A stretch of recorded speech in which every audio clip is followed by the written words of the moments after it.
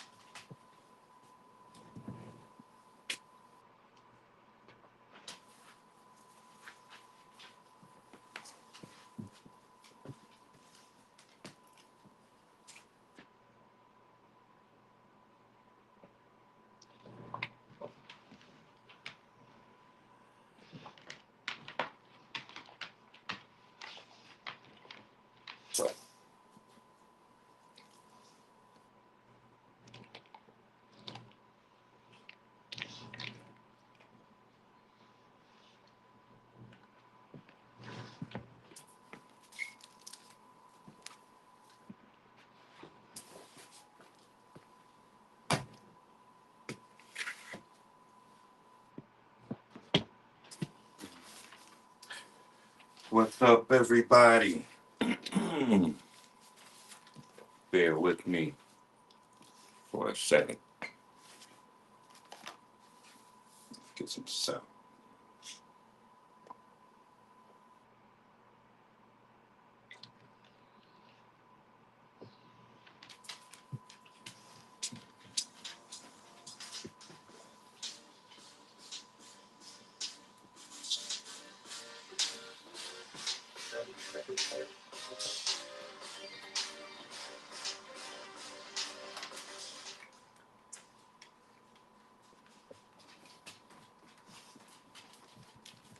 Switch to the Google Fi Wireless Flexible plan and only pay for the data you use. Get unlimited calls and texts for $35 per month for 2 lines. Then it's just $10 per gig for data.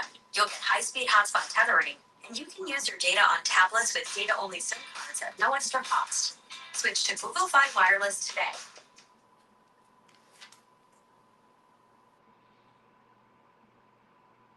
Right now, there's a college student making $119 million selling something so boring he was initially embarrassed to tell his friends.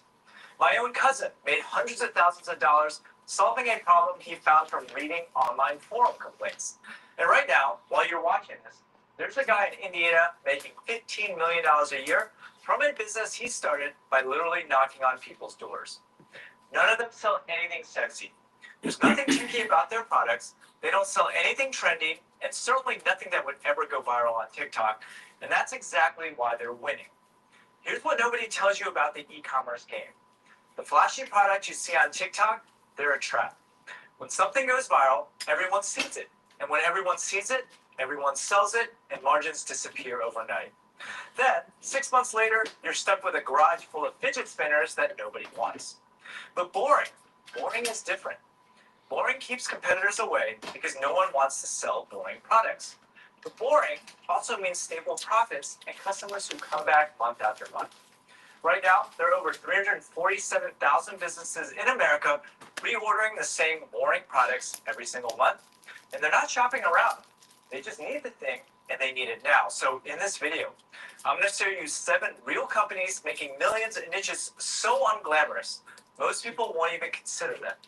I'll show you the revenue numbers, how they got their first sales, and by niche 4, you'll spot the exact pattern that connects all of them. A pattern that you can steal today and start making money right now. So niche number 1 is funeral and memorial products. And yeah, I know, not exactly the vibe you were expecting, but stay with me because this one's fascinating. The company is called Oak Tree Memorials. Their average order value is around $400 per order, and they sell urns and keepsakes. Now here's why this niche is exploding. Cremation rates are climbing every single year, and families want modern designs that actually look good in their homes. But most brands in this space, they haven't updated their products since 1987. Everything looks like it belongs in a creepy Victorian mansion, and that gap is the opportunity. So how did Oak Tree get their first sales? They didn't launch with 100 products or rent a warehouse. They didn't even have a website at first. They created a small line of modern, beautiful urns and listed them on Etsy, and that's it. People searched for modern urn or cremation jewelry, and their products actually looked modern with clean lines and contemporary finishes, and they started getting orders. So here's a lesson. In a boring niche, design alone can make you stand out. You're not competing against thousands of dropshippers copying the same AliExpress product. You're competing against companies that think it's still 1995 and design does not matter. Now, I can see some of you clicking away right now because funeral urns feels too heavy, and I get it. But niche number 2, this founder got his first sales by literally driving around and knocking on doors. And his approach works for almost any B2B boring niche that you can think of. Niche number 2 is industrial safety supplies. Think hard hats, protective gloves, safety goggles, high visibility vests. Absolutely riveting stuff. But Quest Safety Products does an estimated $15 million per year selling this stuff. Because construction crews and manufacturing plants reorder these items every single month. Because gloves wear out, hard hats crack, safety glasses get scratched, and in this space, you're not chasing one-time buyers. You're building a subscription business without actually calling it that. Now, the founder's name is Sam Yadav, and his approach was super simple. He started with very little inventory, maybe a couple of boxes of gloves and some hard hats, and then he literally drove around Indiana visiting construction sites and manufacturing plants. He walked in, found the supervisor, and asked one question. What are you constantly running out of? And they told him, gloves, safety glasses, and ear protection. So he wrote it down, sourced it, and came back the next week with exactly what they needed. And they bought from him, not because his prices were the lowest, but because he showed up in person. That's it. He didn't use fancy marketing, didn't run any ads. He just showed up with the thing that people needed when they needed it. And here's what most people get wrong. You don't need a massive distribution network to sell B2B products. You don't. You literally just need 3 to 5 businesses that reorder every single month. And if you become the reliable supplier, the business grows itself through referrals and steady volume. Now keep watching, because this next niche is going to make you squirm, but it proves something critical about boring niches. So niche number 3 is pest control products. We're talking bugs, rodents, spiders. Not sexy at all. But the pest control market is worth billions, and homeowners need solutions every season. Now the company is called Trumbug. They just launched last year, and in their first year, they did $74,000 in revenue, going up against huge companies like Raid and Ortho. All they did was create one straightforward pest control kit, and nothing fancy.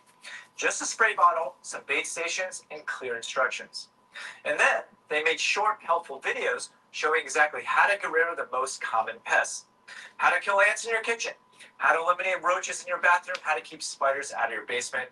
And someone searching for how to kill ants naturally would watch the video, see the kit in action, and think, you know what? I'll just buy that instead of figuring this out myself. Now here's the key insight. You don't need a giant product catalog with solutions for every pest on Earth. You just need to solve 1 or 2 pest problems clearly and convincingly. And people will find you because the problem is universal and everyone is willing to pay to make them go away. By the way, if you're interested in learning how to start your own profitable online store, make sure you sign up for my free 6-day e-commerce mini course below. It's 100% free, and I guarantee you'll learn a lot. All right, if you're still with me, drop a comment with which niche surprised you the most so far. Because niche 4 is where the pattern to success becomes crystal clear. In fact, the next 3 niches make more money than the first 3 combined, and the strategy is even simpler. So niche number 4 is replacement parts for appliances and cars. When something breaks in your home, you try to fix it yourself. Your TV won't turn on, your dishwasher is leaking, your dryer is making a horrible noise, and you need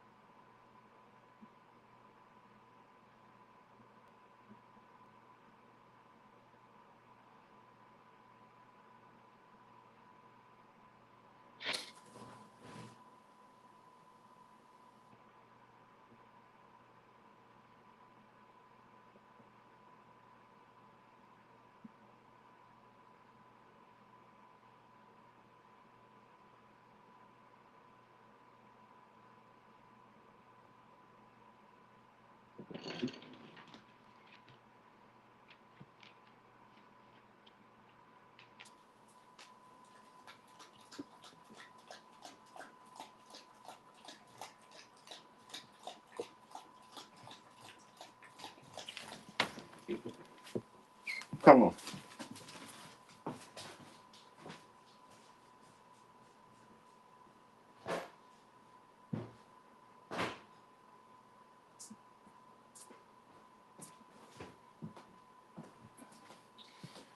I'm so aggravated today, y'all. I didn't even want to hear my dog drink water. That's how fucking aggravated I am.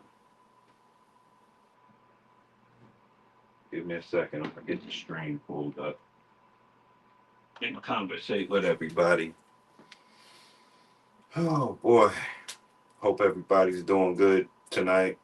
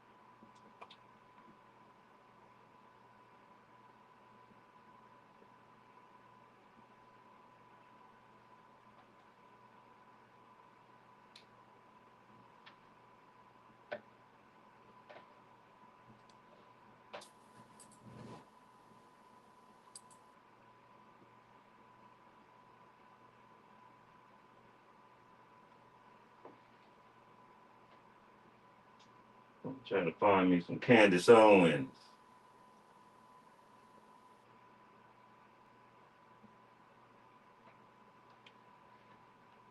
Got any Candace Owens viewers?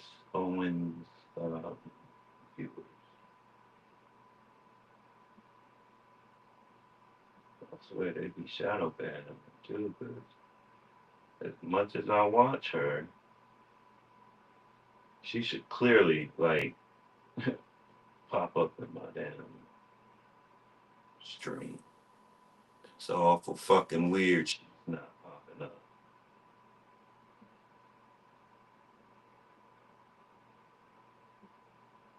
Awful fucking weird. So I've gotta actually search her name. Can't hide the $5 a day truth. invested for 1 year, and you could Can't have hide the truth forever. $5 a day invested for 10 years, and you could have around $28,000. $5 a day invested for 20 years, and you could have. All right, you guys, happy Tuesday.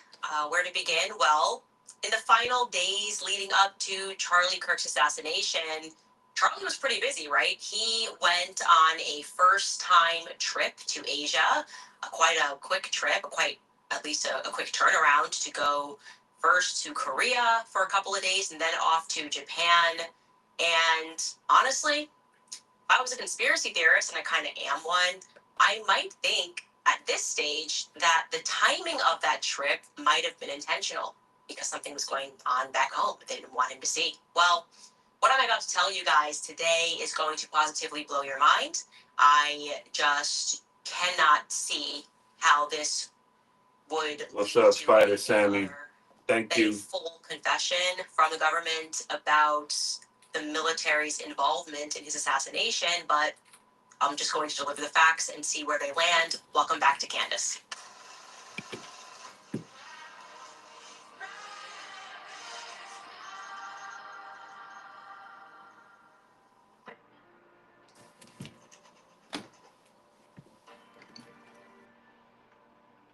I I am just going to tell you guys exactly how everything came about, everything that I'm about to deliver to you. Yesterday was a holy day of obligation in the Catholic Church. It was the feast of the Immaculate Conception. A day of obligation means that a day in which you are required to attend mass outside of, obviously, typically Sundays. And so as soon as we concluded this podcast, I grabbed my jacket and I ran out the door. Okay. And as I was sitting through mass, deciding, I guess, what was on my mind to pray about, for whatever reason, got on my knees, and I was not expecting this to come out, but I just focused my prayer on wanting something to be delivered to me, a piece of evidence that would help us put together the full picture of this assassination. Obviously, we all know that what we are being told is not true. We all know that nothing that we have been presented with makes any practical sense, but there are sort of smoking guns in this that are missing, right? It's one thing to point out all the lies, but we need to also have solid, concrete proof of something that took place that was out of the ordinary in the days leading up, maybe, I don't know, a planning session. Well, I got back home after this very intentional prayer and did my routine, had a very late dinner, went up and said goodnight to the kids, got myself ready for bed, sat in bed, and I thought, you know what, I'm just going to open the tips box. And I kid you not when I say that it was the very first email that I saw, the very first email that I opened up. And it really didn't have any details. It was a young woman, and she said, "You really should call my friend. It is absolutely urgent, and he has information that you need to hear." And don't tell me why. I don't know what came over me, but maybe it was this intentional prayer. I said, I'm just going to call him right now.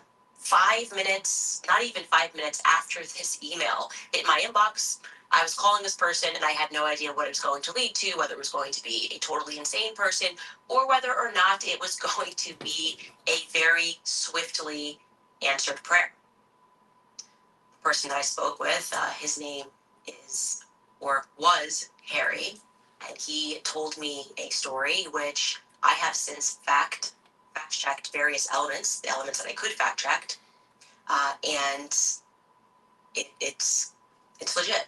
This is a legit story that I'm about to share with you, and I want to say before I relay it that the descriptions of the people are based off of his own memory, but the facts pertaining to where he was, whether he was where he says he was, for the reasons that he says that he was there. What's going on, honest. Alvia? Okay, I can tell you that he's Alvia 100% Enriquez. honest and feel free to look further into this. I am certain he is going to probably be doing a lot of interviews in the near future. I can also factually state that there was an incident report, so this was recorded, and what transpired on September 8th that caught him by surprise was something that he thought was a part of a broader military conspiracy against him. Thank you. He could not fully comprehend why what was happening, okay? So let's start actually 35 years ago, because you need to know who this man is. In 1990, I'll subscribe this to young man you, named Harry Myers Farad. discovered something that would shape the next 3 decades of his life, okay? He was at the bottom of the military chain.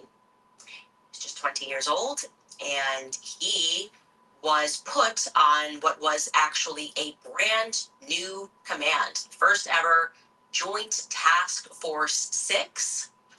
And this new command was being created down at the border by President George H.W. Bush, and it was presented to the American public as a war on drugs with the help of Colin Powell. And it should be noted that this took place, just to kind of get you back into what was going on at the beginning of the 1990s, this took place just after the Iran-Contra affair, right? The Iran-Contra affair was from, I think, 1981 to 1986, happened under Reagan. And for those of you who are not read into massive CIA scandals, this was the scandal when the American public got to learn that our CIA was actually trafficking drugs and weapons throughout South America. A scandal which, if you guys have followed our Epstein series, we now know that he was also involved in the Iran-Contra scandal. It essentially shook the foundation of Reagan's White House, and during that time, during Reagan's tenure, George H.W. Bush was the vice president, okay, throughout this scandal.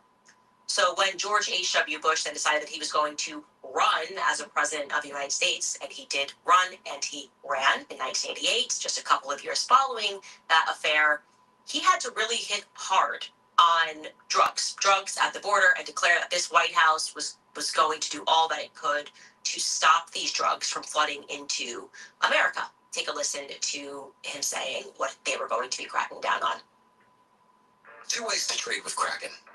Whether you're buying crypto instantly on the go or executing precision strategy. This is crack cocaine, seized a few days ago by drug enforcement agents in a farm just across the street from the White House. It could easily have been heroin or PCP. It's as innocent looking as candy, but it's turning our cities into battle zones, and it's murdering our children. Let there be no mistake. This stuff is poison. So you hear the directive from the then president, H.W. Now, our protagonist in the story is Harry, right? He's 20 years old, and he's at the bottom of the military totem pole, and he gets attached to this new command, this new Southern Command. Previously, there had never been that joint task force, and specifically, he was a part of an operation that came to be known as Operation Catacomb. He describes himself, and I'm going to put this in quotations, as a lowly military sensor guy assigned to this Joint Task Operation 6, and they were to cover half of Arizona and Mexico. And I'm going to read this next portion of his story directly from him, okay? And I quote, "In just 6 days, I planted sensors, translated data, and skipped the chain of command and gave proof of the existence and pinpointed the location of the first ever discovered Sinaloa cartel underground rail tunnel. By passing directly through to lower Border Patrol agents, I skipped command and directly, a Border Patrol agent was able to skip his command and directly sought a warrant to raid the tunnel, which avoided tipping off any compromised commanders that were working with the cartel. Thus, why it resulted in such a big bust. Most importantly, it did not give time to remove photos that were on the walls on the Mexican side. Where our Joint Task Commander, who was a high-ranking Border Patrol, was actually in the photos in that house, posing with El Chapo and Felipe, his architect. And there were other U.S. Marine officers and Mexican law enforcement officers and military that were in those photos, okay, end quote. So, just to be clear, he discovers this tunnel, somehow skips the chain of command. Now they find this massive tunnel, and oh, wait, why are military commanders and high up people in the military in pictures with El Chapo? What's going on here? I'm going to pause here to let you see an old news clip regarding this explosive discovery that Harry made. The tunnel was called one of the most sophisticated drug smuggling schemes authorities have ever seen. Using jackhammers and torches, federal agents broke into the concrete reinforced tunnel at a warehouse in Douglas, Arizona. 30 feet underground, agents walked for 100 yards with a 5-foot-high tunnel. It took them under the Mexican border to a house in Agua Prieta. There, they found an air compressor, a sump pump, a small trolley car, and a hydraulic jack. It was used to lift up the floor inside the living room of the house, where the smugglers would start their illegal trip to the U.S. Authorities said when the tunnel wasn't being used for drug running, the smugglers would flood with water. Let's say we came over here with some technology trying to detect this. It would look like an underground street, but it was flooded.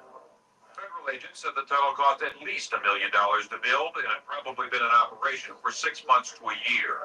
Last November, customs agents received a tip that a sophisticated tunnel was being used to funnel cocaine into the United States. Yeah. This type of tunnel is not an amateur operation. It's a highly sophisticated engineering feat that took place.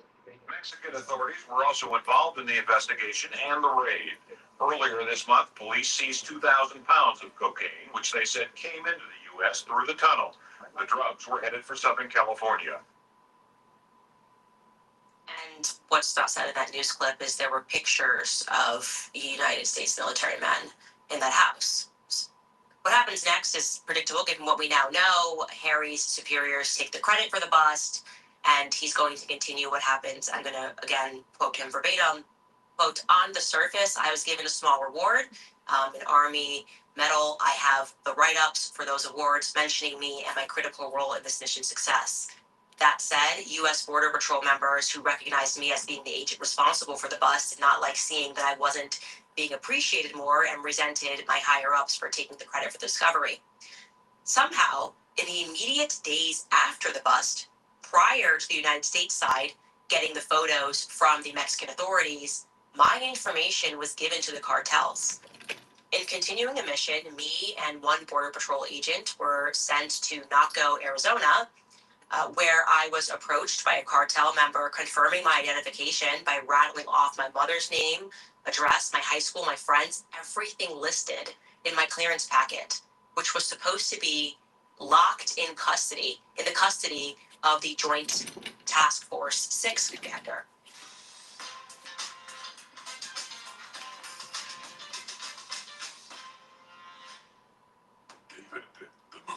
I will not be whose picture was with El Chapo and about to be discovered. We avoided being taken hostage or shot, sneaking away and driving out of that little town. I was taken back to Fort Huachuca with the U.S. Border Patrol agent I was with, believing, since I was just a young 20-year-old, that I must have somehow compromised my own ID. The next day, I had a debrief with the Army Criminal Investigation Division and a prosecutor from Tucson, Arizona, informing me of how my ID became compromised. I was told that I was then going to be put in witness protection. My orders restricted me from any further work in counter narcotics, from being stationed on or south of the border, and it prevented me from working with Border Patrol. It was a Band-Aid while they prepared and got approval for me to be put into witness protection. Also, to protect me, the mission and the prosecutions, I was also put under an NDA gag order, which was dated out, it says 1990, to May of 2025 to prevent me from mentioning this entire ordeal. The witness protection entrance never happened. The ball got dropped. I never got contacted for it. From what we uncovered, a deal was made with the compromised U.S. Border Patrol agent commander. Okay, so let's pause and just recap there very quickly, and I'm going to tell you what this has to do with Charlie Kirk, okay? So I guess in a sentence, a young military man did his job excellently. He accidentally stumbled upon, or actually, accidentally stumbled upon the fact that our government was implicated, not in fighting the cartels, but working with the cartels. And suddenly he realizes after some time that the government then beats him, or somebody spitefully, perhaps his commander, fed him to the cartels, and now he's on the run for his life. What happens over the course of the next 35 years is he's hacked. He says that he goes through abusive litigation. He is harassed. He says there are narco attorneys that attack his credit.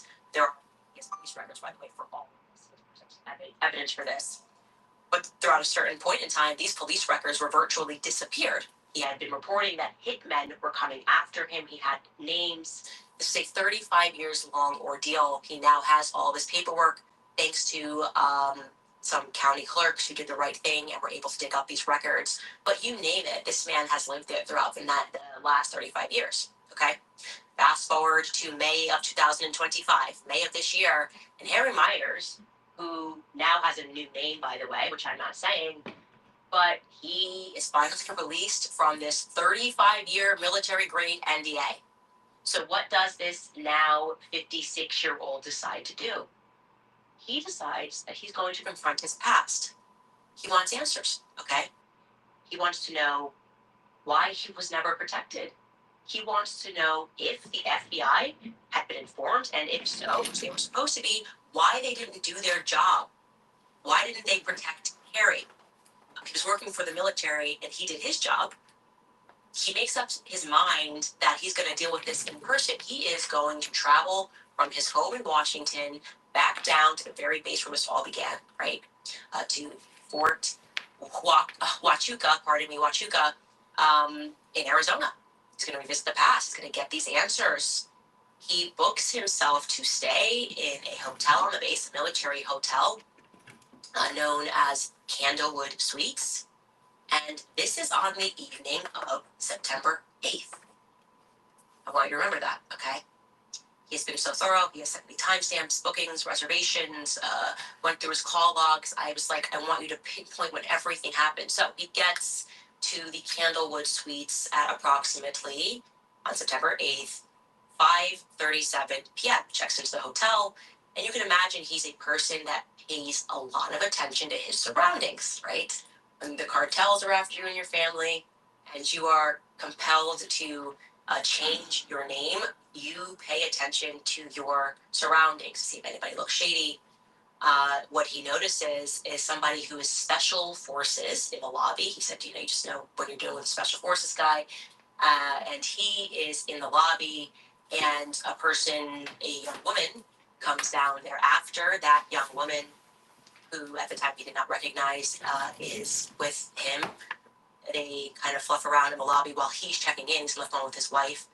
And thereafter, the two of them get into a green pickup truck and drive off. Okay. The next morning, now we're September 9th, he wakes up at around 5:30 a.m. in the morning because he wants to see the sunrise. He says that he then fails at finding the Army Criminal Investigations Department. So he drives off base, just a little ways off base, to get some coffee in Sierra Vista. While getting that coffee, he runs into some soldiers. Again, this is just all God at this point, who happen to be wearing 10th Mountain Division patches. And he's like, that's my old unit. What's going on here? Like that, he thinks his unit's gone. Nothing's going on with this unit for a long time. And it's been torn apart, or I don't know what the military expression is for that. He strikes up a conversation with these young guys, and they tell him, oh, no. The old Joint Task Force 6 is now being continued, and it's known as JTF, Joint Task Force Southern Border. Now, for those of you who are like me who don't know, like literally what it sounds like, Joint Task Force, meaning like you can get the Army, Navy, everybody kind of working together on something. And they're like, yeah, it's now JTF Southern Border. And they give him directions of how he can actually get to the new command center. They tell them that they're actually currently borrowing a building down there. And he tells me that there would have been no other way he would have discovered where it was. So his intention was to go to Army CID. Now he's like, wow, I can go directly to the actual JTF 6, which is now being continued, and get some answers. What luck. It is now around 7:37 a.m. when he enters the new or temporary JTF headquarters.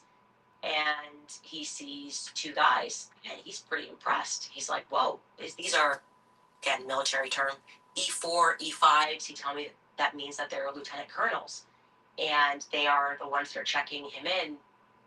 He happens to walk in at the exact time that they are concluding a meeting, and he is kind of even more impressed because he sees about 12 lieutenant colonels. He tells me, you do not see that many people, that many E4s, E5s, E6s. Please, military guys, forgive me for me not knowing what the proper vernacular. But he just goes, well, what's going on? He's like, you don't see this unless you're at the Pentagon or you're at the White House. You just don't see this many high up the food chain lieutenant colonels. He's going, man, this is a pretty important meeting. And then he sees three men walk out, one of which is the person he identifies as the person that's the center of the action, right? He said you could just tell this is the most important person. And he has gray hair, he's got glasses. I believe he said that he's about 5'10". And at this point, he sees that the person that is with him, and he said, certain that the person that is with him is Brian Harple. Stop using Stripe or Square. Use this instead. Tired of losing profits to high credit card processing fee? Yeah. Okay. Oh, it's about to get even more interesting. So, and again, I'm going to say allegedly because I wasn't there, but I have spoken to this guy and I very much trust what he is saying. I think he is very credible. Okay. So he sees Brian Harville come up, this older guy, and then he has, what then happens is first the guys that are checking him in are friendly. He explains to them, yeah, this is what happened to me. I just want to speak to somebody. They're like, yeah, let me help you. And all of a sudden, after Brian, who he believes to be Brian Harple, who he's not obviously recognized at that time, he would not have known that was Brian Harple, but he remembers him, obviously, because then the biggest political assassination since JFK happens. Suddenly, somebody hits the panic button. And two captains come out and they escort him out of the building and they begin what becomes a 7-hour interrogation. Okay. They think he's a spy. How did you rumble this meeting? How did you know this meeting was taking place? He's being asked a bunch of questions. They're putting pressure on him. They're gaslighting him. I actually want, if you give me a second, I want to read exactly what he messaged me about what took place. Just it's incredible. It's actually just incredible, but how he describes what their strategy here of attempting to gaslight him into believing that he was a spy or that he was working for somebody, and he's like, no, I'm just here over an incident that happened 35 years ago. I'm trying to get answers regarding it, and they're putting pressure on him.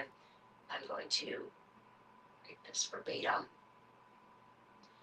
He says he's being interrogated. He is, quote, being accused of being a bomb threat because I was special forces in the military, EOD in the military. They then attempted to try to gaslight me to see if they could angle an accusation of me being a threat to others or myself.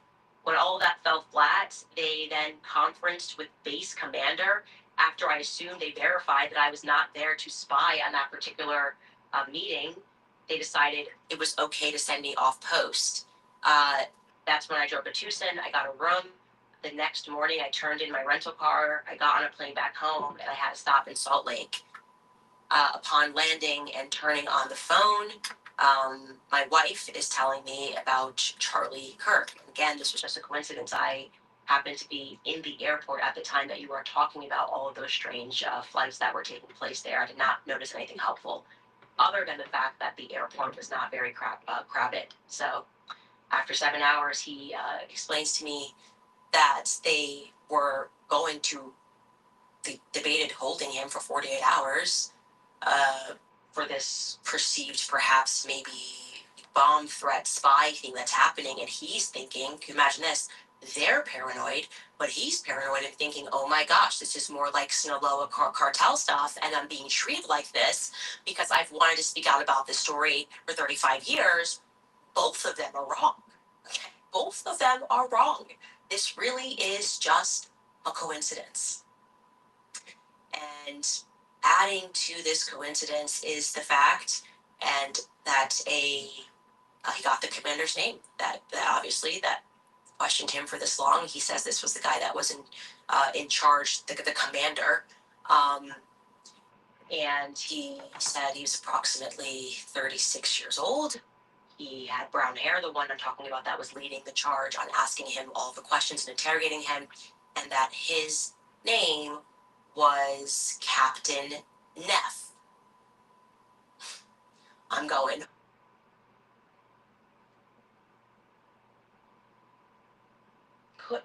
now, I have the same question that you have because I've looked and it does seem that, and I never even questioned this, whether or not it's potential that Blake Neff has military connections as well. Like, I guess I kind of like, I just thought this is a producer of Charlie Kirk show, but it is interesting that somebody, and this would be a brother, cousin, I don't know, this is the person that interrogated him, and eventually he says was the person that had a heart and realized that he was not a part of any spy network, and eventually escorted him off of the base and onto his way. That's a lot of coincidence for me. Now he says to me, communicated this to me very clearly, he said, Candace, I know how these meetings work.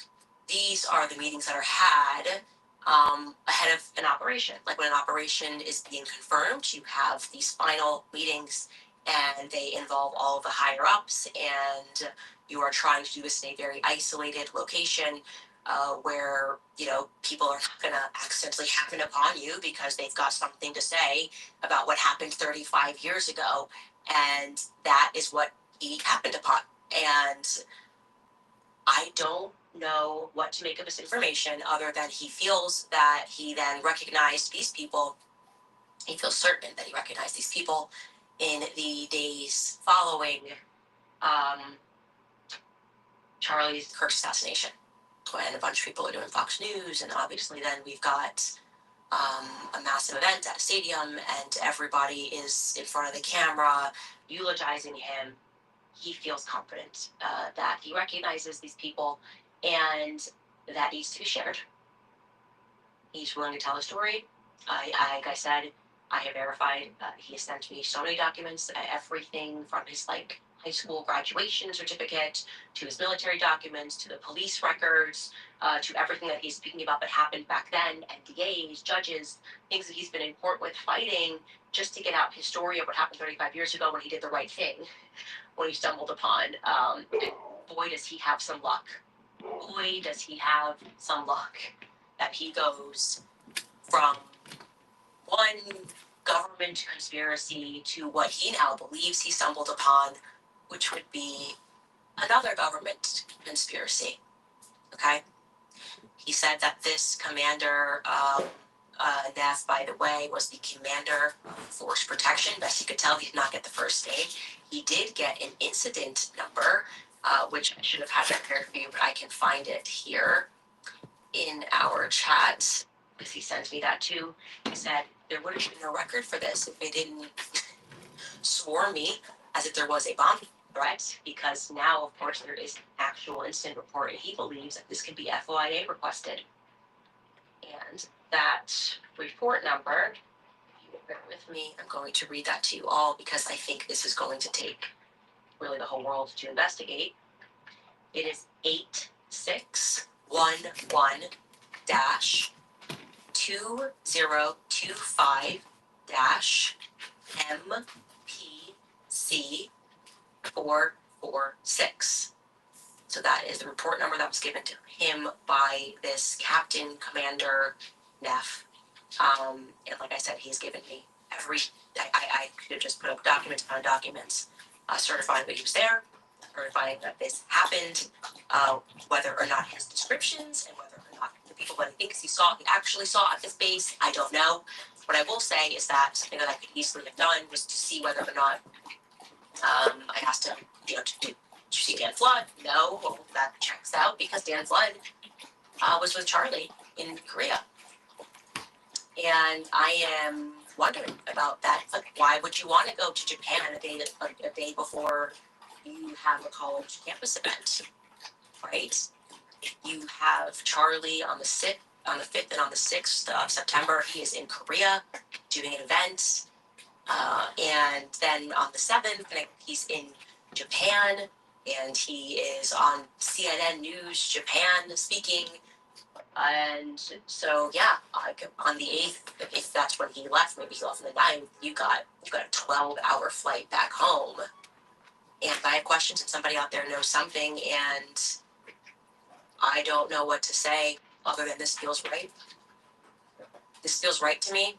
This feels to me, as we were speaking about yesterday, about global trafficking and cartels and the government involved in this somehow and implicated in this somehow in ways that we don't quite understand, but that we know involves the highest possible levels of corruption, that this feels right. And like I said, he is not hiding. He is done hiding. He has been silenced for 35 years, running from his life and being gaslit about that, in the same way that I am being gaslit about that. And I have a very terrifying update for you regarding people that have been trying to assassinate me. And speaking to him was, I guess, emotionally qualifying, because exactly what he's been going through, I've been going through. He didn't have the platform to be able to get his name out. And I said to him, do you want to come out? And he said, yeah, I've been silent for 35 years. He said, watch your stuff, and I can't believe it. You got this email, and I said to him, the chances of me seeing this. And sold to Carvana. That was too convenient. It's a great offer. What's wrong, John? Were basically slim to none, and it was the first email that was in my box, and I just called you. And I feel God moving in that. And despite the, I mean, just the utterly demonic and satanic action, and the level of collusion that had to take place for 9/10 to happen, I do also know, as I have always known spiritually, that they wouldn't get away with it. And I think Charlie, whatever vision he had, in which he knew his life would be short, and which he knew that I would not let this go because I somehow feel tied to it, and we're seeing more and more every day that somehow I am tied to this. I think that this is God operating. I really do. I think, bless this man. Thank you so much for your service to this country. I know that he wants to, he said he would love to meet Ian Carroll, and I guess he's watching his stuff, and I will obviously make that happen and much more in the coming days. I don't expect the feds to reach out. I don't expect them to be interested in this angle or this potential meeting, but I think they probably already knew about. I do hope, though, that somebody else saw something, and somebody will knows the quickest way to FOIA request that stuff. Somebody knows how to get behind this so we can get information. I've given you the dates, I've given you the times. He has given so much more, and I don't know. I just thank God that I saw that email. We're gonna pause there, and if you guys know anything, obviously email us at moretips@candaceowens.com, and we'll get through some sponsors I'm grateful for. All right, you guys, this holiday season, you can express your love with a very special gift of premium steaks from Riverbend Ranch. Their holiday bundles are only available while supplies last, and they're going to go very quickly. You can order your holiday gifts today at riverbendranch.com. If you haven't yet tried Riverbend Ranch steaks, it is time that you did, because I've never had a better steak in my entire life. For the last 35 years, Riverbend Ranch has been creating an elite Angus herd by using ultrasound technology to select genetically superior cattle that focus on flavor and tenderness. They only use the top 1 or 2% of the entire Angus population as their breeding stock, producing beef that has much more flavor and tenderness than your average Angus beef. Each steak is aged to perfection, 21 days. All Riverbend Ranch cattle were born and raised right here in the USA. They never use growth hormones or antibiotics, and the beef is processed right at their ranch in their award-winning USDA-inspected processing facility. So you get to avoid the costly middlemen because the beef is sent directly from Riverbend Ranch to your home, and you'll love the fact that you also get to support American ranchers. Right now, when you order from riverbendranch.com and you use promo code Candace at checkout, you will get $20 off your first order. Again, that's riverbendranch.com, promo code Candace at checkout. I also want to remind you guys about preborn, because when they double down on abortion, we have to double down on supporting life. Through our partnership with Preborn, we can help save babies and support mothers that are in need, because every day, Preborn's clinics rescue hundreds of babies, because when a mother sees her baby on an ultrasound and hears that tiny heartbeat, her chance of choosing life doubles. And now, thanks to a generous match program, your gift can be doubled as well. That means twice as many ultrasounds, twice as many lives being saved, and twice as many mothers that are given hope. They're also provided diapers, car seats, counseling, and care for up to 2 years. If you've heard about Preborn before and you've not yet taken action, there is no better time than right now. Their work is some of the most important work to help heal our country. One ultrasound is just $28, but you can give 10 times that amount if you are able to. Head to preborn.com/Candace to give. Again, that's preborn.com/Candace. Okay, thank you guys who are correcting me in the chat. I am obviously very new to military terms, so you guys are saying it should be fives. And E6s, and he said that these are lieutenant colonels, and that it was a big brass meeting. He estimates that there were 12 to 13 lieutenant colonels that were in that meeting that he stumbled upon. And yeah, that's that. I'm gonna leave that there. On that same note, though, however, I have no words, and I'm gonna try to find them here, for emails I did not expect to receive yesterday. Right after I spoke with him, I was continuing on this in my tips inbox, And obviously, yesterday we spoke about this Pierre in Scottsdale, and I had mentioned that he had a partner, Pierre Falcone had a partner named Arkady Gaydemock. Didn't expect that to be relevant to anything, but they were both involved in Angola Gate, which was global trafficking at the highest levels of government. But this Arkady Gaydemock didn't show up for his court hearing, and he just was sentenced in absence for trafficking weapons, etc., etc. I explained to you that he was born in Russia, and then when Israel became a nation, he was first over there. He was also factually, and you can see in this article, a French intelligence agent. Okay? Why am I bringing up Gaydemock? Well, after yesterday's episode, I had asked if anybody had anything or knew anything about, turning point potentially working with this Pierre person. I was shocked when a flutter of emails came in from people saying that they believed Gaydemock was living in Nashville. That he moved here sometime in June. Okay, and when I say a flurry of emails that came in, there were 7 people, mostly men, who were certain that that man, aged now, is working in Nashville using the name Jonathan Schmidt. They are certain, at the very least, that he is from Israel and that he is working for a company known as Root Brands under the guise of being a technology officer. And that has brought in and secured jobs for Iranians. And again, this has all transpired since apparently June. Ukrainians who he alleges are running from the war. They say he was brought in by a businessman in town named Clay Thomas, and that one of the Ukrainians that is working with him, his name is Alex Smirnov. Now, I don't know what to say other than I am positively terrified. I don't know who to contact, considering the feds. I've been telling them that there's an assassination attempt in coordination. I have said Israel, I have said France, and now I have dealt with, I have these emails, more credible information, and if it's incorrect, I'm happy to correct it. I reached out to Clay Thomas, I have reached out to Root Brands, and I have requested more information about this Russian-Israeli employee who is using the name Jonathan Schmidt and bringing in Ukrainians. And so instead, what I'm going to do is I'm going to publicize this information in the hope that if you are a Tennessean and you live in Franklin and you live in Nashville and you are familiar with Root Brands and you have seen this man, and Skylar, I don't know if we have an aged photo of him, but we should try to find one. Please, first off, you should probably contact the authorities. I certainly will be doing that. I think my husband has already done that. I told him that this morning.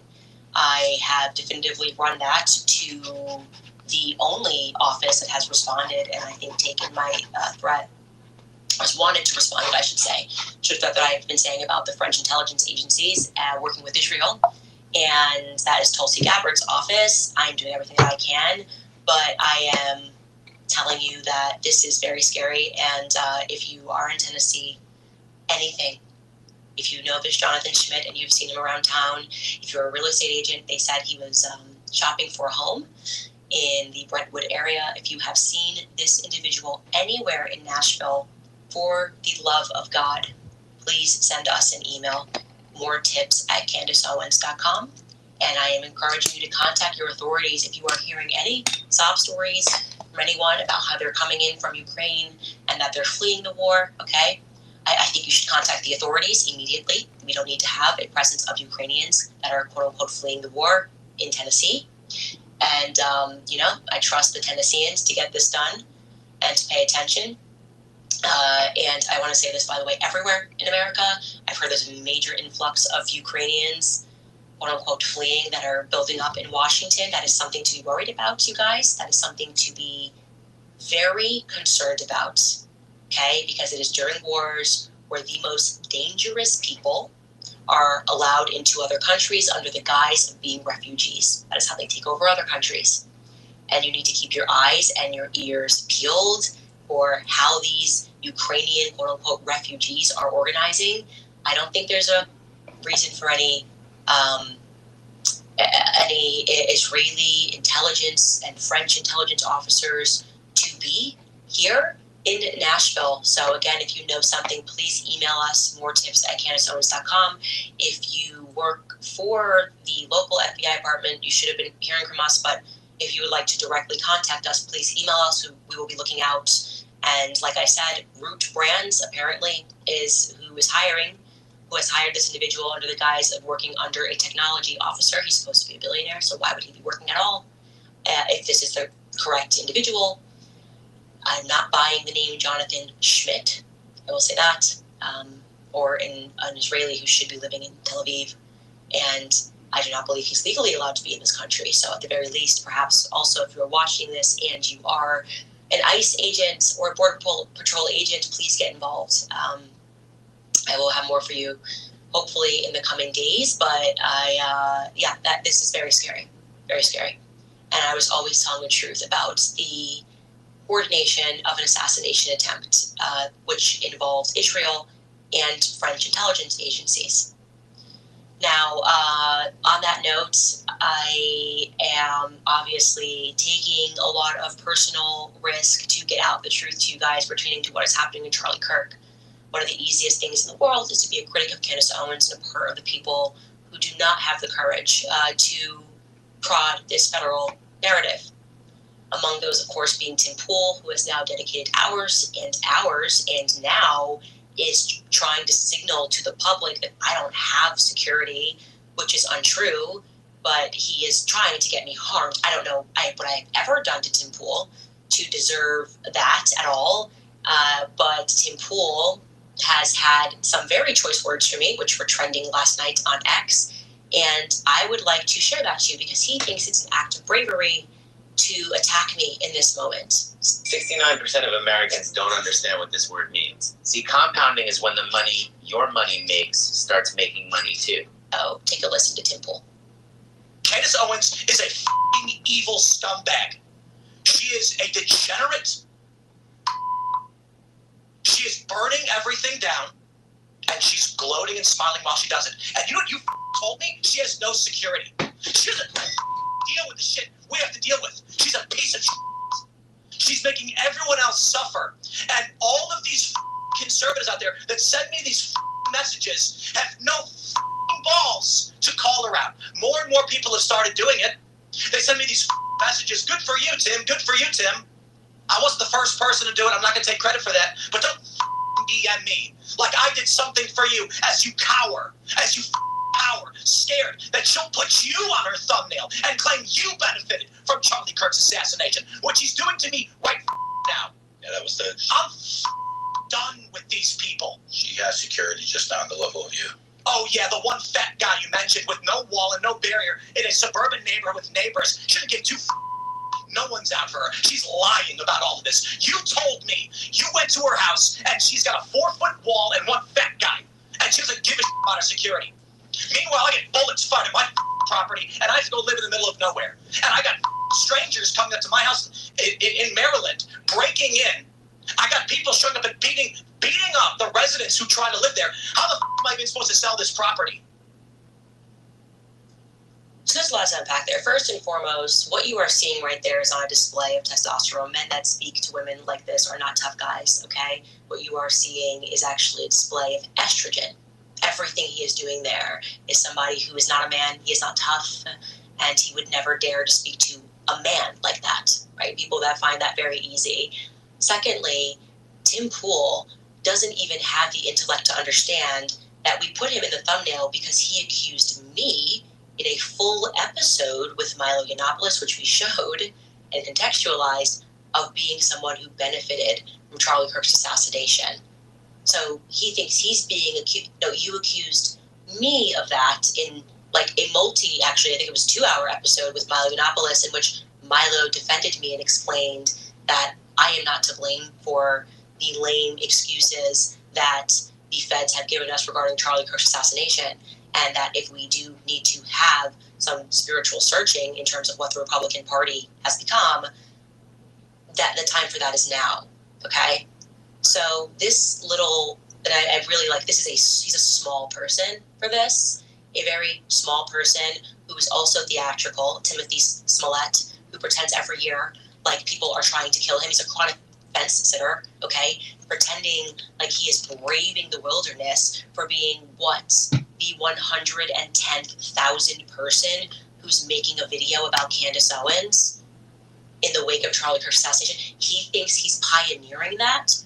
Are you out of your mind? It's only the safest thing you can do. What's next? Is he going to make a video and call Kanye West anti-Semitic? Like, that's what he's pioneering right now? Oh my gosh, so original. Like, is he going to call Donald Trump evil in 2016? This is the storm that he's braving, is jumping on the side of what everyone else is doing. He is a fundamentally weak man for what he did there. He should apologize. He won't. I don't care what happens to his platform. He's now essentially trying out because he's under financial pressure. He's trying out for Zionists to pay him, and they will. Okay, they will cut him a check, and I hope it happens for you, Tim. I hope it makes you happy. But to do that to someone who has never done anything to you other than disagree with you about the Charlie Kirk narrative, I have not focused my content on you, and any time your name has come up, it has been because you have explicitly been attacking me. You are a coward. You are less than a man.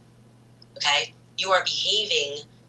Your type right there is like a person who's having financial issues and yet decides to go out and put $100K on a poker game, and when he loses and is a further $100K in the hole, comes back home and beats his wife and kids and thinks he's a tough guy. That's how you're acting right now.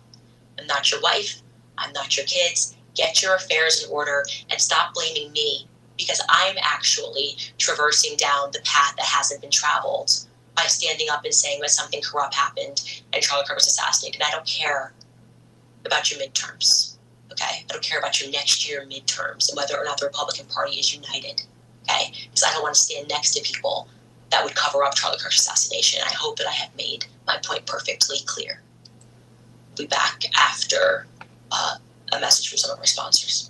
All right, you guys, it is getting cold outside. December is here. The weather is dry, and if you are anything like me, your skin is certainly feeling it. This is the time of year we all need a little extra help keeping our skin moisturized, healthy, and glowing. And you guys already know that I love what Mimi Skincare is doing this Christmas season, because while every other brand is tiptoeing around on eggshells, trying to be super inclusive with their happy holiday messaging, Mimi is saying no to that. Their entire website is decked out for Christmas, bright, joyful, unapologetic, and I could not be more here for it. Now, if you are wondering what I am, well, Tennessee winters are also no joke, and my skin can get dry fast, so I've been using Mimi's Sunshine Tallow Cream, pairing it with their Buzzin' Tallow Balm, and honestly, my skin has never been softer. There's no dryness, no cracking, just rich moisture that lasts all day. These formulas are clean, simple, and they work, and yes, they make incredible gifts for the women in your life who appreciate great skincare and American-made values. Moms, sisters, daughters, grab a few and you will thank me later. And here's the deal. If you use code Candace10, you will get 10% off your order at NIMIskincare.com. Again, that's NIMIskincare.com. So don't wait. Get your skincare exactly what it needs this winter. Treat yourself, grab a couple of gifts, and support a brand that actually stands for something this Christmas season. Also, remind you guys about American financing, because what if you could delay your next 2 mortgage payments? Well, you could put that money instead into your pocket and finally get a little bit of breathing room ahead of the holiday season. It is possible when you call American Financing, and if you call them today, you're feeling stretched by everyday expenses, groceries, gas, bills that are piling up, then you should know that you're not alone, because most Americans are putting these expenses on credit cards, and credit card rates are insane right now, in the 20s, even the 30s. American Financing can show you how to use your home's equity to pay off that debt with rates in the low 5s. Their salary-based mortgage consultants are helping homeowners just like you restructure their loans and save money every month, all without any upfront fees. Their customers are saving an average of $800 a month, which is like a $10,000 raise without having to change jobs. So call American Financing today. The number is 800-795-1210. Again, that's 800-795-1210. Or you can visit AmericanFinancing.net/Owens. AmericanFinancing.net/ Hello, my name is Adam Ferrari, Chief Executive Officer of Phoenix Energy. I look forward to you joining us at our next investor webinar, where you can drill deeper into our 9 to 13%. All right, you guys, if you would like to support our work, obviously you can head to candaceowens.com and you can buy some merch. You can also sign up for our book club. You can give somebody with a subscription to our book club. Make Him a Sandwich is available on Amazon. It is also available at makehimasandwich.com. You will absolutely love this book. It's great in time for the holidays. And I think that it's a laugh out loud funny book without trying to be funny. It's just kind of recapping all of the things that we have done in the quote-unquote feminist movement. And I hope you guys enjoy that. Signed copies of that are only available on candaceowens.com, by the way. And we have some new merch. I think we just went over that briefly on the website. Lastly, we'll get into some of your comments. The top comment from yesterday's episode was, I love that quote-unquote Fed slop is becoming a mainstream vocabulary word. Yeah, I noticed that too. Like, since we've been saying what's Fed slop, a lot of people are recognizing Fed slop and deciding that they do not wish to consume it, right? That's not what you want to consume, a Fed slop narrative. The comments from today's episode, I don't know, my computer's, okay, never mind, it was kind of freezing, but now it's not. Alyssa writes, Candace, you are teaching the world a new form of investigative journalism that it has never seen. You are impacting history in front of our eyes. The power of the collective is unstoppable, and you prove that daily. Sending prayers and love from Montana. I hope that is the reality, because I'm telling you, I trust Tennesseans more than I trust the feds right now. And I'm trusting Tennessean men now to keep their eyes and their ears peeled. And I hope that I can be in safe hands that way, because Kash Patel is just not interested. And it is a struggle for me to believe that they didn't know about this French angle in the Charlie Kirk assassination. They did know. Allison Berry writes, no matter the lies or anyone's business saying about you investigating what happened, I want you to know that we the people are riding with you all the way through. We know this corruption is multinational. Thank you for what you do. Yes, and I would like to encourage you guys to also get behind the people who are brave, are equally as brave, right? Ryan Matta has been amazing on X. Melissa, I always tell you about Melissa. Mel is Village Crazy Lady. She does really great work. And I keep wrongly branding her. I'm laughing as a Catholic in a couple weeks ago. She's like, I'm not Catholic. I'm like, I am so sorry. I don't know why I thought she was Catholic. I made that up. Hopefully she will be sued, okay? That's what I will say to that. And she's doing a really great job, particularly focusing on that faith angle, because I do believe that the faith was the infiltration at Turning Point USA. And it is, by the way, fact that in recent, in the last year, they even hired former cartel weapons traffickers at Turning Point USA who found God. Okay, so they were trafficking from Poland through to Mexico, weapons and drugs, but then they found God. Unemployment. Like, I don't know what to make of that. Who am I to question somebody saying that they found God? But Arizona is quite a place, and I worry about what happened. And when you get to a certain level in business, they offer you what they say. What is the expression? It's either the silver or the lead. You take the money, or you take the bullet. And I wonder if that was presented to Charlie. I wonder if that's why he was fearful when he messaged people and said they are going to kill me. Who was he referring to? Do you guys believe that it was a gendered person on top of a rooftop? I don't. I certainly don't. Maybe Tim Pool does. Coralia Montalvo writes, may God be with you and your family, Candace. Keep telling the truth. You have a whole army supporting you. And by the way, like this guy proves, there are a lot of incredible men in the military. It is always at the top where corruption happens. And I hope that you take away from this that we are infiltrated as a nation. We have gangs that are controlling a lot, and that we need to make our community smaller. We need to know who people are in our communities. We need to sense that stranger danger, maybe not be so entertained by a foreign accent and wondering more. We need to become our own little CIA units or DCIA units in our own communities and share information. And I hope that's what we are pioneering here, because we certainly cannot trust the government to take care of us if they didn't take care of Charlie Kirk. And maybe that's it. Maybe people are terrified. Maybe that's what they've known all along, is that the cartels could have been involved in this. And that might be it. I don't know, it might be it. I'm just following the facts. Amanda Marias writes, we love you, lady. I'm so sorry you're going through this. You have a whole, I just read that. I'm sorry. Gracie Lou writes, there is no TV USA without Charlie. I've never seen such a group of disingenuous groups. The likes of Andrew, Blake, Mikey, Tyler, etc. It's heartbreaking on top of heartbreak. Merry Christmas to you and your family. Continued prayers for you and yours. Thank you so much. Mary Yvette writes, Candace Security Fund. You know what? I actually said to my husband, like, we need to actually build our own security. We do, from the ground up. Like, we just need to build our own security and know who these people are and know everyone. And because this Brian Hartwell thing has given me a chill, and this Dan Flood stuff has given me a chill, and maybe we will actually accept that offer and start a fund in the coming days, or in the coming weeks. I don't know how long it would take to put it together. I will run that to my husband. I actually think that is a good idea. I think we need to. This thing has really scared me. This French intelligence thing and the lack of commentary from the White House. This thing is really far-reaching. The good and the true and the beautiful writes, go Max, Candace. Thank you so much. And this person writes, what do you think Tim Pool's beanie smells like? That is funny.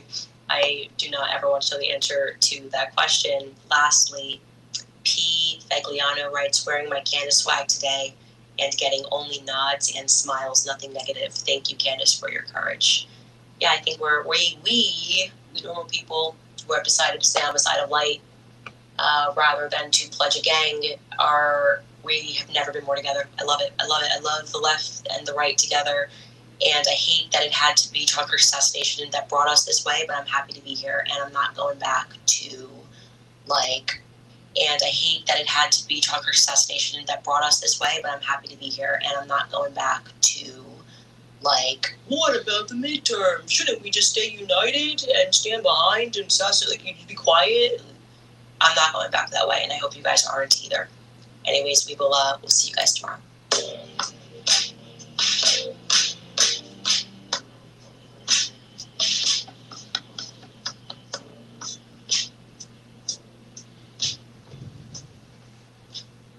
孩子们，昨天我们学到了家乐爷爷、俄托涅叔叔，还有亚萨阿姨，他们是。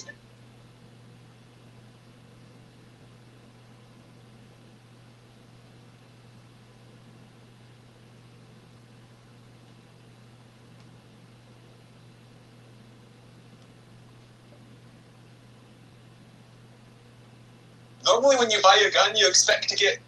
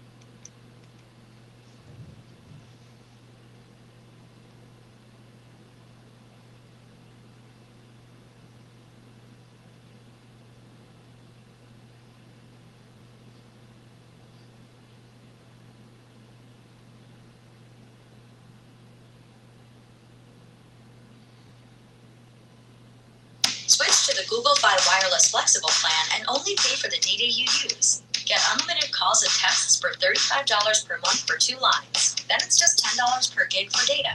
You'll get high-speed hotspot tethering, and you can use your data on tablets with data-only SIM cards at no extra cost. Switch to Google Fi Wireless today. Today, I will give you everything you need to start selling AI audits to businesses. But more importantly, I will give you the key to scaling and growing your price above $10,000. Big consulting firms are charging hundreds of thousands for AI audits, but typical audits stands around the $5,000 for smaller companies. So in this video, I'll be covering what an AI audit is, how to perform an audit, and how to break that $5,000 price point. And make sure you stay until the end, because additionally, I will be giving you a complete blueprint for running audits. So what exactly is an AI audit and how can you sell it? An AI audit is a strategic assessment of a business to identify where artificial intelligence can create the highest return on investment. You will do so by mapping the processes of the company.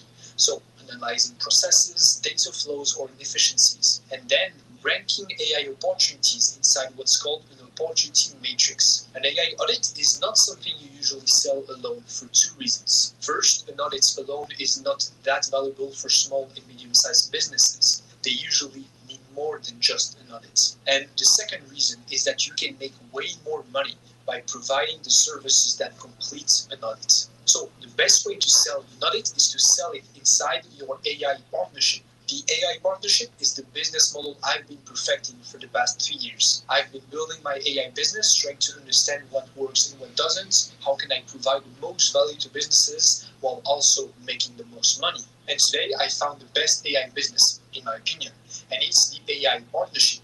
We won't dive too deep into it and mainly focus on the audits today. So if you want to learn more about the AI partnership model, I will link a video on it. You'll find the link in the description. But back to the audit. So the audit is something you usually sell inside your AI partnership. In one sentence, your goal as an AI partner is to help your client thrive in the AI era in the long term. And if you want to help the client implement NotebookLM was already one of my favorite AI tools that I recommend to everyone, but with the most recent update, they added some new features that make it even more powerful. I'll cover the 2 big, obvious ones they added, which are amazing, but also some of the smaller, less obvious features they incorporated, plus a few pro tips that aren't new, but are overlooked. I'll start by creating a new notebook, which will let me demonstrate one of the new features right away, and it'll get us set up to explore the other really cool ones. If you haven't used NotebookLM before, it's a free tool from Google where you create notebooks that pull together sources across any file type, PDFs, websites, videos, all of it. When you ask questions, it grounds its answers in those specific sources, which massively reduces hallucinations. It's the best way to organize your learning and knowledge and actually trust what the AI tells you, if you set it up right. Pro tip on that in a minute. I want to create a notebook about the path to AGI. Normally I'd upload my own sources, but sometimes you won't have enough. So I'll show you how NotebookLM can help you find them. And the first way, which was already here, is this fast research option. You just type in your topic and submit, and it will research and find usually around 10 good sources on the topic. If these look good, just click import and it will bring them directly into your notebook.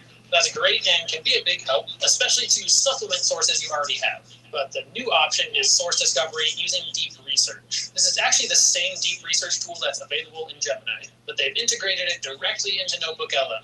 It's an agentic tool that autonomously researches your topic, analyzes what it finds, then adapts its search strategy to fill in the gaps and give you a comprehensive research report. What makes this integration so useful is that it doesn't just give you the research report like it does in Gemini. It It also pulls in all the sources it used as notebook sources. This time it discovered 52 sources. It also had this entire research report that utilized those sources. And so out of those 52, it selected the top 20 sources, and I can import those. Sometimes there will be issues with sources where it's behind a paywall like these ones. There is this nice little quality of life upgrade where you can just remove all failed sources at once. You used to have to do that one by one. Now I have that full research report as well as the top 20 sources it found. And of course you can review and deselect any sources you don't find relevant. So that's how they've integrated deep research seamlessly. That's how they've integrated Nano Pro in some really powerful ways. I'll show you those in just a minute. But here's the process now that we have some sources. Whenever I create a notebook for research or learning, I ask one or more of these questions, depending on the topic. First, here's the thinking behind all these. NotebookLM is great at processing large amounts of data and sticking to your sources. It reduces hallucinations way better than a typical chat model, but that's only as good as your sources. What if your sources are incomplete, biased, or missing key perspectives? These questions help you identify those blind spots. I have 3 questions I rotate through depending on the topic. You could use them all in one prompt, but I usually use them separately. One is identify any areas my sources disagree on and any contradictions between them. In this case, since this is about AI alignment and safety, there's going to be a lot of disagreements in the sources. This is a super helpful prompt to be able to read through and understand those different perspectives. That prompt is even more helpful if you're researching something that's a lot more fact-based than this. You can give you the research report like it does in Gemini. It also pulls in all the sources it used as notebook sources. This time it discovered 52 sources. It also had this entire research report that utilized those sources. And so out of those 52, it selected the top 20 sources, and I can import those. Sometimes there will be issues with sources where it's behind a paywall like these ones. There is this nice little quality of life upgrade where you can just remove all failed sources at once. You used to have to do that one by one. Now I have that full research report as well as the top 20 sources it found. And of course you can review and deselect any sources you don't find relevant. So that's how they've integrated deep research seamlessly. They've also integrated Nano Banana Pro in some really powerful ways. I'll show you those in just a minute. It pulls in all the sources it used as notebook. NotebookLM can help you find pull together sources across any file type, PDFs, websites, videos, all of it. When you ask questions, it grounds its answers in those specific sources, which massively reduces hallucinations. It's the best way to organize your learning and knowledge and actually trust what the AI tells you, if you set it up right. Pro tip on that in a minute. I want to create a notebook about the path to AGI. Normally I'd upload my own sources, but sometimes you won't have enough. So I'll show you how NotebookLM can help you find them. And the first way, which was already here, is this fast research option. You just type in your topic and submit, and it will research and find usually around 10 good sources on the topic. These look good, just click import, and it will bring them directly into your notebook. That's great and can be a big help, especially to supplement sources you already have. But the new option is source discovery using deep research. This is actually the same deep research tool that's available in Gemini, but they've integrated it directly into NotebookLM. It's an agentic tool that autonomously researches your topic, analyzes what it finds, then adapts its search strategy to fill in the gaps and give you a comprehensive research report. What makes this integration so useful is that it doesn't just give you the research report like it does in Gemini. It also pulls in all the sources it used as notebook sources. This time it discovered 52 sources. It also had this entire research report that utilized those sources. And so out of those 52, it selected the top 20 sources, and I can import those. Sometimes there will be issues with sources where it's behind a paywall like these ones. There is this nice little quality of life upgrade where you can just remove all failed sources at once. You used to have to do that one by one. Now I have that full research report as well as the top 20 sources it found. And of course you can review and deselect any sources you don't find relevant. So that's how they've integrated deep research seamlessly. They've also integrated Nano Banana Pro sources you already have. But the new option is source discovery using deep research. This is actually the same deep research tool that's available in Gemini, but they've integrated it directly into NotebookLM. It's an agentic tool that autonomously researches your topic, analyzes what it finds, then adapts its search strategy to fill in the gaps and give you a comprehensive research report. What makes this integration so useful is that it doesn't just give you the research report like it does in Gemini. It also pulls in all the sources it used as notebook sources. This time it discovered 52 sources. It also had this entire research report that utilized those sources. And so out of those 52, it selected the top 20 sources, and I can import those. Sometimes there will be issues with sources where it's behind a paywall like these ones. There is this nice little quality of life upgrade where you can just remove all failed sources at once. You used to have to do that one by one. Now I have that full research report, as well as the top 20 sources it found. And of course, you can review and deselect any sources you don't find relevant. So that's how they've integrated deep research seamlessly. They've also integrated Nano Banana Pro in some really powerful ways. I'll show you those in just a minute, but first, here's a pro tip now that we have some sources. Whenever I create a notebook for research or learning, I ask one or more of these questions, depending on the topic. First, here's the thinking behind all these. Notebook LM is great at processing large amounts of data and sticking to your sources. It reduces hallucinations way better than a typical chat model, but that's only as good as your sources. What if your sources are incomplete, biased, or missing key perspectives? These questions help you identify those blind spots. I have 3 questions I rotate through depending on the topic. You could use them all in one prompt, but I usually use them separately. One is identify any areas my sources disagree on and any contradictions between them. In this case, since this is about AI alignment and safety, there's going to be a lot of disagreements in the sources. This is a super helpful prompt to be able to read through and understand those different perspectives. That prompt is even more helpful if you're researching something that's a lot more fact-based than this. You can pinpoint those disagreements and try to resolve those or find where you might have a bad source. Number 2 is identify gaps in my sources. What's missing that would be necessary to understand the topic fully. This is another nice little quality of life thing. It has this thinking area right here showing you what it's doing as it's answering your query. Now it will show any of the gaps in my sources so I can research those further and find any new sources I want to include. Or maybe it identifies the general gaps in knowledge on that given topic. And the third question is, are there any contrarian, alternative, or lesser known viewpoints that are not covered in these sources? Typically when you find these sources, you get most of the well-known viewpoints. Like this covers all the major debates around AGI, but usually these research models won't find the alternative or lesser known viewpoints. The consensus is not always right. I like to dig a little deeper. All these answers are super interesting, but pretty long, so I'm not going to dive into those right now. Definitely an awesome topic to have a notebook on in here. I already do have a separate one, but super interesting. And again, I won't use all 3 of those prompts in every notebook. Depending on the topic, some will apply more than others. But either way, they help Notebook LM tell you exactly what's missing, which sources you could remove, modify, or add to your notebook. This helps you build a more complete and balanced view of your topic. Now, I'll come back to a few more chat upgrades in a minute. Now that we've validated our sources, let's create some content. This panel on the right, the studio panel, has all the different formats to help you view, understand, and retain the information from your notebook. The formats that were already here before are audio overview, which generates a realistic sounding AI podcast based on your sources, video overview, mind map, reports, flashcards, and quiz. And these 2 at the bottom are the new options. They both utilize Nano Banana Pro, infographic, and slide deck. And pro tip for most of these, don't just click on them. That will automatically start generating using the default settings. Instead, click the edit button first to customize them. Usually they have a few simple preset choices to choose from, as well as an input box for your customization. And with these Nano Banana Pro features especially, the customization makes a huge difference. Starting with infographic, which has been one of the most mind-blowing features of Nano Banana Pro to me. I covered infographics in my Nano Banana video. I like to dig a little deeper. All these answers are super interesting, but pretty long, so I'm not going to dive into those right now. Definitely an awesome topic to have a notebook on in here. I already do have a separate one, but super interesting. And again, I won't use all 3 of those prompts in every notebook. Depending on the topic, some will apply more than others. But either way, they help Notebook LM tell you exactly what's missing, which sources you could remove, modify, or add to your notebook. This helps you build a more complete and balanced view of your topic. Now, I'll come back to a few more chat upgrades in a minute. Now that we've validated our sources, let's create some content. This panel on the right, the studio panel, has all the different formats to help you view, understand, and retain the information from your notebook. The formats that were already here before are audio overview, which generates a realistic sounding AI podcast based on your sources, video overview, mind map, reports, flashcards, and quiz. And these 2 at the bottom are the new options. They both utilize Nano Banana Pro, infographic, and slide deck. And pro tip for most of these, don't just click on them. That will automatically start generating using the default settings. Instead, click the edit button first to customize them. Usually they have a few simple preset choices to choose from, as well as an input box for your customization.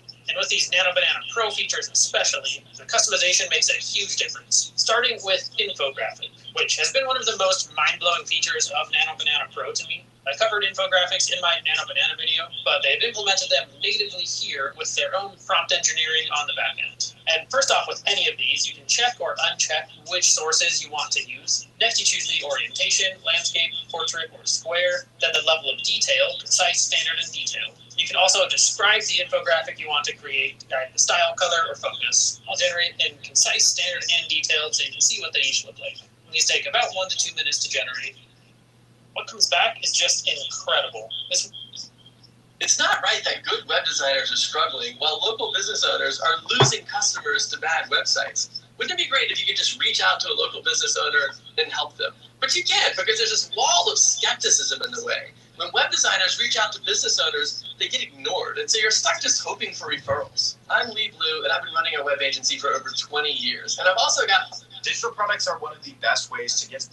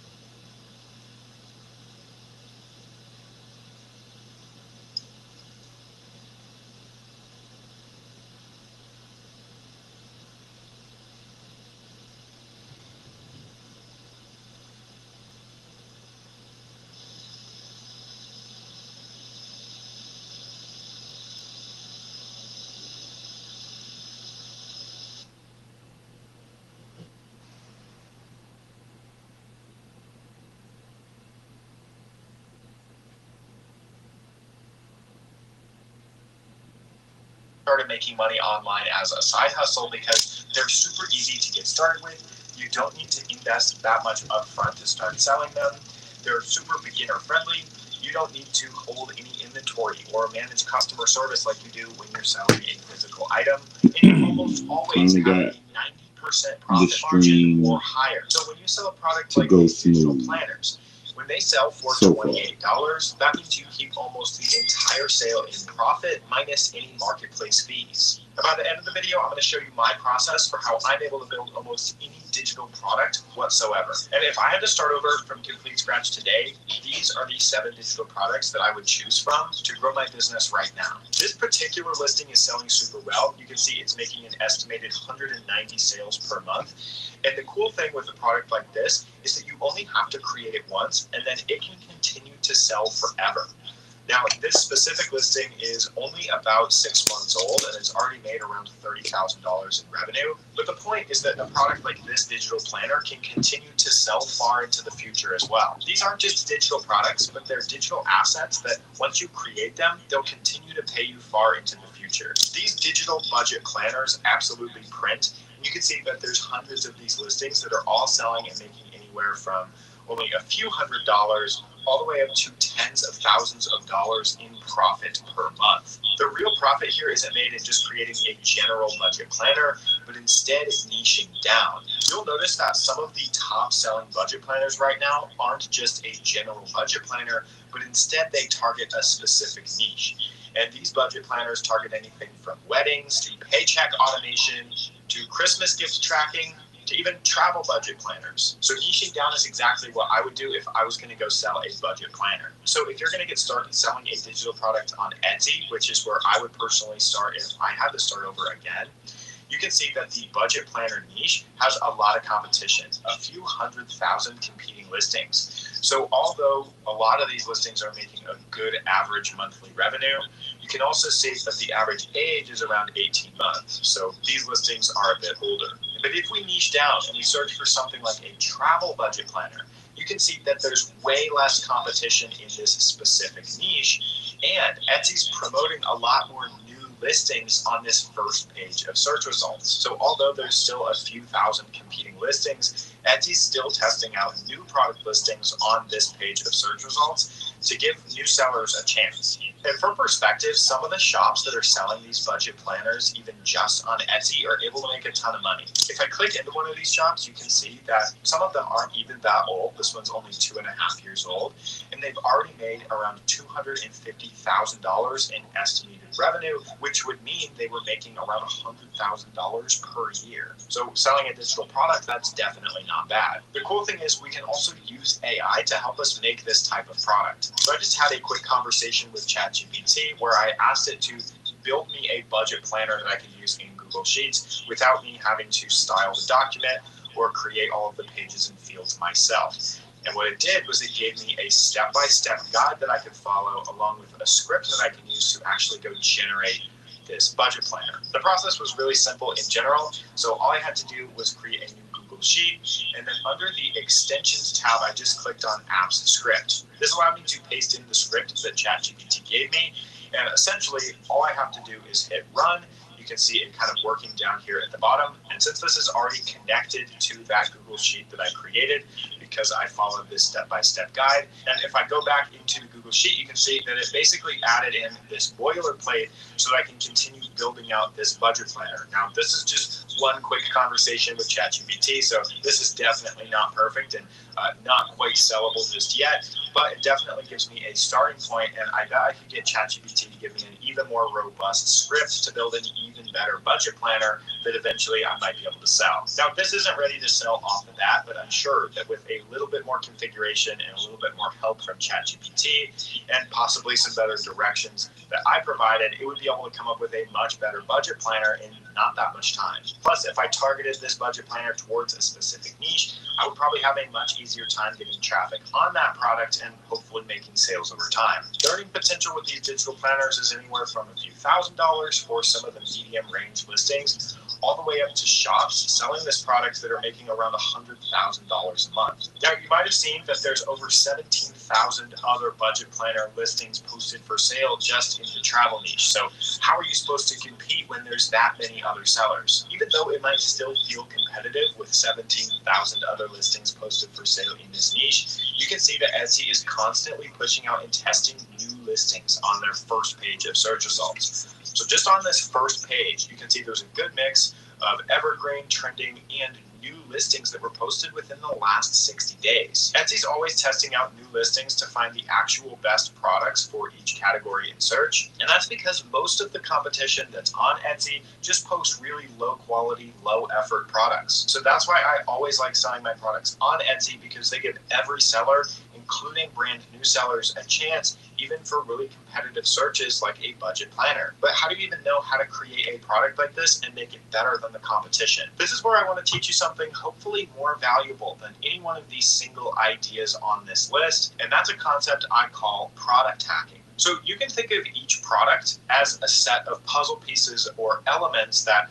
when combined together, create the final product. So your job as the product creator is to come in and identify these elements or the different pieces of the product and break them down into their core pieces so that you can identify one specific piece that you could make better. These features vary depending on the specific type of product that you're selling, but some of the common elements are things like the features. So if you're selling a budget planner, what specific budget planning features does your planner offer that someone else might not be offering? You can also target different niches or add better mock-up and presentation to your overall listing, or do better SEO and marketing. So your job as the product creator is to identify a best-selling winning product, identify which elements are being used in that product, and then select one of those elements to go and make better so that when you launch your product listing for sale, it actually has a chance of making sales. You just need to be able to replicate a product and then make one element of it a bit better than all of the competition, and that's how you can set yourself apart. But that brings us to the next idea on the list: craft tutorials. So I came across this listing, which is essentially just a PDF download that also comes with a video tutorial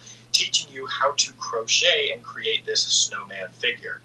Now, although this does seem like a relatively simple listing, at least in my opinion, I took a look at the stats card here on the side and noticed that this product is selling around 3,000 times per month. So I kept digging a little bit and found that there's all kinds of craft tutorial listings posted for sale. These listings range from anywhere from cup warmers, blankets, mittens, these little Christmas tree things, and even slippers. And the craziest part is that since these are literally just tutorials, these listings make an insane amount of money. A lot of these craft tutorial and pattern templates, at least on this first page of search results, are making anywhere from around $5,000 on the lower end, all the way up to some listings that are making $40,000 to even $50,000 in revenue per month. And keep in mind, some of these single listings don't even include the revenue from other listings that might be in the same shops. Some of these individual listings that teach you how to make something as simple as these crocheted pumpkins are making more per month than some people make in an entire year. And it makes a ton of sense because you might be saving someone a bunch of time where they pay you $15 to $30 for your tutorial and then they learn exactly how to get the result you're promising. If you want to sell a product like this, then you absolutely need some kind of craft related skill that you can turn into a tutorial that people will pay you for. But at the moment, these crochet templates seem to be the most popular, at least on Etsy's marketplace. But there are a lot of other types of craft-related patterns and downloads that people are offering for sale. And this is a product where if you do have the craft-related skills, you actually have a huge advantage in creating something like this over everyone else. Now, I personally recommend doing a little bit of research to figure out which type of craft tutorials are actually selling the best so that you don't waste your time creating a tutorial that no one's going to want. But ultimately, if there's a skill you have, even if it might seem a little bit more trivial, there's no debate whether you should be joining the Sub2 community or not. You know it, and I know it. And I could go on and on about my credentials all day long, over 2,000 doors in our portfolio using nothing but creative finance, a dozen something like crochet, it can be useful to someone else and they might be willing to pay for it. And it really just goes to show that if you're willing to put in the effort, you really can sell almost anything. The profit potential here obviously depends on the niche you're targeting, the quality of your listings, and all of the basics, but some of the middle range listings here are making around $7,000 to $8,000 in revenue per month. And some of those top outlier listings make anywhere from $40,000 up to $50,000 per month. That said, if you're looking for something still sort of crafty, but a little bit more direct, where you don't have to package up your own personal experience into a product, then I would consider selling journal and scrapbooking bundles. So this particular journal bundle, and yes, it's called a journal bundle, is just a listing with a bunch of different types of assets inside it, such as bucket list pages, calendar planning, mood trackers, doodle pages, monthly pages, and obviously a lot more is going on here. And honestly, I just wanted to show you this listing because it's making an insane amount of money. To me, it kind of looks like a lot of these assets are more like coloring pages, but considering the fact that this listing was posted only about 2 months ago and it's already selling around 2,000 times per month, you can't really knock what's working. This is why I always say that you start with research so that you can provide more supply where there's a ton of demand. And personally, if I was going to sell this particular product, I would probably do something more similar to this listing where all of their assets just feel a little bit more premium and a little bit more professional, I guess you could say. But the assets just overall look a little bit cleaner, and this is probably something I would go with. Also considering that it's still selling super well. And this is a really cool product because you can see that this specific one was listed back in 2023, which feels like a really long time ago. But like I talked about earlier, these are digital assets that continue to pay you over time. And this one has earned the creator around $240,000. But regardless, there's still a ton of these asset packs that are being sold that just make it easier for people to do things like scrapbooking or journaling. And there's some listings within this niche that sell at an even more premium price. So for example, this bundle is selling for around $72. And you can see that with around 30 sales per month, they're still able to make around $2,000 per month, which isn't bad for some passive income. You're basically saving people time and giving them a bundle of assets. So depending on what they're looking for their journaling or scrapbooking needs, they might buy your listing pack. If you do some research and have a good understanding of what this specific type of customer wants, you could go create these packs using AI or some other tools and have something to list for sale. Obviously, for any one of these niches, making a good product is essential. And in addition to that, there's a few core principles that will help you make a lot more money over time. These are the 3 core principles that most beginners miss that are absolutely essential if you want to be successful. The first is that volume always wins, and you need to publish more listings. Most beginners give up after they've posted 20 to 30 listings, but that's nowhere near enough to gain traction. The best-selling shops on Etsy have hundreds, if not thousands, of listings posted for sale, so try and think about your business long-term. Try and find a way that you can post hundreds of listings over time. It's really difficult to make your first 20 listings, and it takes a ton of time. But after that, your next 100 listings become a lot easier to post. Second is you have to use proven mockups only. The mockup is the billboard and it's the advertisement for your product listing. The mockup is the actual image that displays what your digital product is. Most beginners just throw something together and hope that it works, but in reality, you need to study the mockups that successful listings and successful shops are using and try to see if you can use the same mockups in your own product listings. And number 3, only build products based on what's already proven to work. When you go to create a product, this is one of the reasons why I like selling on Etsy, is because you can see using some plugins what exact products are already selling the best. You can learn from that and study where all of the demand is going so that you can provide more supply. You can create more similar listings to target all of that demand and make easier sales. And by the way, these 3 steps are part of my quick start guide. So if you want to get started selling digital products on Etsy, I'll leave a free download link to this guide below. It helps you get set up and start selling in less than 9 minutes. This is a pretty broad category of product and it includes a lot of things. But from what I can tell, if you follow the fundamentals of researching and creating assets that people actually want and use, you can earn anywhere from $10 to $20 and even up to $30,000 per month with this product. But that brings us to the next idea on the list, which is one of my all-time favorite products to sell, and that's digital prints. Now, I've definitely mentioned selling this product before, and anyone who's watched my previous videos will know. But that's because it's one of the easiest products to make while still being a product that can make you a ton of money. I noticed this listing on Etsy, which is a pack of Christmas-themed digital downloads. Now, I like this type of product because the actual prints themselves are super easy to make using AI. And obviously, this specific listing is selling super well because it's almost Christmas time. But yeah, the principle is always the same. We're able to make relevant art to what customers are already buying and then list it for sale as a digital download. And customers are more than happy to spend $10 to $20 on a pack of artwork so that they don't have to go through the hassle of paying for an AI tool, learning how to write out a prompt, making it for themselves, and then hoping that it looks right. Plus, a lot of people don't even know that it's possible to make art using AI themselves. So when you think about it in terms of value, you're actually saving the customer a ton of time and effort by just creating a simple pack of artwork that they might want. And for anyone who says it's oversaturated or that this doesn't work anymore, this specific listing is only about 2 months old and it's already selling a couple thousand times per month. You can see just today, 28 people have purchased this bundle. And this isn't just a one-off example. Here's another pack of Christmas artwork that was listed around the same time about 2 months ago. And this one's also bringing in around 350 sales per month, or around $10,000 of revenue. And it's not just Christmas artwork either. For example, this Halloween pack was listed in August, right before Halloween, and it sold super well during that season. And there's more general vintage style artwork packs that are more evergreen and will sell more consistently over time. And as an added bonus, if you want to sell this type of product, it's super easy to make and do if you know what you're doing and you're using the right tools. So for example, I could use a design tool like Kittl. Now, I've talked about this tool before, but it's one of my favorite AI and general design tools overall at the moment. And you can see I've just uploaded a really low resolution example that I got from one of the reference prompt packs. And what I can do is I can select it and just hit remix with AI.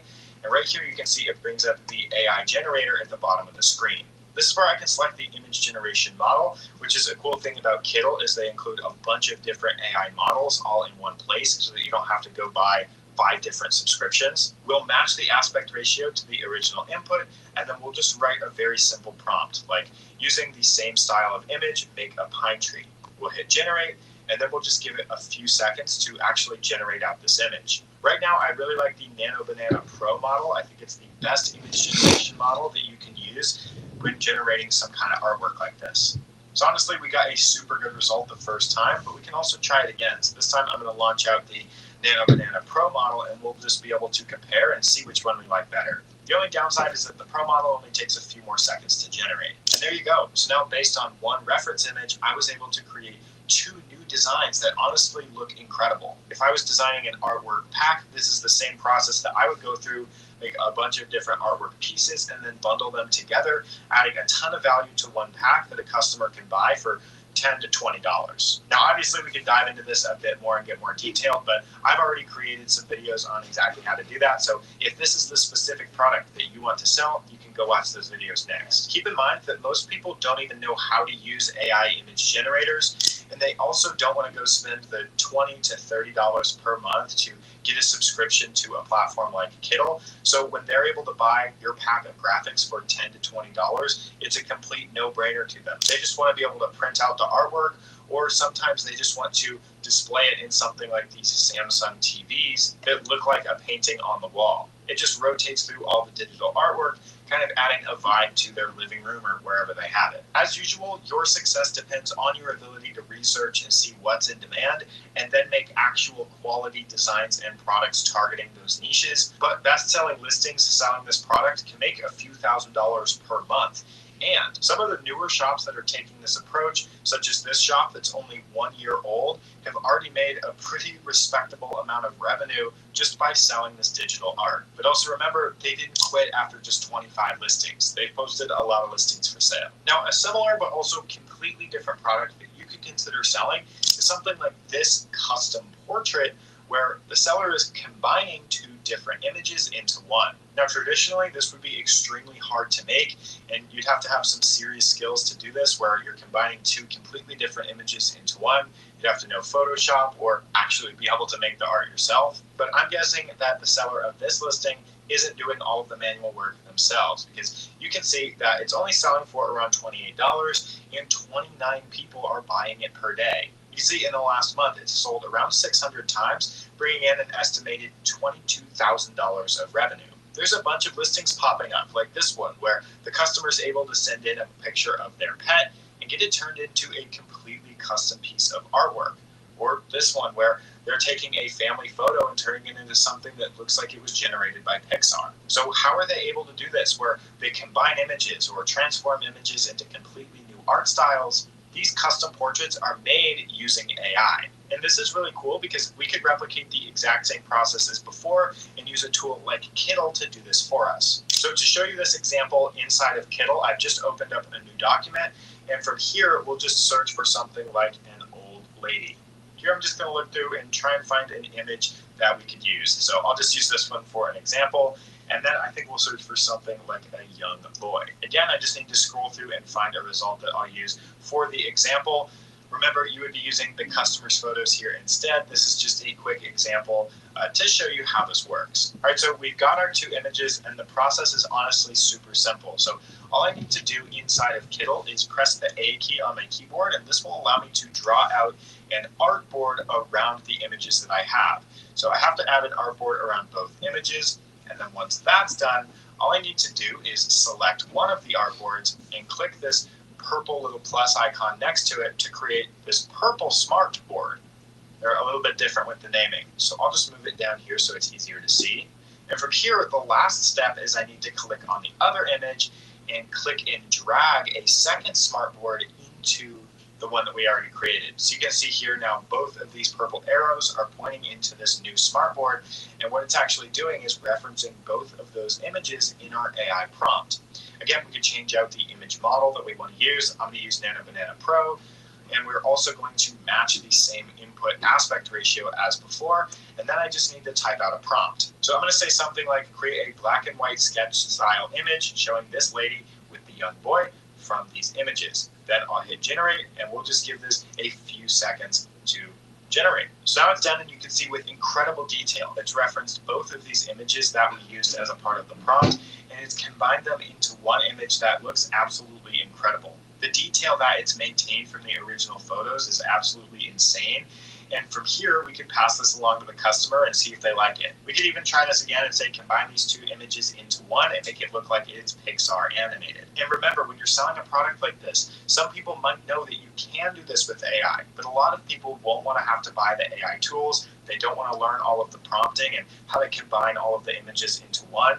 So they'd much rather pay the $20 or $30 to have you do it so that they don't have to go through all the hassle. You can see it was able to do this Pixar style just as well. And again, it only took me maybe 30 seconds of work. I don't know, would you want to see a tutorial of me breaking down how to sell this specific product? Let me know in the comments. That said, on average, the individual listings here in this category can make around $20,000 to $30,000. But keep in mind that since they are custom, they're made to order, which means it's a little easier to get sales up front, but it's not going to be passive long term. But that brings us to the next product on the list, which is a little bit more boring, and that's why nobody actually wants to sell it, and that's selling resume templates. Now, I've made a video breaking down this specific product before, and what you can see here is that there's a bunch of resume templates that are exactly what it sounds like, just a template for people to fill in their resume, that are all making a few $100s per month. It's a super simple product because all it is a Google document template where the customer downloads it and then fills in all of their information. People buy these for around $8 because they don't want to have to go through all of the hassle of styling them and ensuring that they're formatted correctly themselves. But this specific listing is making around $1,700 a month.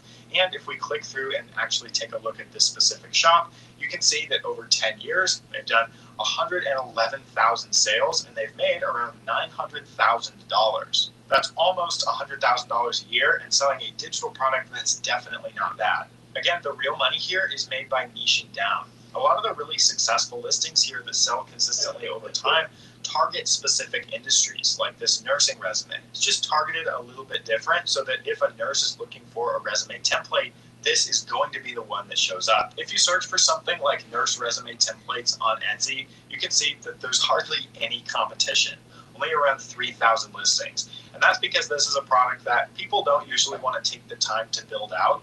But keep in mind that once you get it right, it really wouldn't take you that long to make multiple versions. You could copy a nursing resume template and target it to a bunch of other industries pretty quickly. And with only 3,000 competing listings and knowing that Etsy's still pushing out new listings to searches like this, it shows you that there's definitely long-term money to be made here. I actually have an entire video breaking down how to make this exact product that I posted a couple years ago, and it's still relevant to this day. So if you want to make this product, then you can go check out that video next. Each individual template that you make and post for sale might not sell right away, and they might sell slower over time.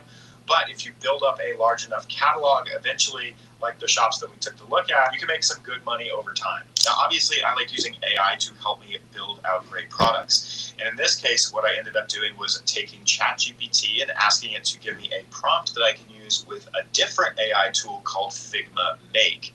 Now, what this tool does is it basically allows me to generate out an entire website around a central theme. So I copied the prompt from ChatGPT, I pasted it into this Figma Make tool, and honestly, it took around 5 to 10 minutes to finish generating, but it did a really thorough job. And what you can see is once it's done, I basically had an entire web page resume builder that I could use.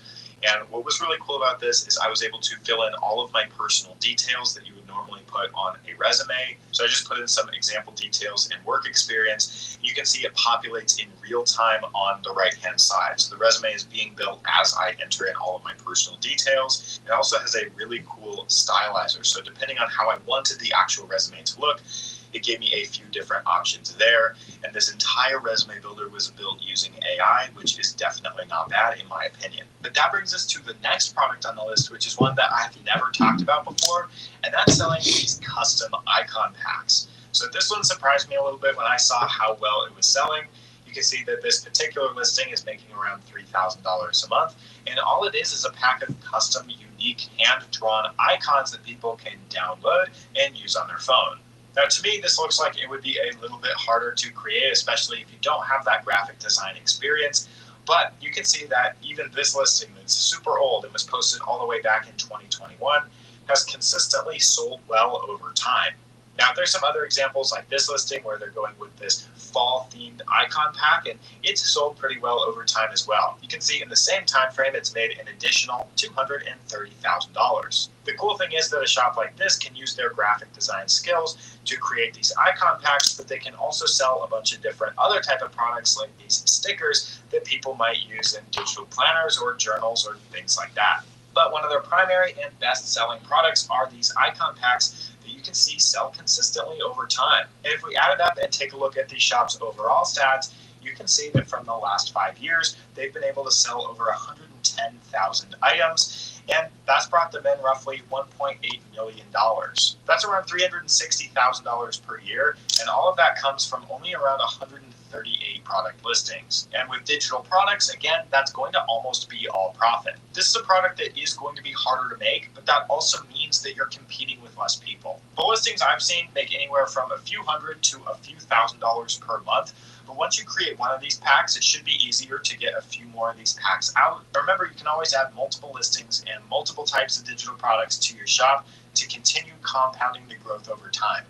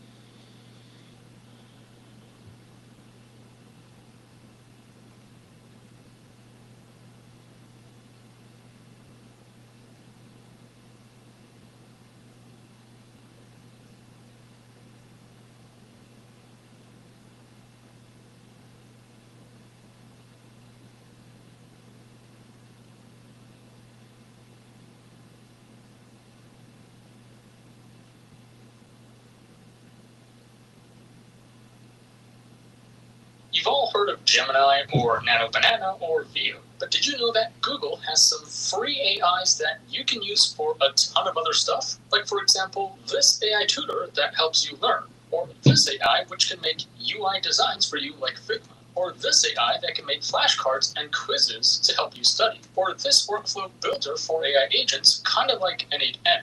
This one can even make full narrated storybooks, but they also have this autonomous coding agent and a free content creation tool like Canva. They also have this free music generator, plus this infinite canvas for you to find ideas and inspiration. In this video, we're going to cover all of this and a lot more, so let's jump right in.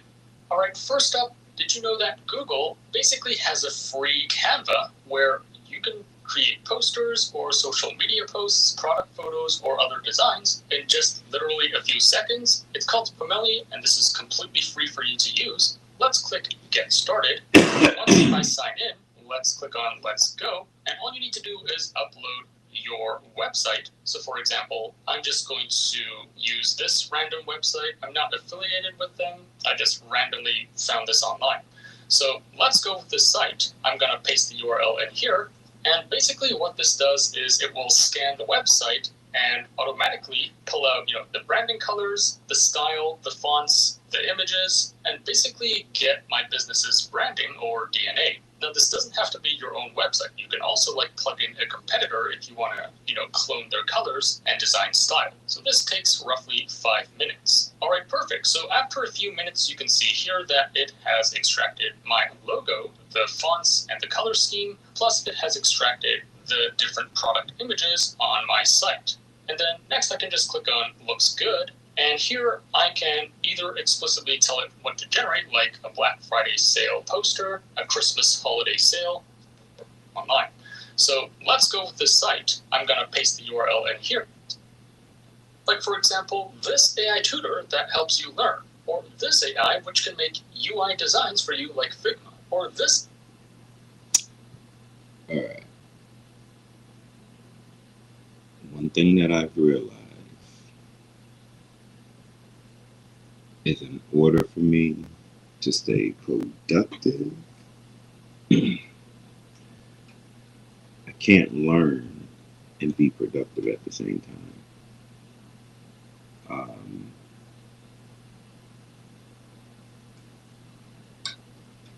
I've been putting a lot of hours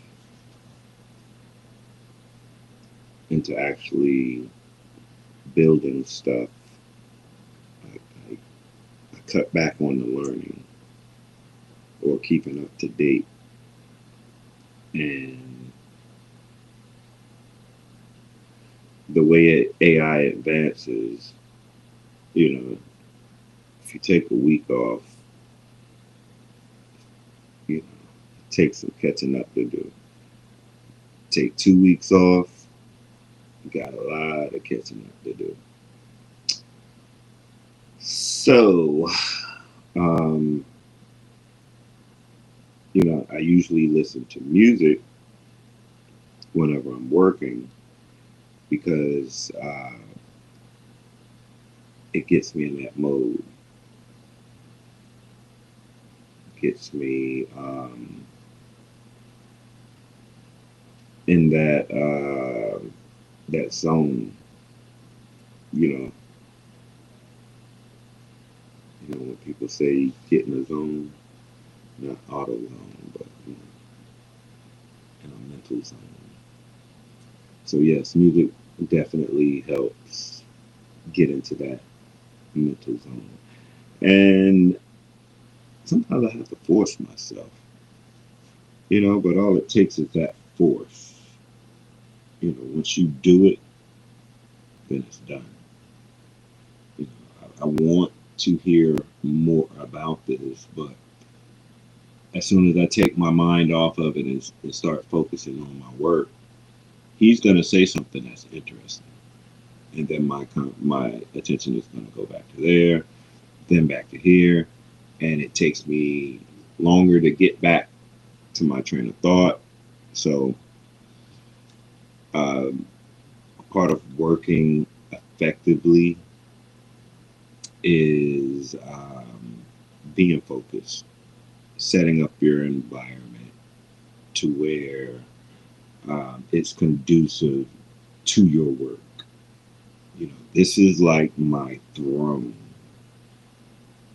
my sacred throne. I clean before I start working. I've turned it into almost a ritual. And when you treat things a certain way, you tend to operate accordingly. So get some music on.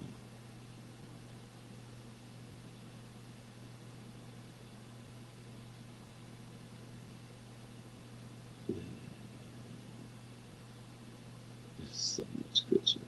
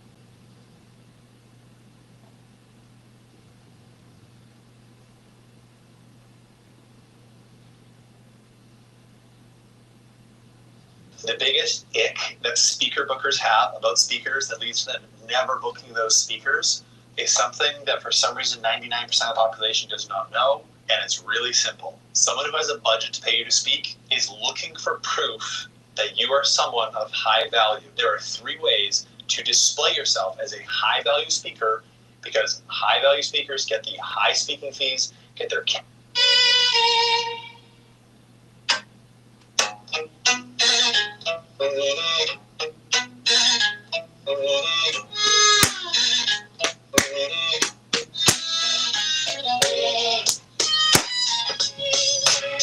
This gets me moving.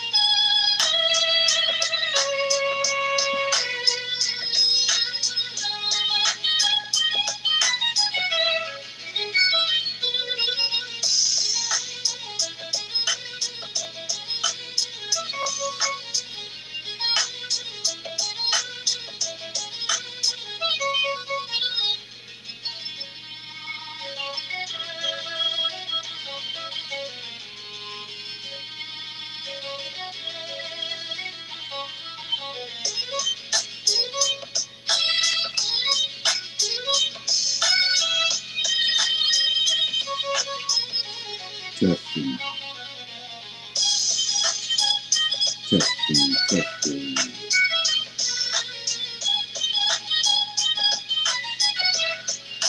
No matter side team. AI. Yourself.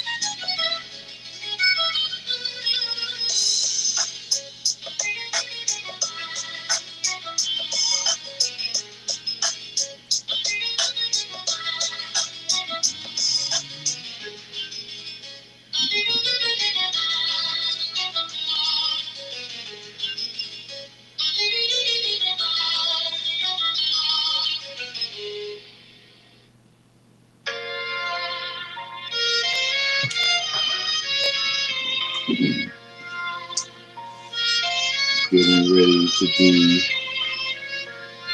my Manifest Destiny daily time.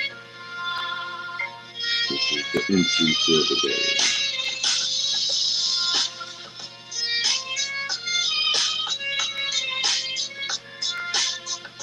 It must be done.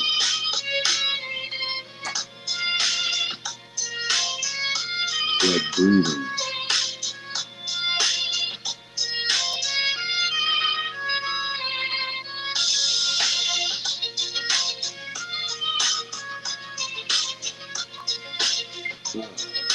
Before I breathe. I'm not get fired. So.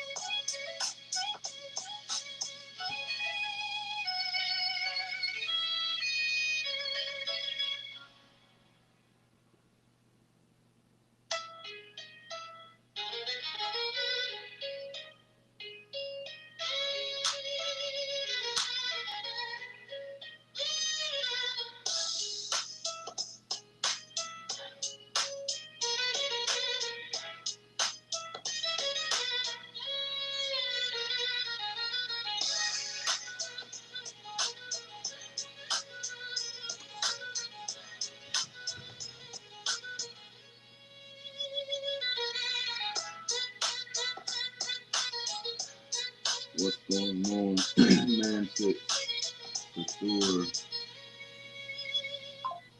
Catherine Taylor, Leah, Nisa. Welcome to the stream. I'm actually streaming to 2 different channels. That might be like a hack or something. Streaming to 2 different channels at the same time. Because we got this guy.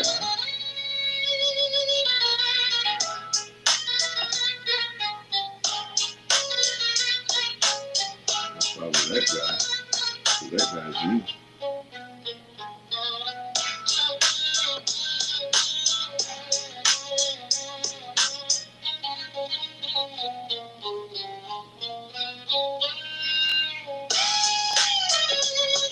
Oh, I forgot I'm typing something.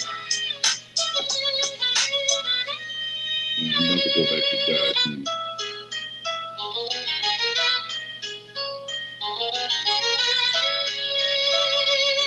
Yeah, like both channels if y'all don't mind. Like and subscribe.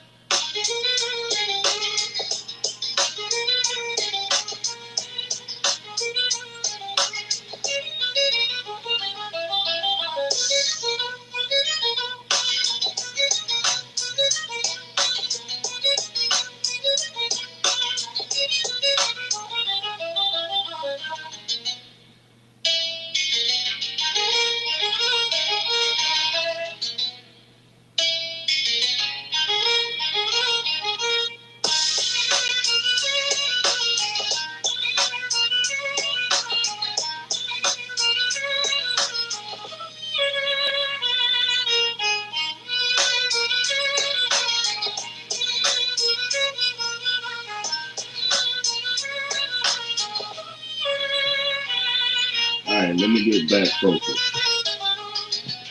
5 after 12. Let's get a good 3 hours in.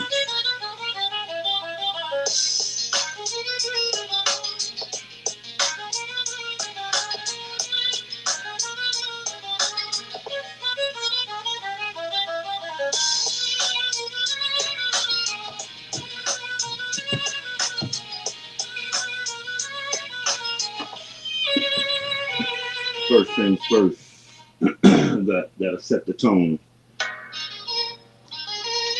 Well, you set the tone with the music, but now we gotta get into it mentally. This is a mental game.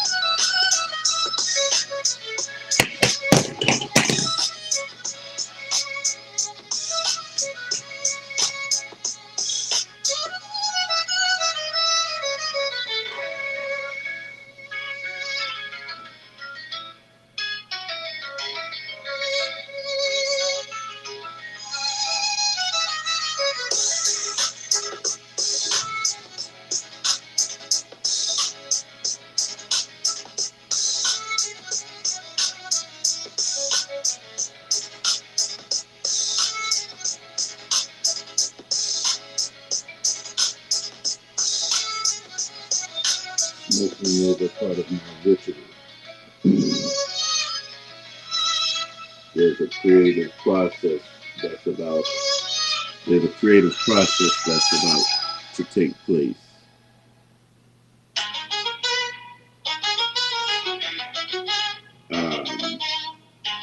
I use it like it's medicine.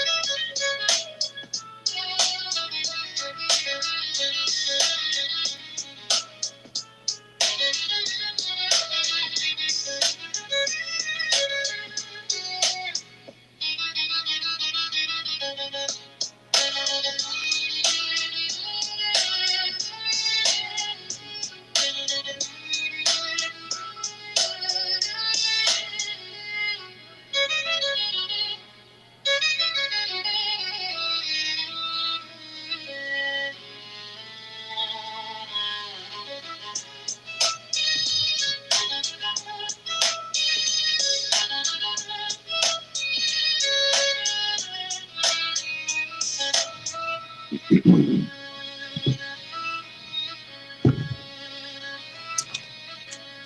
this is what I'm about to do.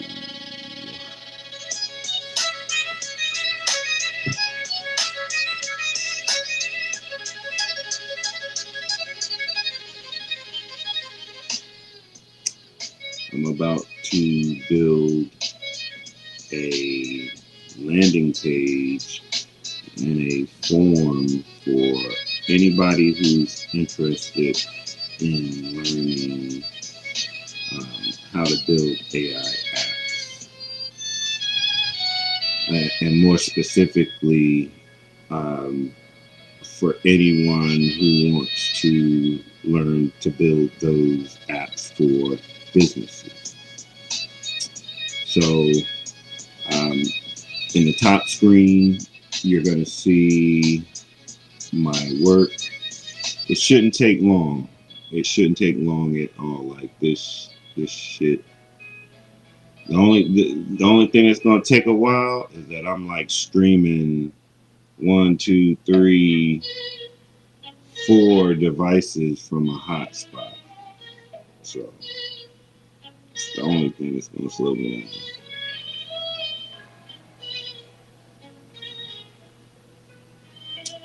But I'm going to get the music on.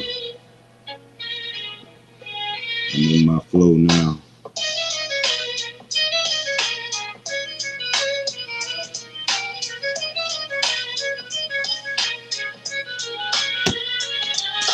Just finished my entry for the day, Manifest Destiny Journal. It's a productivity system that's based off of the 7 hermetic laws of the universe. Very, very, very powerful system.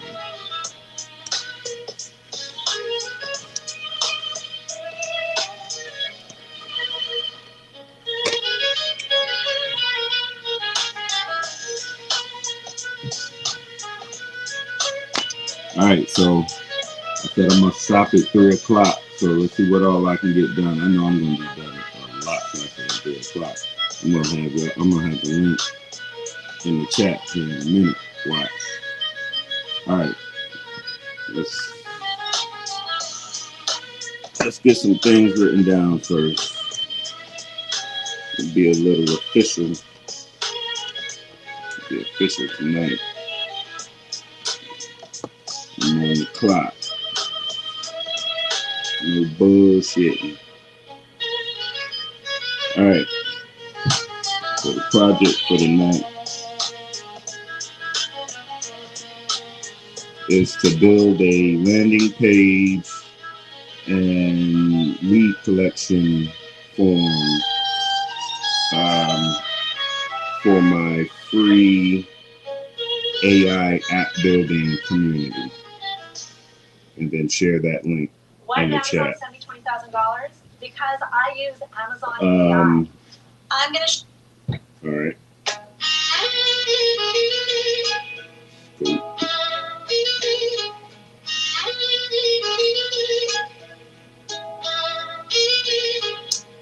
Build a landing page.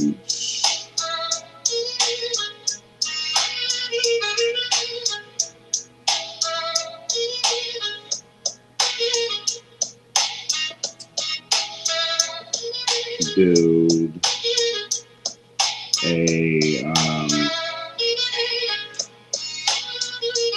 form where they can enter their information.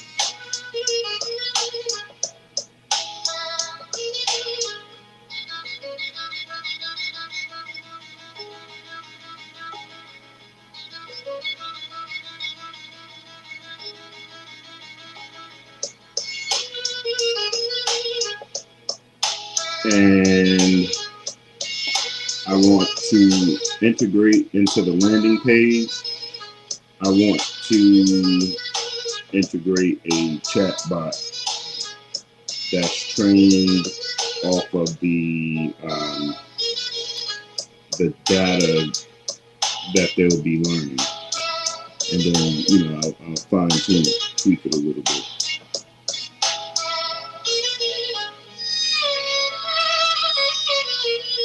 Now, that could be a chat bot, just using text, or I could do a voice agent that, conversates. Probably better than me.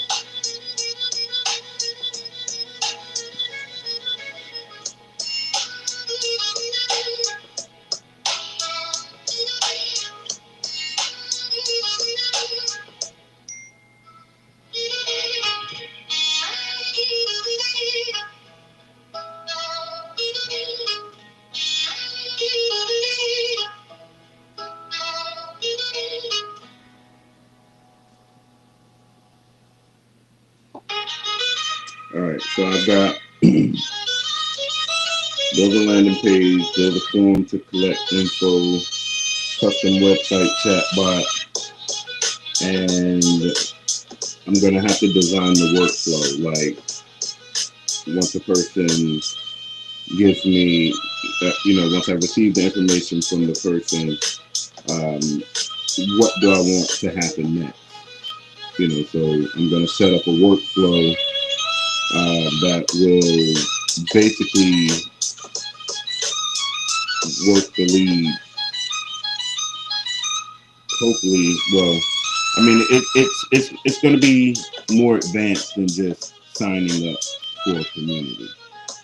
Because, okay, now that they've signed up, I might want to hit them back in a couple of days just to see, how things going. How do they like the site? Any questions? And I can do all of that automated through the workflow. So I'm going to set up a simple workflow.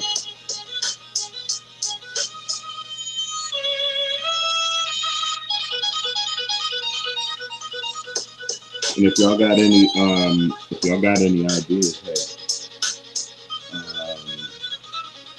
I'm definitely all ears.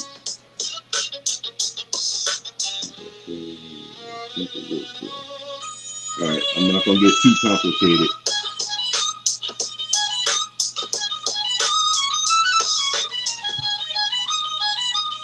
All right, so we've got 1, 2, 3, 4 things. Build a landing page. Build a form to collect the info. Custom website chatbot, and set up a simple workflow.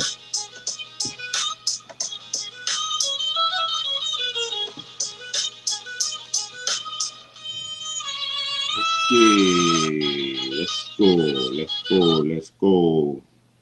I want to get out of this. What's a future-proof business in 2025? Buddy is forming beautifully.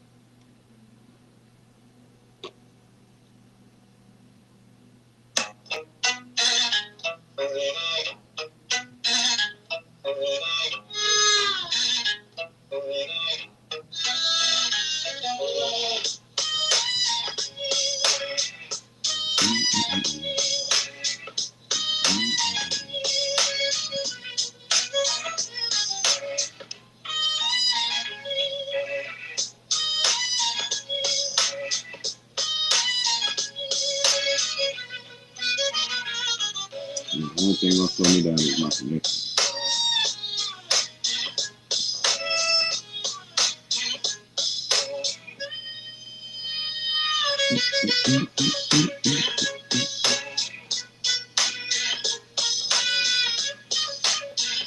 I clicked that like 2 minutes ago.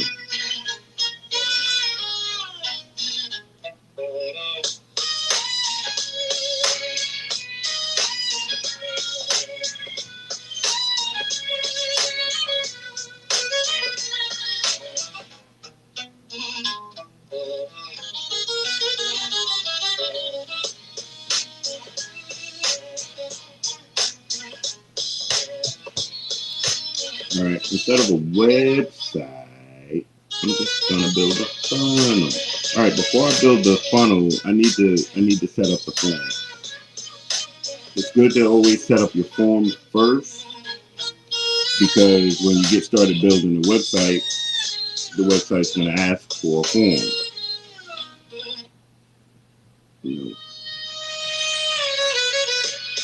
Think smart, not hard. All right. Add a form. Let's see. We can start from scratch, but let's see what's in the template. The template library.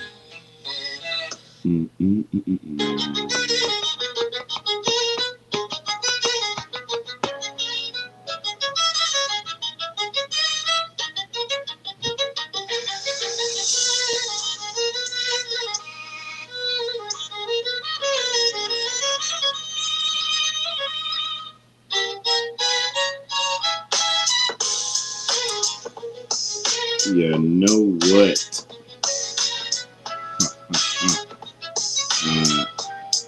I just need to go to ChatGPT because, you know, I gotta remind myself a lot of times because I forget to ask AI.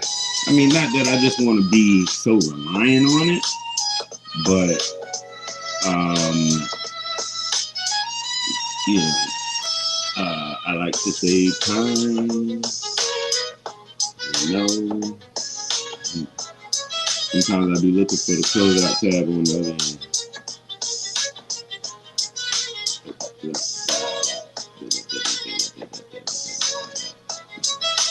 Look at all these tabs I got filled up. This don't make no sense, Joe.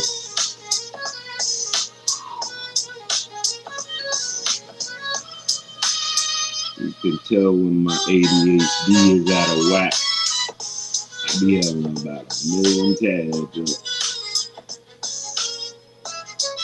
I'm closing some of them down so it'll run faster.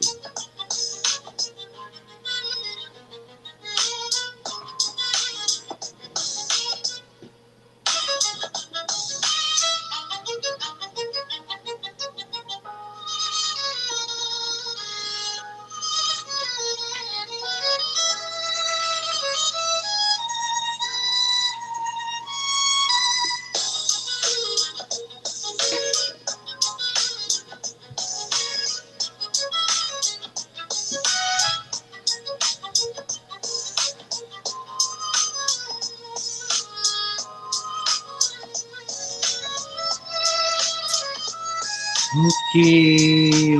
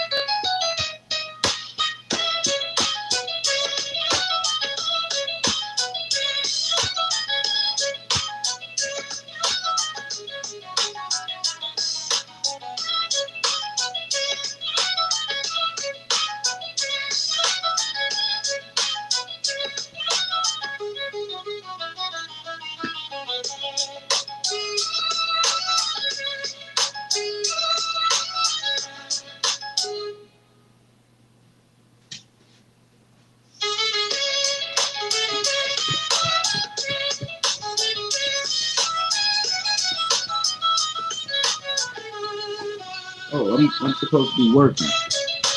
You know, quit distracting me, dog. Damn dog.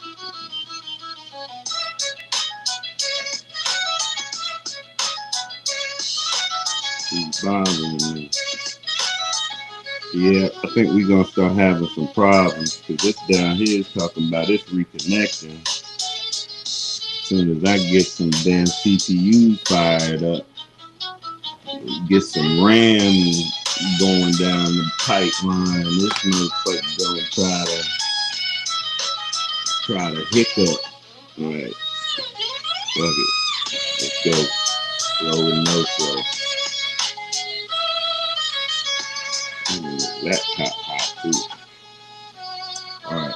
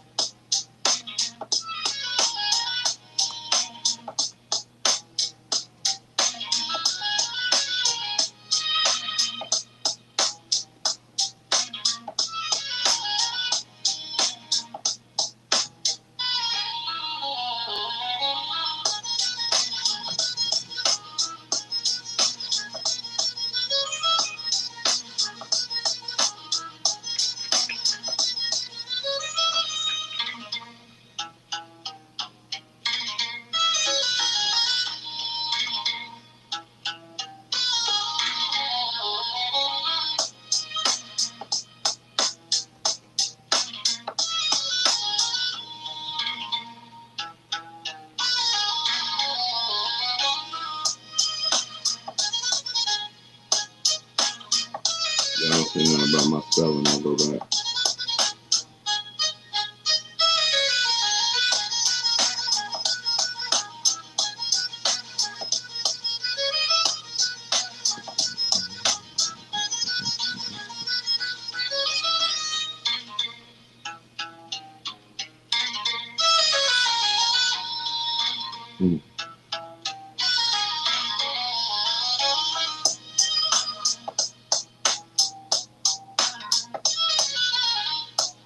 Boosie, don't start that shit.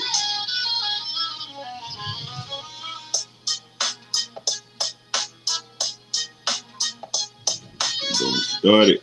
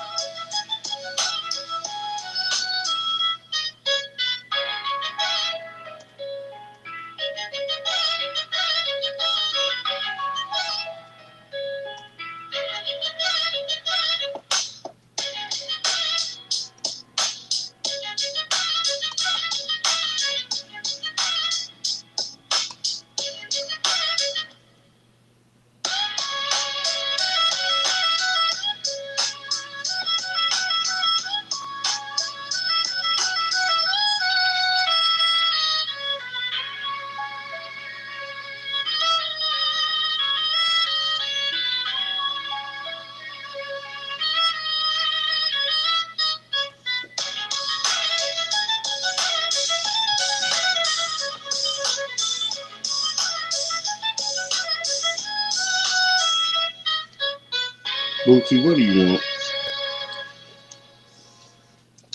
Don't be looking on me.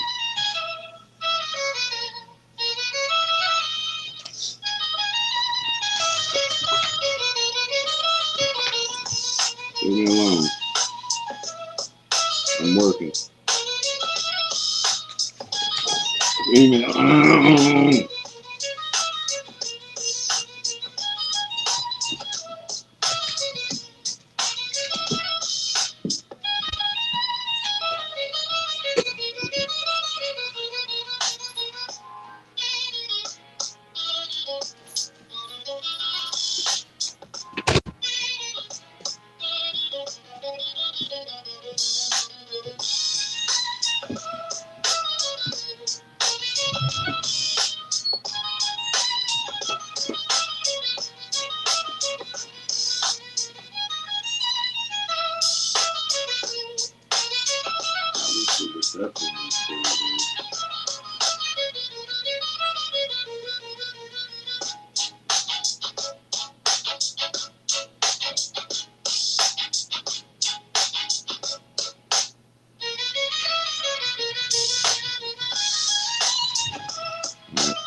Get back to it. See, I'm easily distracted. Like when something like that happens, I gotta get back into the flow.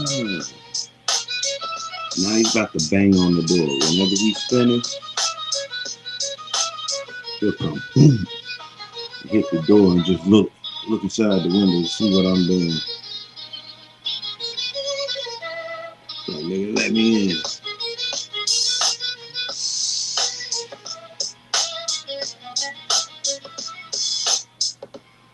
Boots is all I got.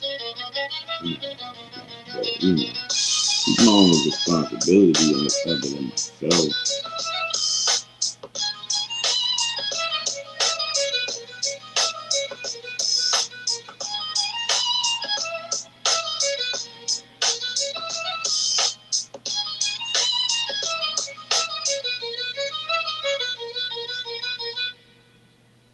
There's magic in the arrows. This is the biggest challenge we've ever done. Tonight we complete that.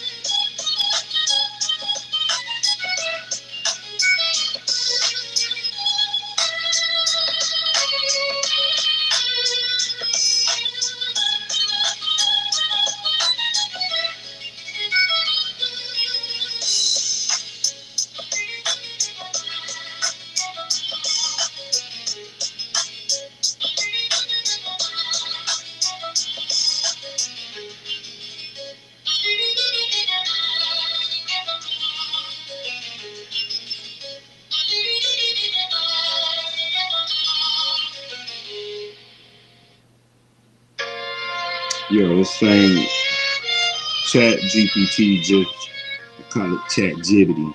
Chat Jibbity just gave me a great form for me to collect information. I mean, I was thinking something simple like, name, email, number, what are your interests, and but this generated something akin to a psychological study of the individual. It's filtering, it's a form that filters the applicants. So I know who's serious, who's a beginner, who has a little bit of experience. This is the way that the questions in this form is laid out. So once I collect that information, then in my back office, I can assign those who are alike to their individual, Boothie trying to get in, to their individual group. And each group, I can have automation that will work on those groups in different ways, as as we do.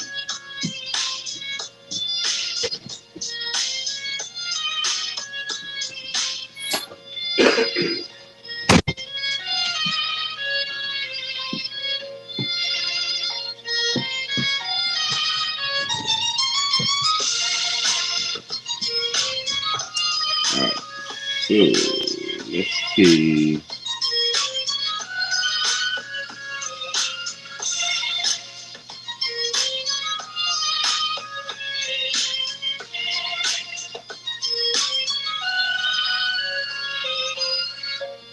Well, it said, I said I was going to design the form first and then design the landing page, but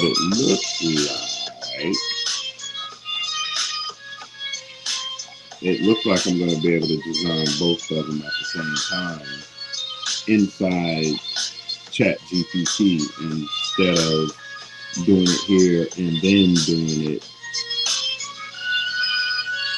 So let's see. We'll see what the output's going to look like, and if I like it, then I'll go with it. If I don't, then I'll just do it manually in GHL.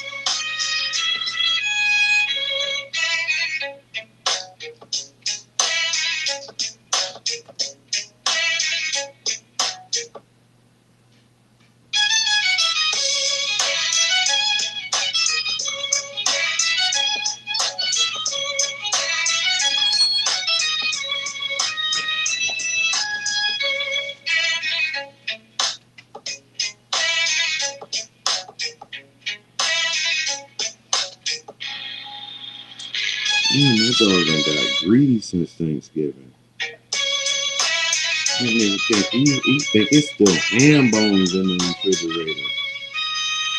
Like, dude, you got dog food and you got kibble in your bowl. You gotta get off your high horse.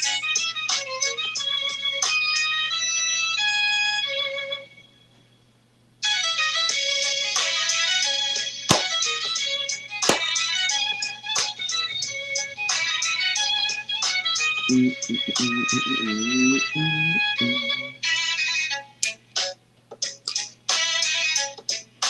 waiting again. Page unresponsive.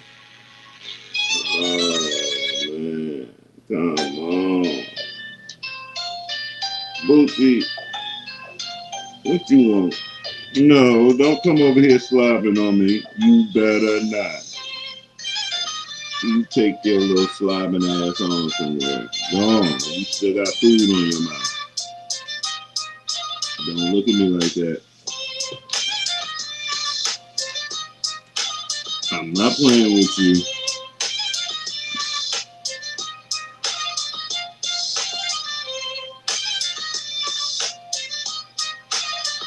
That nasty food. Don't you even think about it.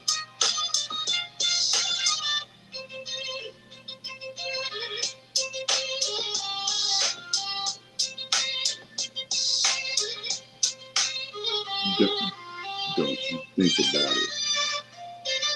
You got food on the side of your mouth.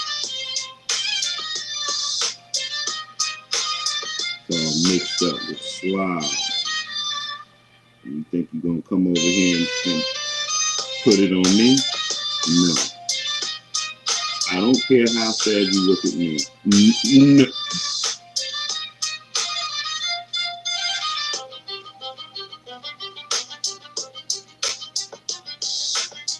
Still love you. Hold up.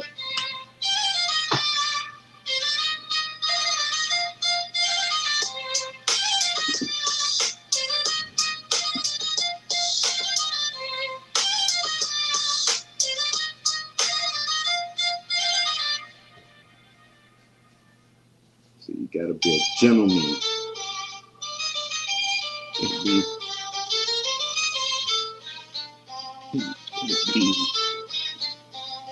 eating like a savage.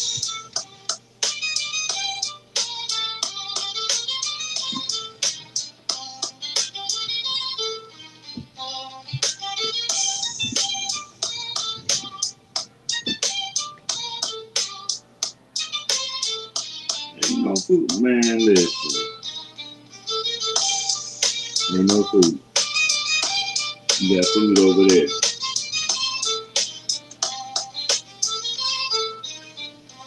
I don't know what you sniffing for. It ain't no food over here.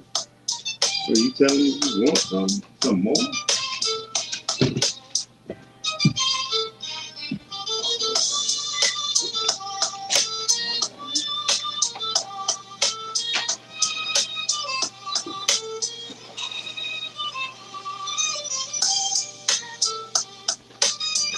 You better eat that kibble, then bitch.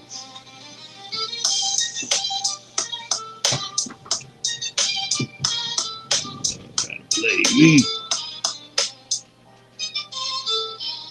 Alright, I'm back.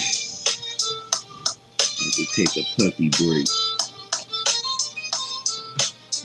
You tried to hit me with that puppy dog look for real.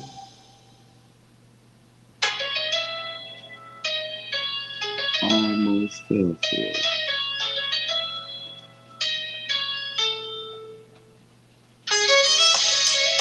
Looks like I got too many tabs, but I need them all. You know what I mean?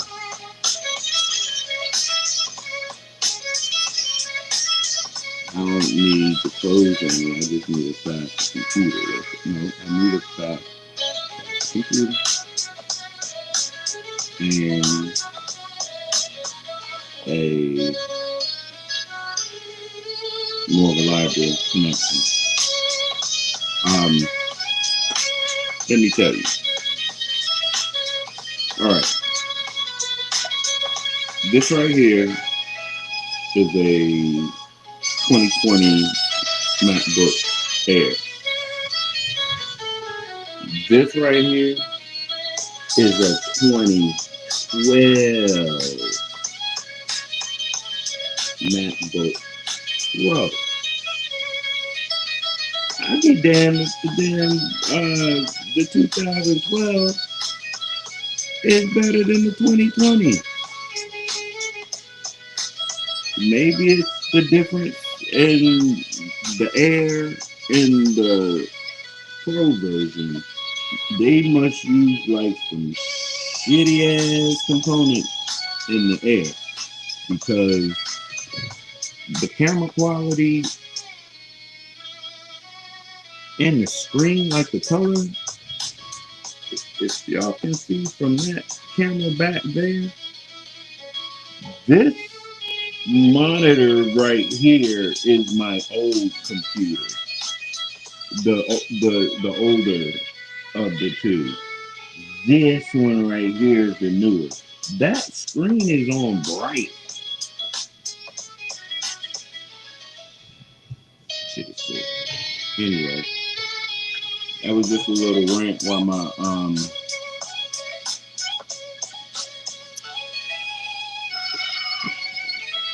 internet tried to cooperate. Now y'all gotta listen to my dog drink in the background. I swear it's like he drank for 10 minutes straight.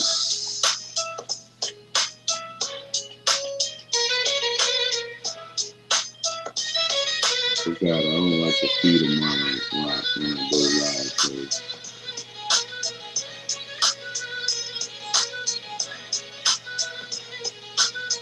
Oh my God.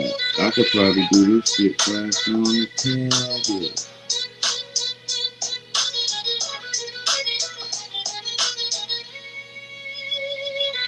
Oh God.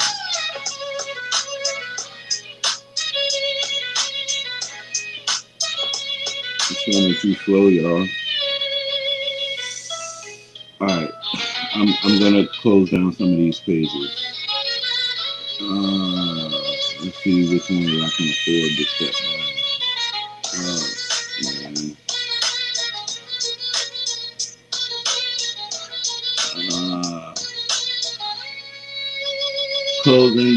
Closing down tabs is like a hoarder throwing out their most prized possessions.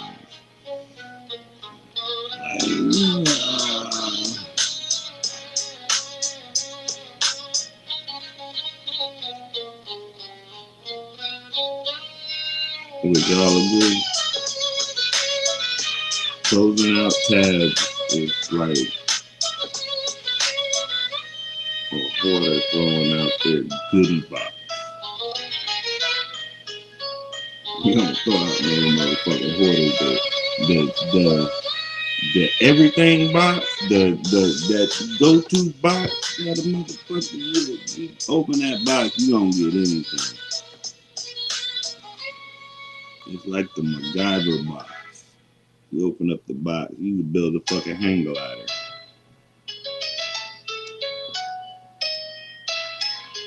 Man, I don't want to shut it down. What can I do? Maybe I can just minimize it. I guess I'll slow it down more than just being up. Alright. Well, it was moving faster already. My mouth's moving faster. My damn mouth is dragging me.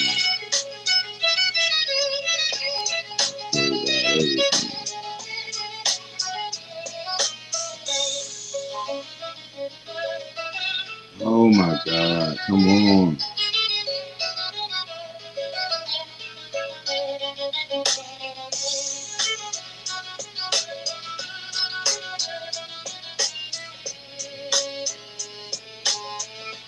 All right.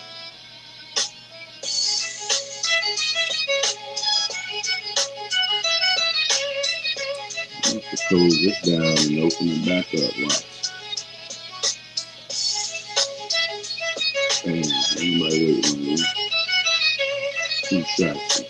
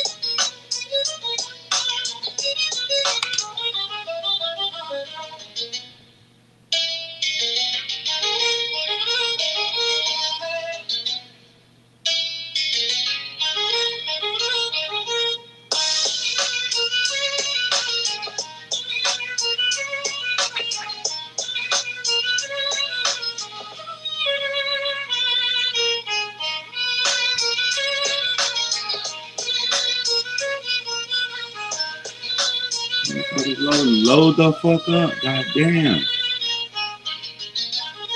Shit.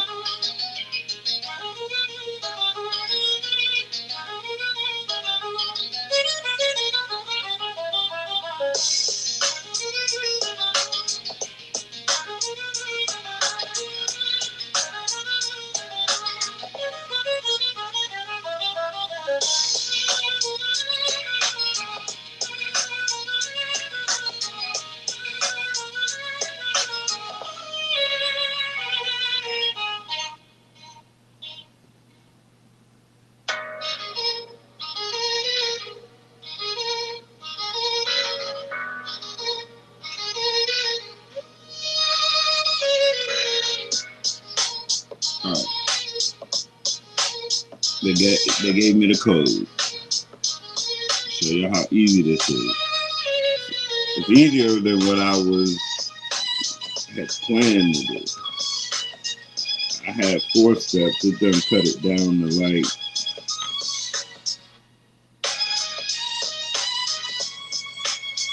at least 3, 2. All right.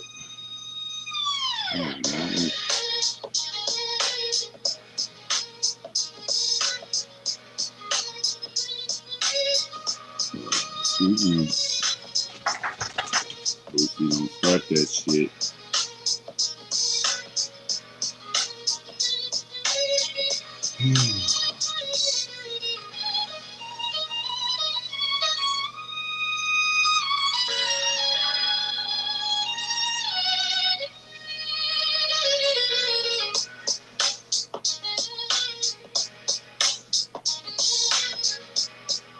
Close the fuck out.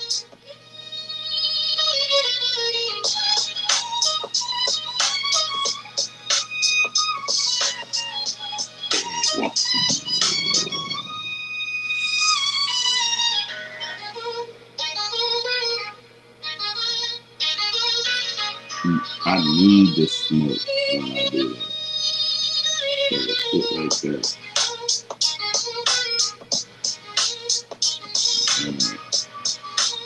This is Contractor AI Builder.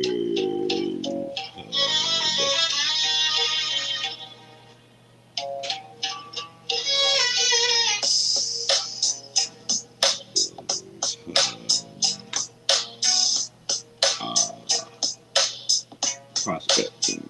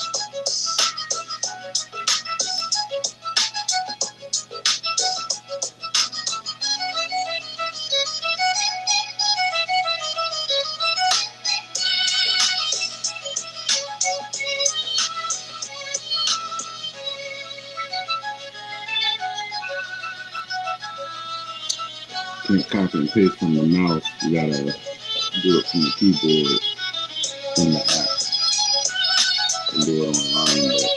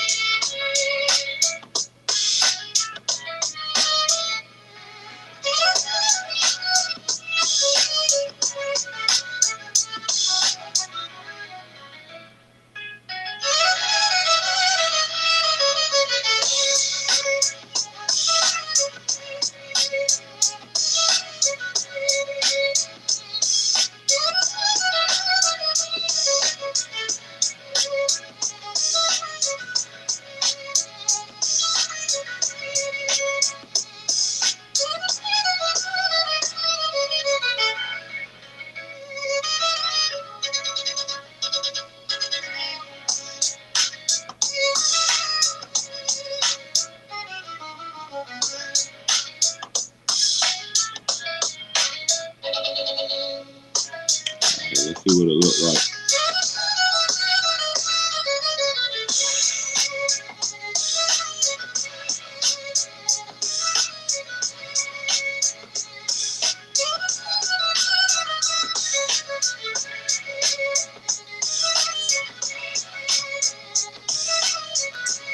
Train as an AI builder. Get paid to build the future of contracting. This is not a free Facebook group. It's a training ground for people who want to learn AI. Build real systems for contractors, partner on projects, and possibly join the contractor AI team. Learn how to build AI automations and assistance for real service businesses. Top builders may get invited to partner on paid projects. Get systems you can use in your own business or agency. No fluff. Real builds, real clients. Fill out the application honestly. We're looking for hunger, discipline, and potential, not perfection. Who this is for: builders, thinkers, and future agency owners. If you like creating things digital or physical, care about quality, and want AI to be a part of your income, you're in the right place. What we'll do together: build and test real AI workflows for service businesses, share templates, prompts, and systems you can reuse, identify top builders for paid collabs and team roles. Sounds pretty good. Sounds pretty good to me. Alright. And that's just the top of the fold. That's just the, what you see when you first get on the page. Okay. Who the builders have this for? You don't need to be an expert. You do need to be serious about learning and taking action. Contractors and service pros. You run or want to run a trade or home service business and want AI to handle leads, follow-ups, reviews, and operations.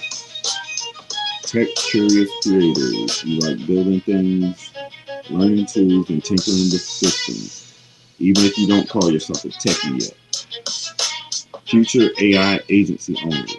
You're interested in building AI automations for clients, charging monthly retainers and partnering on bigger projects.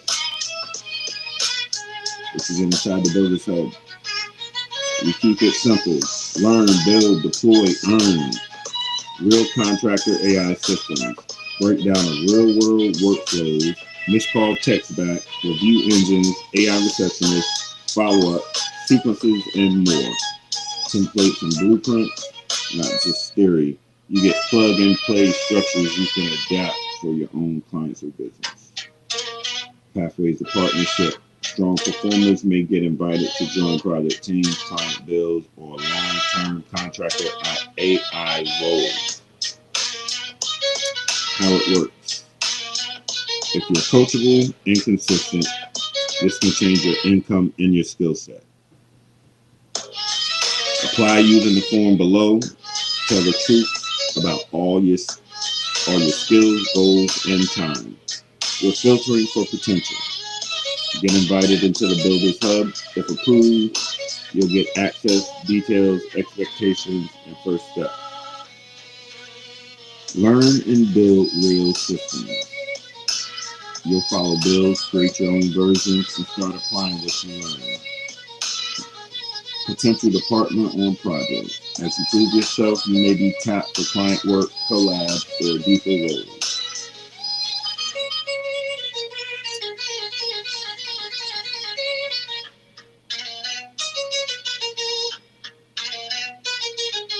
Very nice.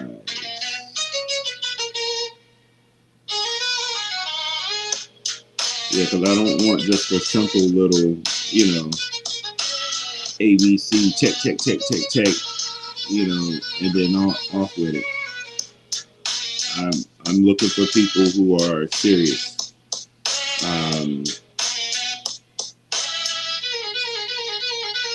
need some serious folk. When you're like me and you just sit in the house all day with your dog, it's hard to network. So I gotta use the interwebs to network.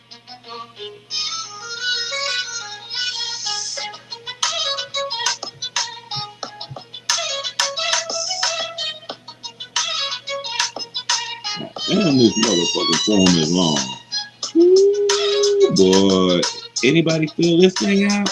They said.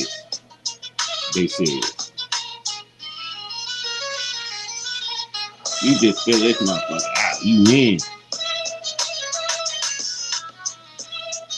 Damn, I'm still scrolling. Motherfucker done did a goddamn IQ test on a motherfucker. Okay. Still going. Frequency ask questions.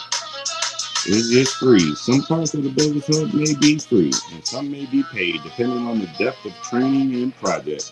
The application helps us see if you're a fit before we talk details. Do I need to know how to code? No. Coding is helpful, but not required. What matters more is your ability to follow systems, think clearly, and stay consistent. Can I use what I learned to build my own thing? Yes.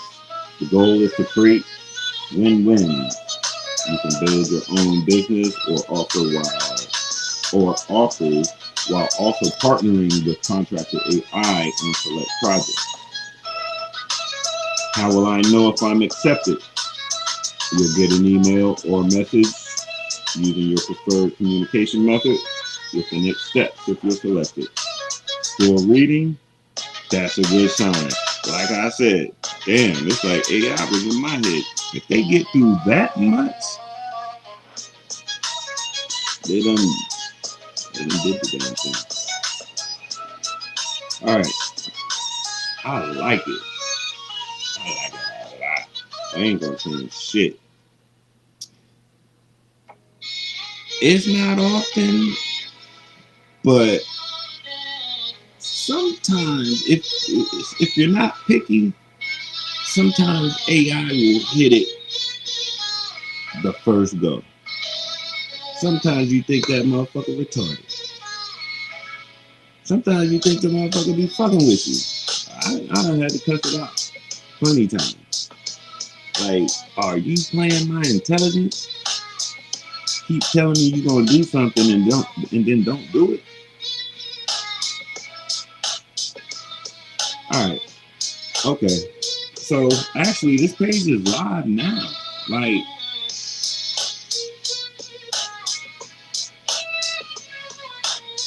it's actually live now.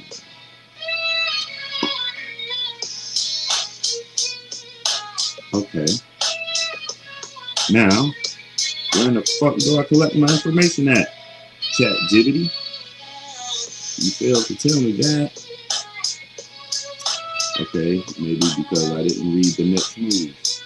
You can drop this into a GHL custom HTML page to A/B test against one of your simpler funnel style pages. Later, we can strip this into modular sections that match your existing content with AI style, so everything feels unified.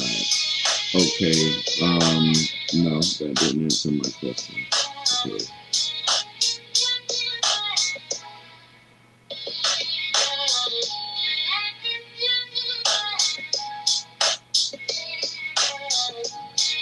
Okay, ChatGPT, I'm about to ask you, ain't no stupid question, it's a very valid question. You should have known I was going to ask this.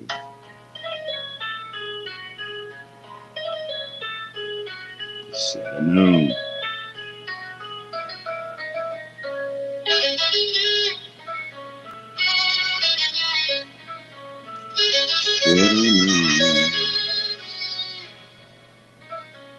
Come on, don't start acting slow on me now.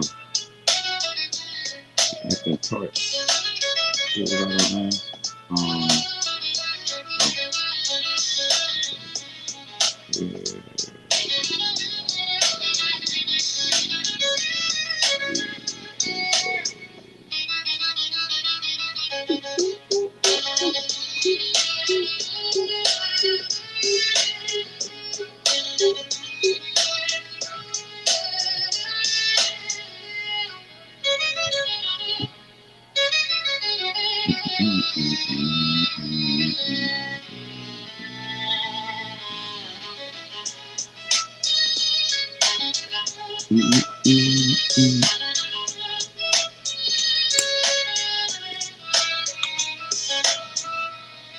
Alright, I gotta think of something else to do while this thing is thinking.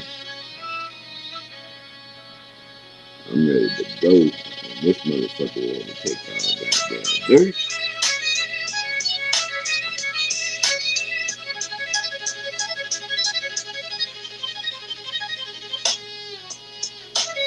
Alright, so I'm gonna share y'all. Excuse me.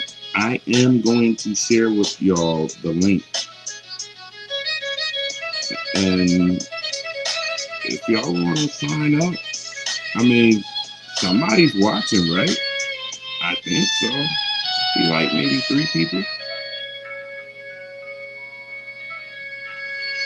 Yeah. Wouldn't hurt. Might put some money in your pocket. I mean, you could put money in your pocket. All you gotta do is do it. Like I'm doing it. And I'm gonna show you how to do it. It's easy. Easy. Just trying to spread the love, you know?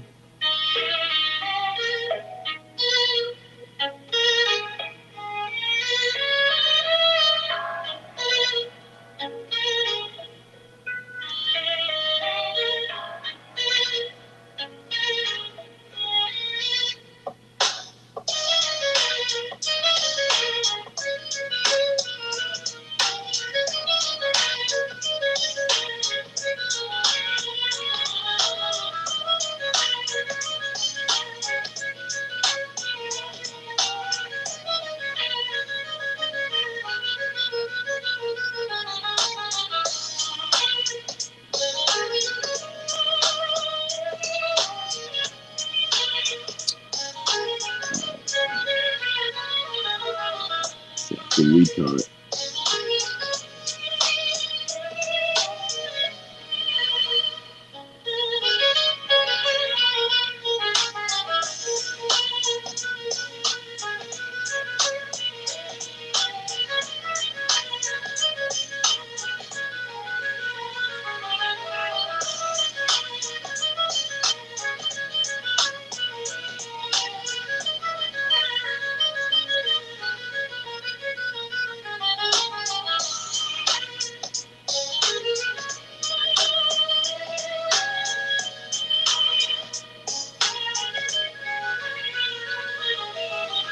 All right.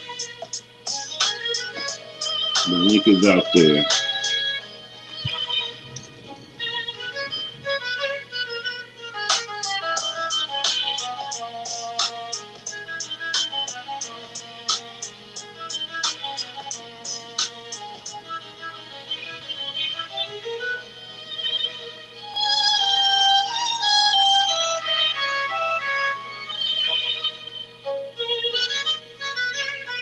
So how fast was that? An hour? I did that in an hour. The day is come. Yeah, it was like 12:30. This world goes much deeper. Actually, less than an hour. It was like 12:36. I remember looking up at the clock because I was like, I got till 3 o'clock, and it's 1:32 now. You go as far and as fast as you can.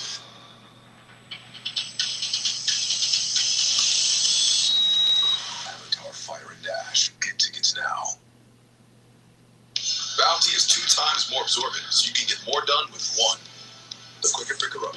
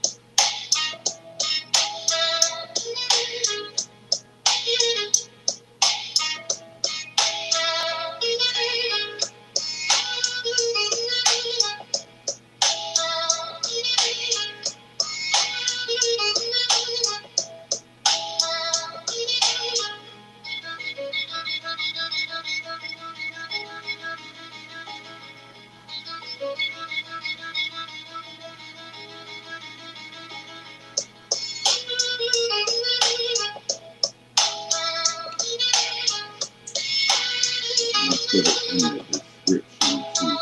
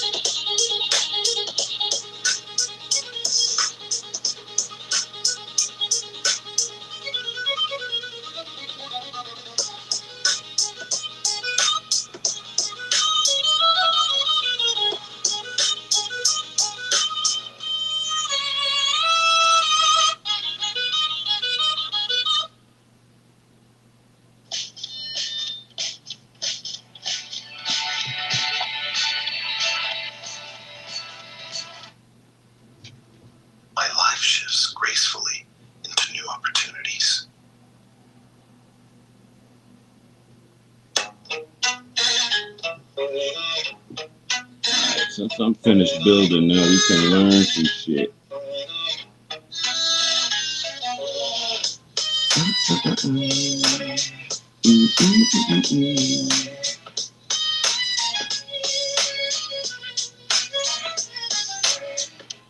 So one of the most impressive things about the new Google Gemini 3.0 update is how it can instantly scan the entire Google ecosystem and bring back the exact useful information in seconds. So in today's video, I'm going to be putting it to the test, and we're going to use Gemini to discover 7 trending digital products that people are creating and using right now. Whether you're interested in exploring these products, maybe because you want to use them yourself for your own projects, or maybe you're thinking about building them and putting them out there on the internet, by the end of this video, you're going to know exactly how to use Gemini to research digital product ideas step by step, faster than ever before. So I'm going to jump straight into the Google Gemini interface. As you guys already know, you're going to be able to find it by going over to gemini.google.com. And what I'm about to show you is what I like to do at different times of the year, especially at the end of the year, because if you're able to see which digital products are trending or have been trending for the current year that you're in, you're going to be able to get a better idea of which ones are going to do well, maybe over the next few months. So we're going to keep it simple, and I'm just going to enter this prompt. And what this says is create an interactive ranking of the top 7 digital products that performed the best this year, and rank them in terms of which ones will do well next year, and ensure for each one you give me 3 websites that are dedicated to selling these different digital products. Ensure you do not include Amazon, Etsy sellers, or any other marketplace. So let me just quickly break down this prompt, right? So of course I'm asking for 7 digital products. You can ask for 10, you can ask for 5, you can ask for 3, whatever you want. And what I want it to do is rank them in terms of which ones it believes is going to perform well next year in terms of the Google search data. Of course, by knowing which digital products people are searching for the most, this is going to put you in the best possible position. And the reason why I'm specifically asking it to show me websites that are dedicated to listing all of these different digital products, rather than showing me Etsy sellers or Amazon sellers, is because I would say that this is the best approach to take in 2026. But I'm going to be explaining more things as we move forward. But one of the first things that you need to do once you've entered this type of prompt is just click into Tools and then come over here to Canvas. Now, I'm someone that's been using Google Gemini, generally speaking, for the past year, maybe 2 years now. And with this new 3.0 version, the method that I'm going to show you right now when it comes to doing research, I would say is probably the best out of any other AI tool. It's going to be able to structure things in a easy to read way. It's going to be able to make things a little bit more interactive. And because Gemini is obviously a Google product, you can somewhat trust the information that is given back to you. So right now, as you guys can see, what it's doing is writing out the entire code for this interactive dashboard. So it's going to take maybe no more than 1 minute, 2 minutes, but as soon as it's done, I'm going to be back ASAP, and we're going to go through each different digital product one by one, and I'm going to show you each different example for all of the different websites that it came back with. Okay guys, I'm back, and it seems to have completed everything I told it to do. And don't worry, you don't need to do anything with this coding. You don't need to touch it or anything. All you need to do is wait for the preview button to be available. And once it is, you just need to click on it just like that. Okay, perfect. So it's broken down these 7 different viral digital products for 2026. And what I'm going to do is just go through each one by one. I'm going to start off from 7 and we're going to make our way to the top. But what I'm going to do is just open this so it's full screen and we can get a better look. So to do that, if you're following along with this, you just need to click on share in the top right hand corner. From there, it's going to give you a link that you can share to anyone, but if you want to use it yourself, just click on copy link. Okay, perfect. So that's a lot more better when it comes to being able to view everything. So let's start off from number 7, which is niche ebooks. Now, this is something I talk about a lot on this channel when it comes to building a digital product. And the reason why I speak about it so much is because I would say that it's one of the most simplistic digital products that you can build when it comes to turning your information into a digital asset. There's so many different tools now that we can use when it comes to building a digital product. You guys already know that you can use something like Gamma, you can use Gemini when it comes to writing an ebook, You can list it on a website for your potential customers to view it. It's definitely one of the more low-hanging fruit opportunities that are out there when it comes to building a digital product, because so many people want to get specific knowledge when it comes to a specific topic. But back up with each one by one. I'm going to start off from 7 and we're going to make our way to the top. But what I'm going to do is just open this so it's full screen and we can get a better look. So to do that, if you're following along with this, you just need to click on share in the top right hand corner. From there, it's going to give you a link that you can share to anyone, but if you want to use it yourself, just click on copy link. Okay, perfect. So that's a lot more better when it comes to being able to view everything. So let's start off from number 7, which is niche ebooks. Now, this is something I talk about a lot on this channel when it comes to building a digital product. And the reason why I speak about it so much is because I would say that it's one of the most simplistic digital products that you can build when it comes to turning your information into a digital asset. There's so many different tools now that we can use when it comes to building a digital product. You guys already know that you can use something like Gamma, you can use Gemini when it comes to writing an ebook. You can list it on a website for your potential customers to view it. It's definitely one of the more low-hanging fruit opportunities that are out there when it comes to building a digital product, because so many people want to get specific knowledge when it comes to a specific topic. But back to Gemini, if I just click into it, it's going to be able to show us actual websites that have digital products available. So let me click into this one over here. Okay, so this is actually one that I've shown on the channel before. It's a store that has all of these different ADHD ebooks available. And this is a good example of what a niche specialized ebook store looks like. They're not selling ebooks that relate to ADHD as well as, I don't know, how to grow on social media. It's all about one particular topic, and it just makes everyone that lands on this website know exactly what they're focused on.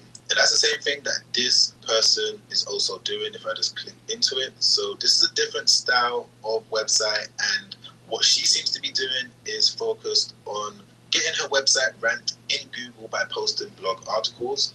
And on this website, as product, you guys already know that you can use something like Gamma, you can use Gemini when it comes to writing an ebook. You can list it on a website for your potential customers to view it. It's definitely one of the more low-hanging fruit opportunities that are out there when it comes to building a digital product, because so many people want to get specific knowledge when it comes to a specific topic.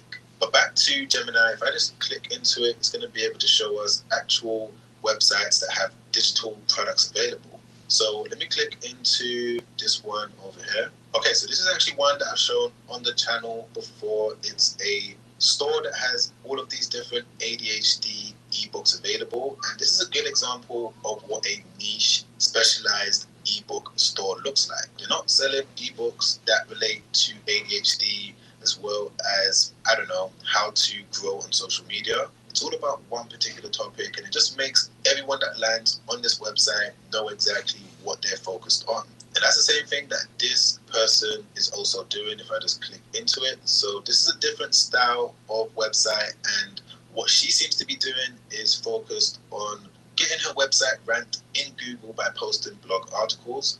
And on this website, as we can see, she's got all of these different ebooks available. So even though, yes, ebooks are ranked at number 7 on Google Gemini, it doesn't mean that it's the worst. It doesn't mean that it's not going to work. It all depends on how you do it, and it all comes down to trying to niche down as much as possible. But let's move on to number 6 in terms of the 6th viral digital product according to Google Gemini, which is interactive spreadsheets. So if I just open this up, it's come back with these 3 different sellers. So let me click into this one. Okay, so it seems like a simple enough website, and I'm sure that you guys already know what a spreadsheet is and the benefit of it and why people are interested in buying them. You know, spreadsheets is something that a lot of people might consider boring, and of course you don't want to try and do it yourself if you're someone that's not interested in them. But if you're someone that has got experience with building spreadsheets, maybe you use it for yourself, maybe you're excited about customizing Excel spreadsheets, Google spreadsheets, then this is definitely something that could be worth your while. Like, for example, the other day I got an email from a woman that said she was an accountant and she was thinking about building some sort of digital product store, and she was thinking about doing spreadsheets. And of course, that makes complete sense. You know, she's got experience with it, she's got knowledge of it, and she would know exactly how to build the best spreadsheet possible. And even though this may seem like a boring thing, and a lot of people are probably thinking, Sam, do people really care about spreadsheets? If I just take the URL of this store just like this and then come over to this tool over here called Zeek, what I'm going to be able to do is just paste the URL in there just like that and then click on search. And straight away, I'm sure that we can all agree that people are obviously interested in spreadsheets. Based on the data from Zeek Analytics, and the good thing about using something like Zeek is that if we just scroll down just like this, we're going to be able to...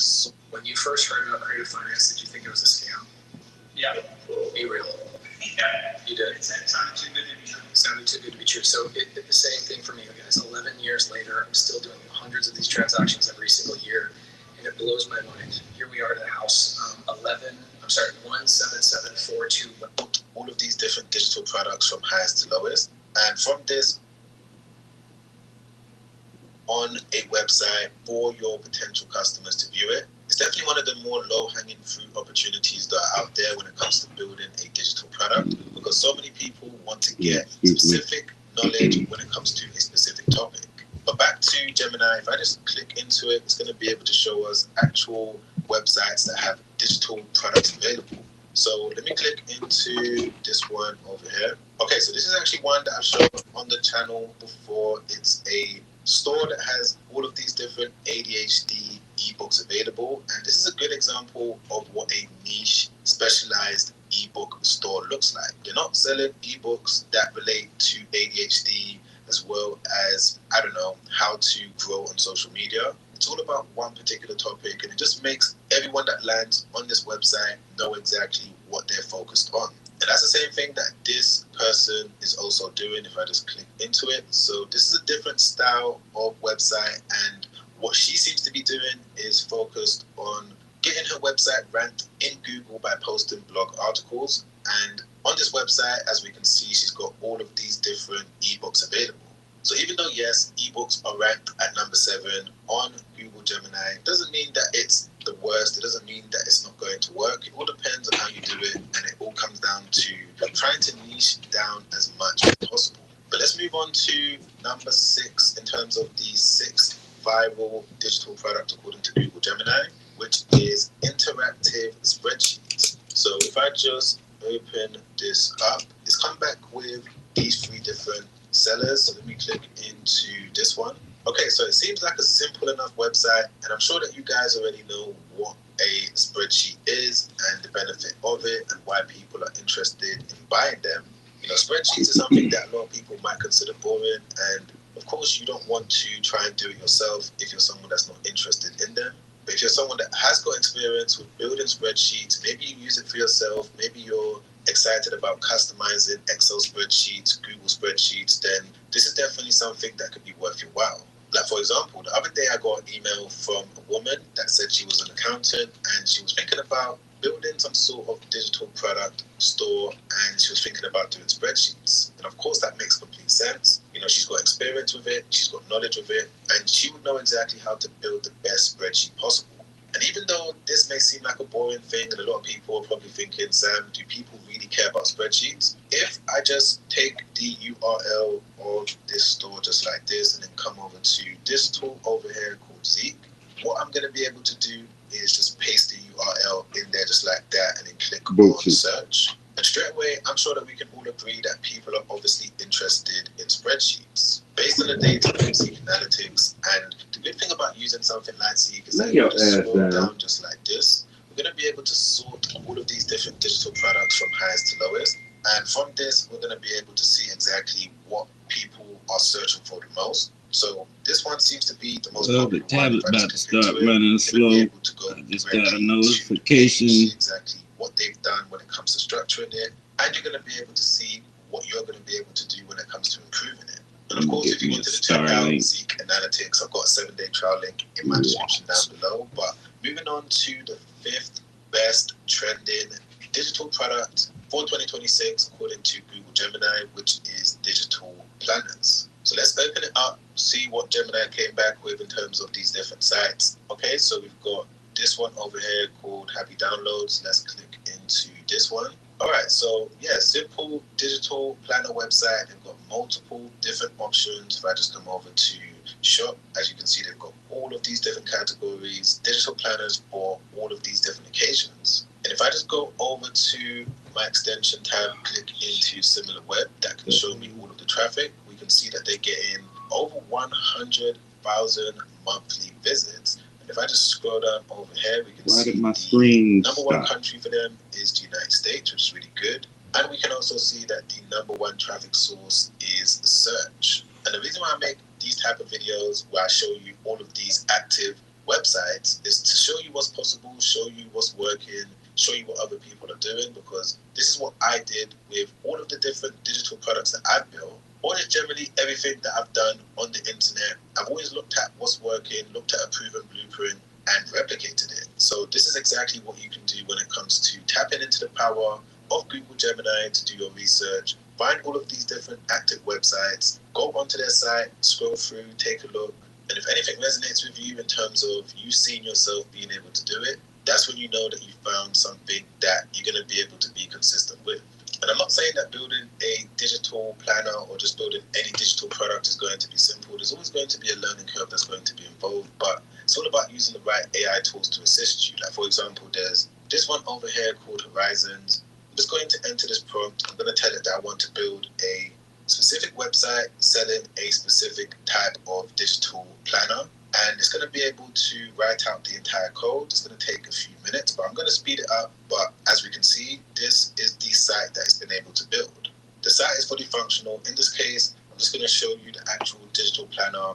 You can go onto it, use it as normal. You can enter things, and it's going to be able to work as it should. It's going to have a whole calendar, and you can make any adjustments to it by entering in a simple prompt. So if you wanted to check out Horizons when it comes to building whatever digital product, I'm also going to leave them in the description down below as well. But moving on to the fourth viral digital product, which is going to be mini video courses. Now, video courses tend to get a bad rep. A lot of people don't like them. A lot of people associate them with, things that are not good, when in reality, mini video courses help so many different people. It's all about making a video course that's going to solve a specific problem. And that's exactly what Gemini has said here. Hyper-focused, short duration, solving a single specific problem effectively. Now, this is something I do. It's something I've been doing for many years, and it's something that's helped so many different people.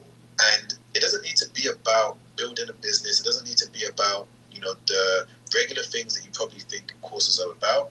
If I just go over to this section, let's see what Gemini came back with. Let's click into this one. So here's a good example. This person is using the Teachable platform, which is the same one that I use. And the mini course that they've created is helping teachers to do more with Canva in the classroom. So this is a problem that I didn't even think about because, of course, I'm not a teacher in a classroom, but I guess there's so many different teachers out there that want to be able to teach their students how to use Canva, and the person that's created this mini course is charging $29. So again, it doesn't need to be expensive. It doesn't need to be thousands. It could be a cheap price like this, solving one specific problem. And yes, it might be low ticket, but if you're able to market it in the best possible way, you should be able to help out so many different people by putting it in front of people that are actively searching for it. And when it comes to making all of these mini courses, you don't need to sit in front of the camera and show your face like what I'm doing right now.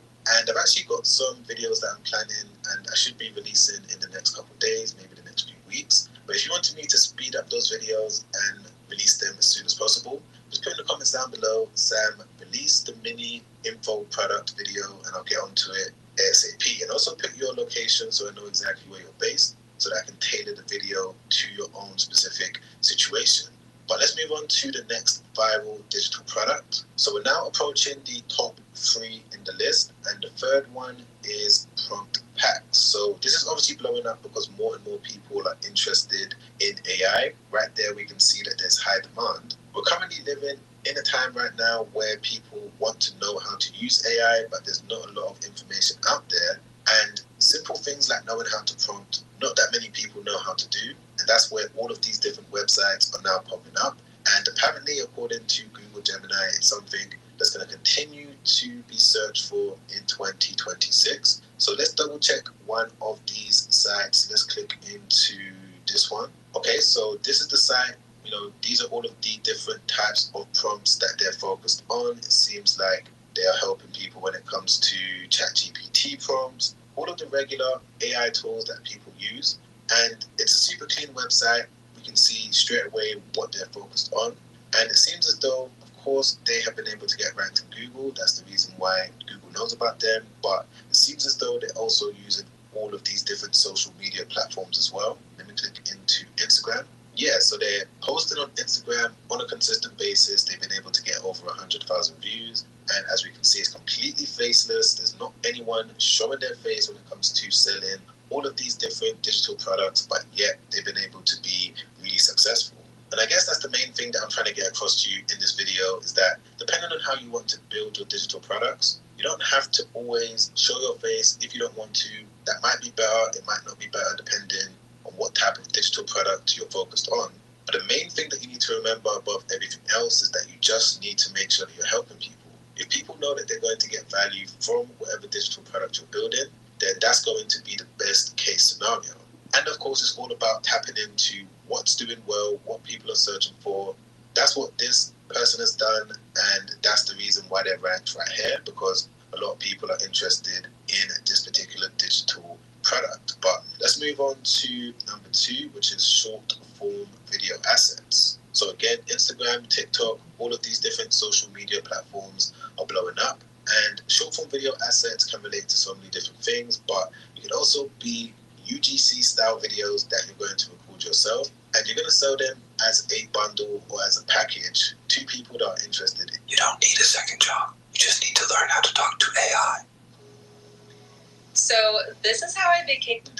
So let me give an example using one of these different sites. So to be honest, this is something that I've not really come across before. I didn't know that this type of digital product existed. But that's the good thing about doing this research. We get to learn together. So by the looks of it, it seems like what they're doing is creating all of these different videos themselves. Maybe they're hiring UGC creators to make videos. And from there, what they're doing is building up a big library of short form video assets. And then from that point, they're now charging people a monthly fee when it comes to being able to access their big library. As you can see right there, they've got over 5,500 ready to post videos. So people will pay this monthly fee. From there, they don't have to think about content. They just go onto a site like this and they're going to be able to publish content every single day without having to make it themselves. So the key thing to learn from this type of digital product is that you just want to make people's lives a lot more easier. If you're able to do that and find ways to do that in the most effective way, that's where you're going to be able to see the most success. But let's move on to the number 1 digital product according to Google Gemini 3.0, which is pre-built AI agents. So I'm sure it goes without saying as to why AI agents are blowing up. There's a lot of people, a lot of companies that are trying to find ways to use AI agents to streamline things because it saves so much time, energy, and money. Of course, you can hire someone, but if you hire someone, they may not do the job in the way that you want them to do. But if you're able to build an AI agent, you're going to be able to do things a lot more effectively.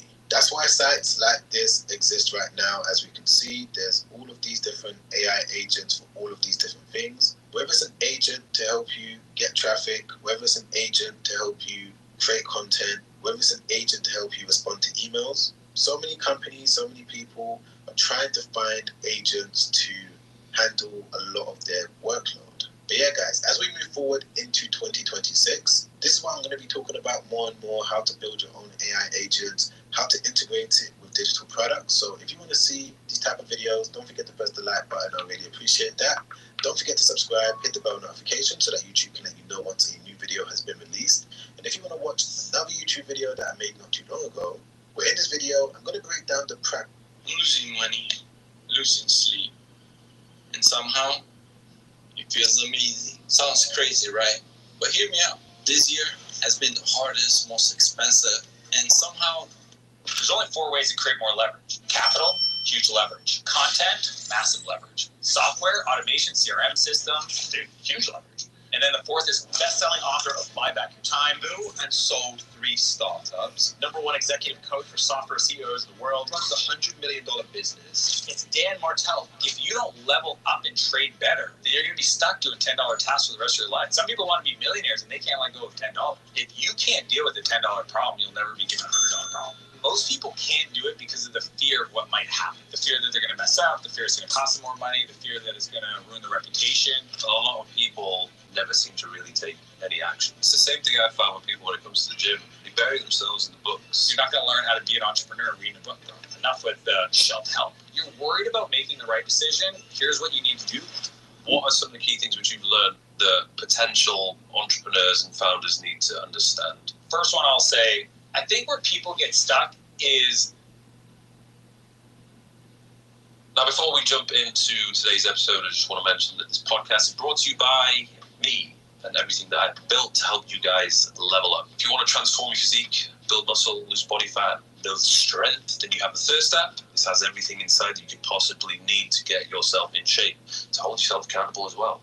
I also have the digital playbook, which is a step-by-step guide to help you guys build a following, monetize the following, and also build a strong personal brand. This is everything which I have done over the past nearly 10 years to allow myself to live a life of financial freedom and also geographical freedom. I can basically do whatever I want.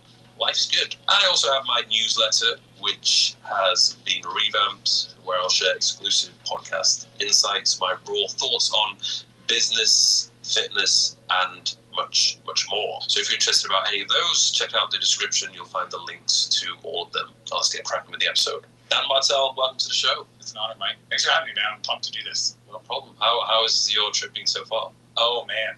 Dubai is like, you probably hear it all the time. I think of like New York City, like entrepreneurial energy meets like Miami with some Vegas in there. But like, I like this. I like new stuff. I like convenience. I like kind people. I'll tell you the thing that I love the best, which I appreciated until I started traveling the world with my family, was the security side. Yes. I have zero issue with my wife going, hey, I'm going to go to this part of town I've never been to, go work at this coffee shop, then go shop, and then I'm going to come home after by herself and not worry that I got to like track her or send somebody with her. Yeah. Underrated, absolutely a game changer. Yeah.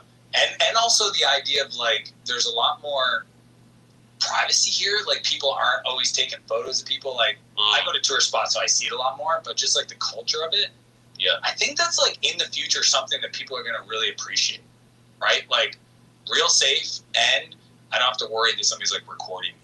Yeah. I think that's why so many people have moved here. I can see the appeal. Yeah. 100%. So even when I was in America a couple of times this year, and it's quite obvious the difference between the two places. Wildly different. And like people have their cameras out, just recording everything, doing the street interviews, and it's a bit like... Dude, they got 360 cams on sticks, walking around. Like, and they're not even vloggers. This is just like, what are you doing? Someday maybe you're going to like watch this, but in the meantime, I'm going to be on your video, you know what I mean? Yes. It's definitely a different culture. And you mentioned that this is one of the many places that you'll go to this year. Yeah, we're doing 18 countries, 30 plus cities. It's part of the thing my wife and I call world schooling. It's been 10 years in the making. Ever since I had little babies, I was like, okay, I want to take this thing on the road. I worked my butt off in the early days of the entrepreneurship, my story in my early 20s, so that when I was in my 30s that I could do this. And then it turns out it takes 2 people to agree to that. So wifey was a little apprehensive. I mean, obviously, our kids are 11 months apart, so they're Irish twins. So she was still trying to figure this out. And I'm like, let's go live in the States for 8 months, or let's go travel the world for 4 months. And so we did like a lot of travel. Every year we did 2 countries. But the idea to actually take the kids out of school and travel with no agenda, like literally, we don't know what we're doing the second half of the year. We kind of planned 6 to 8 weeks ahead of us. But we are going, like, we did all over Europe. We're here. We're going to Asia next, and we're going to go to South America. So it's crazy. That's literally the life that I want to be living with my family. Let's go. So I'm going to be... man. How do we have an SOP? I created a whole playbook. Yeah. It's funny because like Kinsey, who's traveling with us, we hired her for this specific trip, and when we were interviewing, a lot of the people applied. They always asked us like, "Well, what is the role?" And I said, "Think of it this way: you have 2 kids that you're traveling the world with that you're responsible for. Mm-hmm. Every once in a while, mom and dad are going to show up, but you need to like manage. I call it the entertainment, their education, and their health. And it goes health, education, and entertainment. But you take care of that. When we're around, we'll be around. But if we want to like jump on a plane and go away for the weekend, we're going to do that. Mm-hmm. So like that's the role. So it's not just an educator. It's literally somebody who's responsible for making sure that they're good, so that we can actually like. It's not. I think sometimes when people travel, they're like tourists. We want to live. Yes. You know what I mean? Like I'm here and I'm still working. My team's in town. We're in the world doing the thing. We just happen to be geographically in different places. The only way I could see myself doing that without like, you know, not enjoying it was having somebody support us on the kid's side. It's the same thing with me. If I'm traveling, it's a hell of a lot easier if I'm there with my team as well. Heck yeah. And we can just continue doing what we normally do. Routine and rhythms, man. That's how you build momentum. So otherwise it's me there with my Osmo trying to like do everything. No, and then I get you want to just frustrated. live. Like, you want to do your thing and have the team capture, and then, you know, and it's also fun. Like for me, like I train in the morning with my team. You know, we work out, we hang. I mean, I think a lot of people underestimate the value of like dedicated team members. Right? It's easy in this world of like having a lot of freelancers, but when you have people that like you work with for years, and they get to know your routines, your rhythms, your preferences, it makes running through this world a lot easier. Yeah, I think continuity is an unfair advantage. So think about it, like the continuity of your team is actually a way that you can build and compound, where most people that are more transient like that never actually, they don't, you know, like Sam was sitting over there. Like one day I sat down and said, I want to work with you for the rest of my life. So tell me what you need for it to be true, for us to do that. I've had that conversation with Todd, who runs one of my company, Ann, who's my chief of staff, Roddy, who runs one of my, like literally it's like, I want to work with you forever. You tell me what your needs are, I'll make them mine. And then that way I don't have to worry about like having to find somebody new and train them up and for them to understand all the weird things that I like to do in business. Was he, you wanted to work with him because he was that good? I think, you know, people always ask me, like, what was it about, let's say, Sam? Because a lot of people know him because of the social media. You know, he's my creative director. He's one of my best buds. My training partner, we always joke, he's my security. He's also my kid's big brother. He's been in my life for like 7 years. I didn't know when he started working with me if he was going to be one of those guys that we're going to be able to perform. You know what I mean? Like, people go like, what was it that you saw? I see the same thing in everybody, potential. And then it's kind of like, you know, at the circus, they have that game where you have like a squirt gun and you shoot, and there's like a horse racing across this, like a carnival game. You shoot the hole in the water and it like kind of races. Everybody has that same opportunity, and it's whether they show you they can keep racing or they show you that they can't. But I just treat everybody as if they can until they tell me or show me they can't, and then I just stop betting on them. If that makes sense. But the big thing for me, 100%, I always tell people this, every one of those people I mentioned, if I put $100 million on a USB key of like some Bitcoin and gave it to them and said, I'm going to go travel the world for a year, I could trust without even thinking twice that I'm going to come back and it's going to be there. That's what invaluable. Like, I can deal with like missteps, challenges, issues, like, but if I never have to question the character and what their interests are in the alignment, that to me is invaluable. These were people who wanted to work with you before you had the presence on social media. Man. These are people that could care less about my social media, honestly. That's good. Yeah, it's kind of wild because, like, you know, what I love about Anna, she wasn't even on social. You know, she was an incredibly talented person that managed a family, kind of like a estate manager, and just wanted the opportunity to work remotely. And I needed somebody to kind of be more of a chief of staff that had, you know, depth in like things like that are more in that world. And, you know, I mean, I literally just had a call with her before I came up here, and the team listened to it as we were in the car, and it's like the most efficient conversation I've ever had. Like she gets me. Like, we went through 17 things in 9 minutes. Like, she knew what I was going to ask. Like, she knew as soon as she said something, I was going to ask something, that she had the answer for it to move it forward. And I just think, you know, there's a lot of training involved. There's a lot of feedback involved. There's a lot of her giving me feedback. Like, hey, I could do a better job if you stop doing this or start doing this.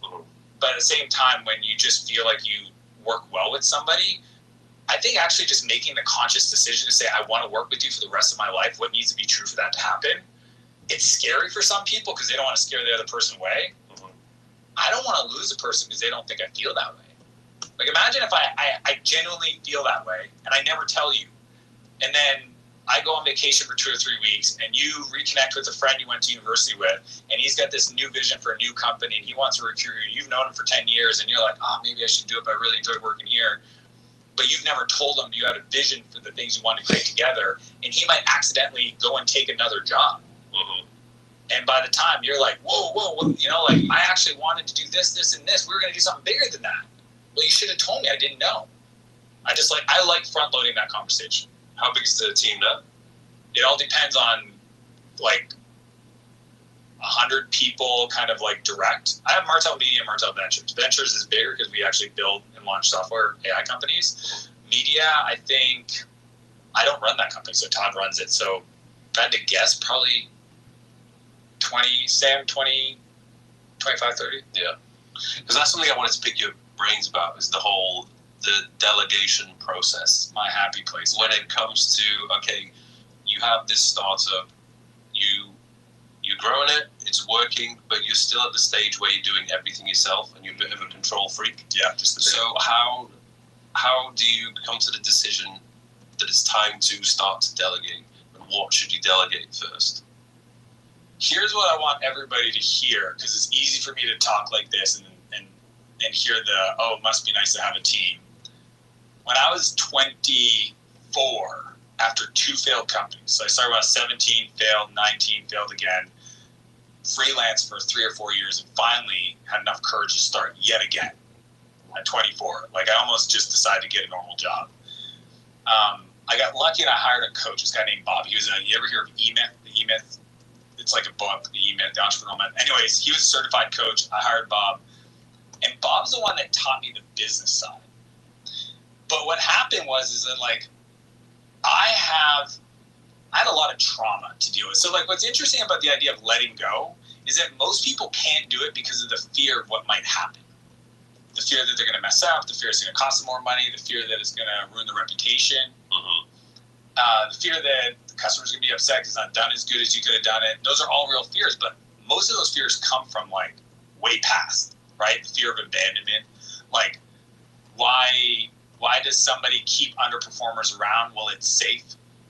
If I hire somebody smarter than me, there's a risk they might actually come in and steal my business. You know, like, these are subconscious things that I didn't even know I was doing, but my actions reflected that. So, like, the self-sabotage. So I went through a period of 4 years where I had a hard time letting things go. Even though the company grew, I became a multimillionaire at 28. It was an awesome entrepreneurial experience. It almost literally killed me. Which company was this? That was Spirit Technologies. Okay. So it was an enterprise portal software company. I started when I was 24, sold when I was 28. This would have been 2004, 2008. And I didn't learn to delegate there. I learned how to keep all the plates spinning. I learned how to work 100 hours a week. What changed was when I moved to Silicon Valley. So right after I sold that company, I decided to move to San Francisco to see if, is it what I think it is? You know, people hear about Dubai and they're like, is it really like that? Just come visit.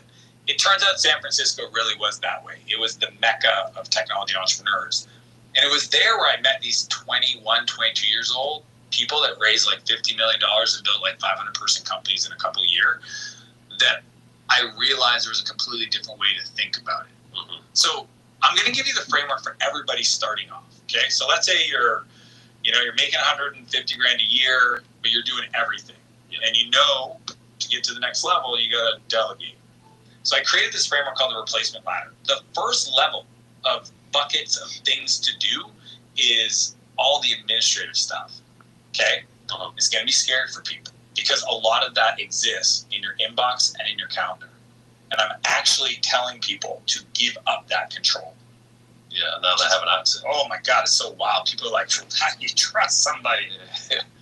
Look, the whole point of growing anything is having to let go of stuff, right? We think of them as like factors of 10 problems. If you can't deal with the $10 problem, you'll never be given a $100 problem.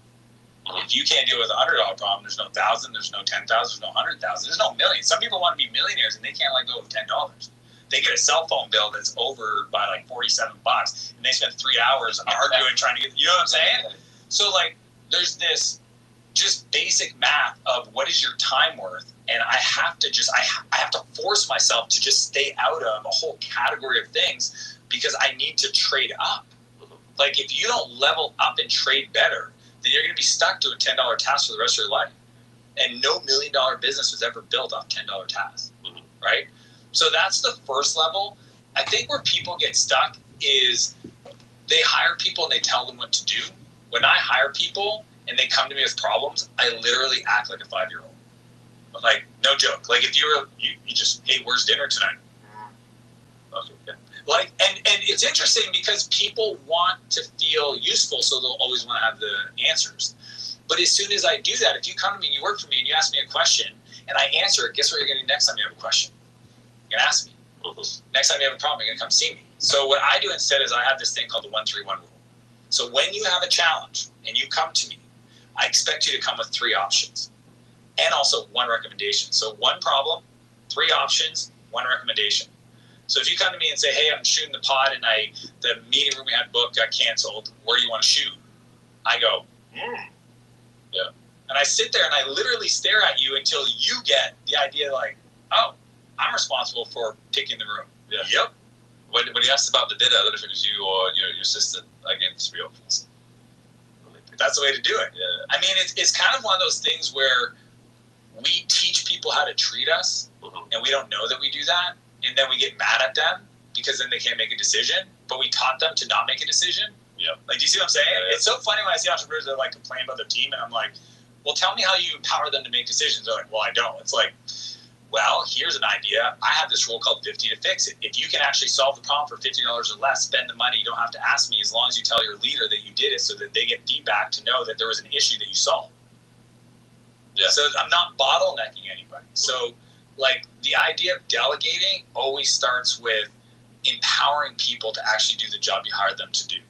And for me, like even managing my inbox, I let my team try to respond and they'll just write drafts. They don't have to hit send. And then when we get on our daily sync and I look at it and I say, oh, that's good, send that. In the future, just deal with it. And they're like, all right, cool. And they only put in the review folder. That's like the folder where we talk about things that they don't know how to deal with. Everything else, I just trust. Now, it's tagged responded, so if I ever want to, I can go and audit everything they've ever said to somebody. But I'm really empowering my team to make decisions and move things forward so I can take all that time back. Like, a really good assistant can get you back 20 or 30 hours a week. What would it feel like to wake up on your terms, work from anywhere, and actually enjoy what you do while helping others? My name is Alex Conner. I'm the founder of Business Lending Blueprint. I had the privilege of helping over 4,000 people start their own lending businesses. And my work has been featured in Forbes, Reuters, USA Today, and Entrepreneur Magazine, and many more. Every day, small businesses get denied funding from banks, small banks, major banks, even if they just need the capital to survive. But there's a massive network of private lenders still lending, and someone needs to connect them to these people. Hi, as the title of this video suggests, I'm going to be giving you 15 years of SaaS and software building advice directly from me. I've been doing this shit for a long time. And while I've made hundreds of millions of dollars building SaaS companies, I've also fucked up a lot. Like, a lot. And I've been through the entire journey of this. I started off building little wingding software apps that you would sell in little cesspool forums like the Warrior Forum. I know a lot of you internet marketers remember that. I've gone all the way to building tons of little mini apps to kind of middle ground apps that I had a few exits in, all the way to building a pretty large data attribution and outbound SDR AI training company. I realize that's a mouthful. You don't have to understand what my main company, Hyros, does. That said, it's closing in around $40 million ARR. We're growing at about 40 to 50% a year right now. And while that's not the most successful SaaS company on planet Earth, in fact, people are making so much money in SaaS and AI that I'm actually kind of on the poor end of SaaS success. Palmer Luckey managed to grace my Facebook wall to remind me that I'm poor the other day. And jokes aside, while my company is not worth $32 billion like Palmer's is, I've managed to have some pretty good success that I feel that if you're watching this video, you want to get to. If you're looking to build a SaaS company and take it from zero, bootstrapped, without raising money, to making you tens of millions of dollars per year, I can tell you all about that. And what I'm going to do in this video is tell you all the things I wish if I could go back in time and tell my 22-year-old self, I believe would have actually made me a billionaire by now, because I have just fucked up and made so many stupid mistakes. So I'm going to tell you everything that I wish that I knew through my entire journey at multiple levels of building SaaS companies, software companies, startups. For the rest of this video, I'm just going to call it SaaS. This covers everything. AI as an agent companies, SaaS companies, mixed AI, SaaS companies, software. I'm not going to define that term every time I get to it in this video. And this is going to just be a range of tips from various levels, whether you're just starting off and beginning all the way to making your first 100K a year, even past $1 million a month level. I'm going to give you tips across the whole range. It's just going to be a massive brain dump of what I know and to what you know to hopefully save you the need to spend a decade learning this stuff. Let's begin. And this is also going to be rapid fire. I want you to leave here with just a bucket of knowledge, a bucket of tips that you can apply right now that will show up in your bottom line. So the first step I want to give you is build different types of SaaS and different sizes of SaaS for different goals.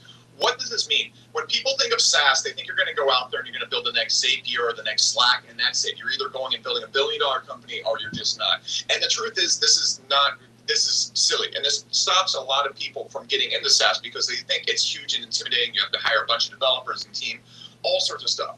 Now, as we get through this video, you're going to see it's nothing further than truth. But the first thing I want to tell you is that a lot of people assume you're going to have to raise a lot of money and lose a lot of money building a SaaS company. Not necessarily. You need to understand there's different types of SaaS out there. There are big, giant, raising money, go to the moon SaaS companies like Slack. There's also multiple $10 million multiple $1 million per month companies like Hyros, my company, that are bootstrapped. Okay? And then you also have to understand there's very tiny software companies that make 50 to 30K a month. And as you get through this spectrum right here, the cash flow or profit goes up. So for example, Slack, its first 5 years never made any money. Hyros, its first couple of years didn't make any money. We're very, very profitable right now. And a lot of software companies I built when I was a lot younger that made 30, 50, some 100K a month were almost 80% profit margins day one. And so when you're building SaaS companies, you need to first start off and ask yourself, what are your actual goals when building your SaaS? If you are like most people, you're probably looking for just financial freedom, which is going to be making an extra 30, 50, 100,000 a month, $1 million per year. At that point, it's not extra money. That's your main funding money. That's your lifestyle money. That's completely fine, and it's totally possible to build apps like that where you don't go and hire big software developer teams. You either use a firm or you use AI coding and your own coding skills to go and build tiny apps to just make you money and cash flow. Now, as you get higher up through this, it becomes much harder to do that because as soon as you get into the 200K, 500K, $1 million per month range, that's when competitors start coming in who are very cool, not making any money up front or not making money ever, which I'll get into here in a second. And it's not about, you're going to see the best way to make money in SaaS isn't actually making money. It's actually building the thing to be big. Just understand when you get into this, think about what you want. Do you want cash flow? You're probably better off building multiple $30,000 to $50,000 per month SaaS apps that cost very, very little or can be built for like $10,000 to $20,000. If you're trying to just get to maybe $1 million per month, you're probably better off just bootstrapping a company, kind of similar to like I did at Hyros. There are bootstrap companies, which bootstrap means you didn't raise any money from investors to build a company. That said, that's not the fastest way to build a really big company. If you're looking to make billions of dollars, you're probably going to want to raise money and try to build something like Slack. Most people are going to want to go right here. So just get this out of your head that you need to recognize what your actual goal is for your financials and your career and where you need to target. I want to be a billionaire and build something like Slack. Okay, and I think I can turn Hyros into something these sizes right here. There's plenty of big companies like Surge or Valve or whatever that are smaller companies that didn't raise any money that have just gone to the super multi-billion-dollar valuations. For example, OnlyFans, Zapier, Craigslist, examples like that. So just understand this as we get into it. Now, I mentioned before, number 2, this is the next tip right here, that the best way to make money in SaaS isn't actually trying to make money in cash flow. So what do I mean cash flow? Let's say your software costs you $20,000 to develop and then $10,000 a month to maintain and have the developers keep working on it, and you make $50,000 a month. So you're taking $40,000 a month profit home after advertising, whatever. That's great, but the best way to actually make money in SaaS is like I talked about with Slack. See, the way the big dogs make money is they don't make money ever. What they do is they build something big. So, for example, if you look at something like, I don't know, 11 Labs, relatively new AI company, Cursor, one of the fastest growing AI companies, SaaS companies, software companies in the world right now. They've shot from $0 to $100 million lightning fast. They've not made $1. They've raised tons of money. Their cost to run is way more than what they make. Why on earth do they do this? It's because it builds the equity valuations to crazy numbers. I believe Cursor, I'm just going to throw out a number, is worth like $10 billion right now.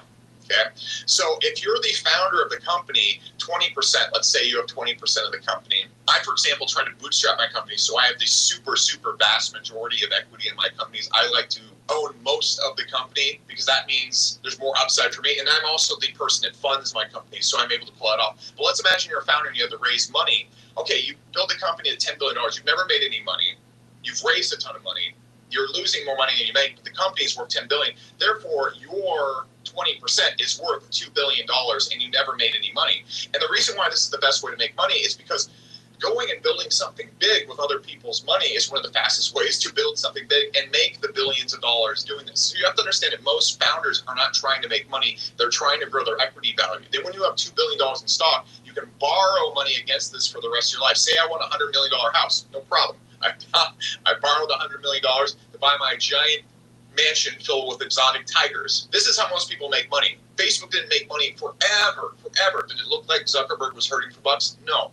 This is how most people, the smartest people, make money, and how you want to make money as you get more advanced in SaaS. Because if you have a business that is making $100K a month and you extract $80K a month from it, that $80K a month isn't going towards growth. Whereas if you go and keep that $80K a month in the business, you can then use it to grow the business, and the business is going to grow to, let's say, $300,000 a month.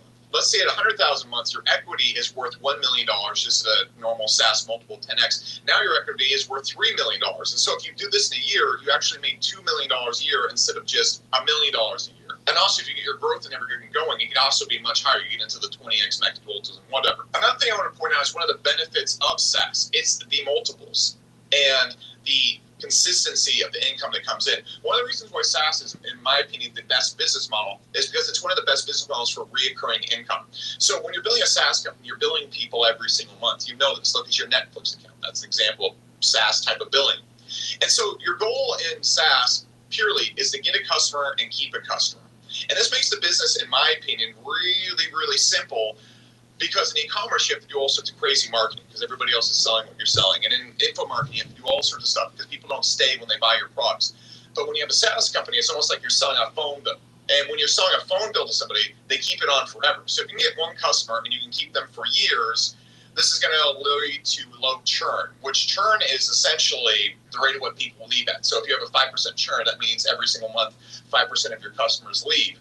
That's really bad because at the end of the year, 50% of your customers have left. However, if you get your churn to 0 or 1% or even -%, which is, let's say a person signs up for $100 per month, and on average, they upgrade to $300 per month and they don't leave, that's going to give you negative churn. So one customer actually grows the count. Regardless, if you do this right here, your multiples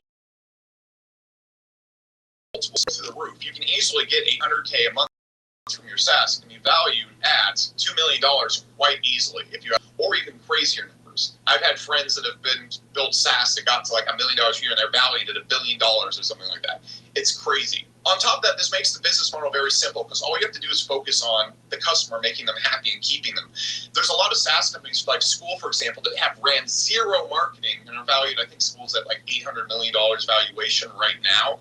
And the reason they were able to do this is because they bring customers on and they have negative churn. That's it. All they focus on was just keeping their customers. And you can count on that money coming in every single month. So again, your priority as a SaaS owner just becomes taking care of the customer. I love that because that's very simple. All you have to do is think about the customer and make them happy instead of all the other crazy stuff. For example, if you look at like Logan Paul's Prime Energy drink, okay, we can talk about how the quality of the product or whatever, the hype, all the angry stuff you want to say about Logan Paul. But regardless, they're selling flavored water, and everybody on planet Earth is selling flavored water. They have to do like crazy stuff to get people to prefer their flavored water, and there's no way to really like take care of the customer that much more than Gatorade does. It's just flavored water. That's hard.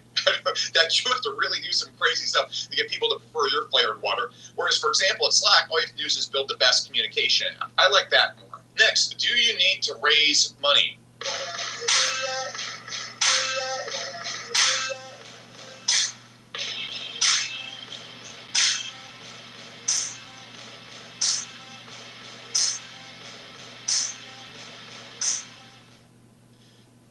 This is kind of a goofy question when you really break it down, because what people think is you need to raise money just as like a thing you have to do.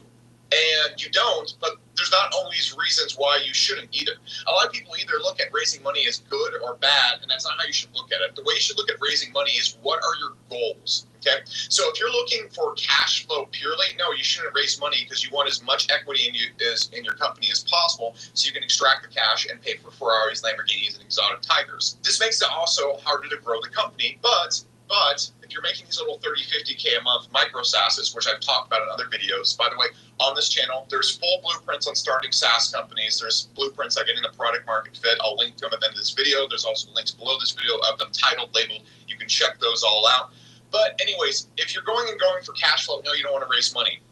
Now, Hyros, for example, my company was bootstrapped. And the reason I did that is because I could fund my own company. So technically we didn't raise money, we just raised money from myself. This is why having a business experience or having a supplemental business or tying this to an existing business, for example, if you look at Blockworks, they started off as like a news site for crypto. They actually started off with way other stuff than that. But what they do now is they have a crypto news site where they get information for hedge funds, institutions, whatever. And then they added a SaaS on top of that. And so basically the company that originally started the company funded the SaaS. Now they've also raised money, but I'm giving an example of having an existing company like an agency or an info business and then using that to fund the company. This is what I did. I had info businesses and these mini SaaSes, and I used this to start Hyros. It's really good if they work together. So for example, if you have an info company like Alex Hormozi does, where he's sharing information and whatnot, gets all the attention, and then he goes and pushes something like School, which he is a 20% owner of,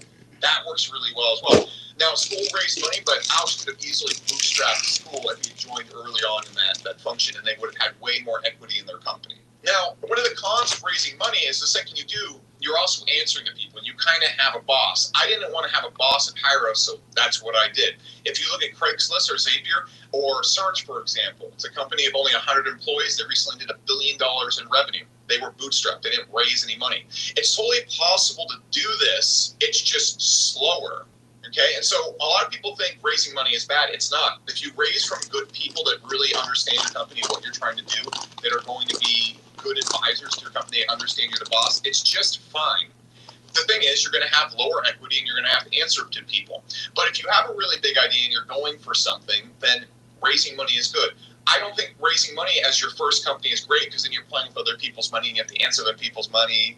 And if you mess up, you have to deal with them. I'd rather mess up and just deal with the consequences myself. So raising money is faster. And sometimes being fast is more important. If you're trying to build a billion-dollar company, you need to strike when the opportunity is hot. You need to build as fast as possible. Therefore, raising money is important.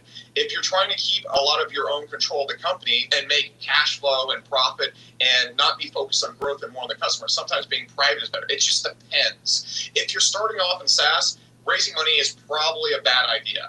If you're on your second or third SaaS and you have a really big idea, you want to scale the moon, or your SaaS starts working really, really well, and you have lots of product market fitting, competitors are starting to pop up, then raising money to build fast and outpace your competitors is also a smart idea. It just depends on the situation. And like I said before, when I talked about building for equity, this is why companies go and build and lose money as they're building. You're probably thinking you have to lose a lot of money by default in SaaS. No, that just has to deal with the best way to actually make money in SaaS, because the best way to make money in SaaS is to build a big company, not actually make income and cash flow from your company. You can actually do both. For example, OnlyFans is massively profitable. If you look at Pump.Fun, massively, stupidly profitable. If you look at crypto apps like Uniswap or whatever, massively profitable. You can do both. It's just kind of rare, and it's a little bit more difficult. You really have to get into a niche and run hard early on. So just understand those different situations, and that's why people are raising money. That's why they grow if they do. So when you start a SaaS company, just general advice, the best way to start is to build one-to-one and do things that don't scale. You're going to see do things that do not scale all over the place. You saw, like, for example, Airbnb, when they started, they were like manually signing up and like doing all sorts of winging stuff to get people to sign up and like use the Airbnb system. It started off as like a weird thing for events in San Francisco that would help people actually find rooms. So it started off completely tracking manually. A really good other example of this is Stripe. When they first started off, the Carlson brothers would actually just go in and install Stripe and like go to events like, our payment processor is better than PayPal, let us set up for you. People said, no, I don't want to set up. They said, that's fine, I'll do it for you. The point of this right here is when you build one-to-one, it's a lot easier to sell. So I can go to like the dentist and say, hey, like I'll make an AI app just for your business. Or you will go and actually set your software first for customers. For example, when we started Hyros, how we got our first 50 customers is I explained to them why tracking would improve their ads by 10-15%. And they, of course, believed me-ish, but they didn't want to do it themselves and they weren't going to spend money on it. So I said, look, we'll set you up for free. We'll plug you in. Your ads will grow this amount. And then after that, we'll talk about you paying us. So we just did that manually for customers in the info business. And we really designed our software for tracking their unique situations because the software was unique to them and we set up for them. And we did almost manually like a service at first. We were like an agency plus a software. This allowed us to charge a lot up front because we're also offering the VIP White Club service. So the cool thing about building one-to-one, you're able to sell much more efficiently. You're able to directly sell to customers literally through DMs. You find your target customer and you offer to build it for them and customize it for them.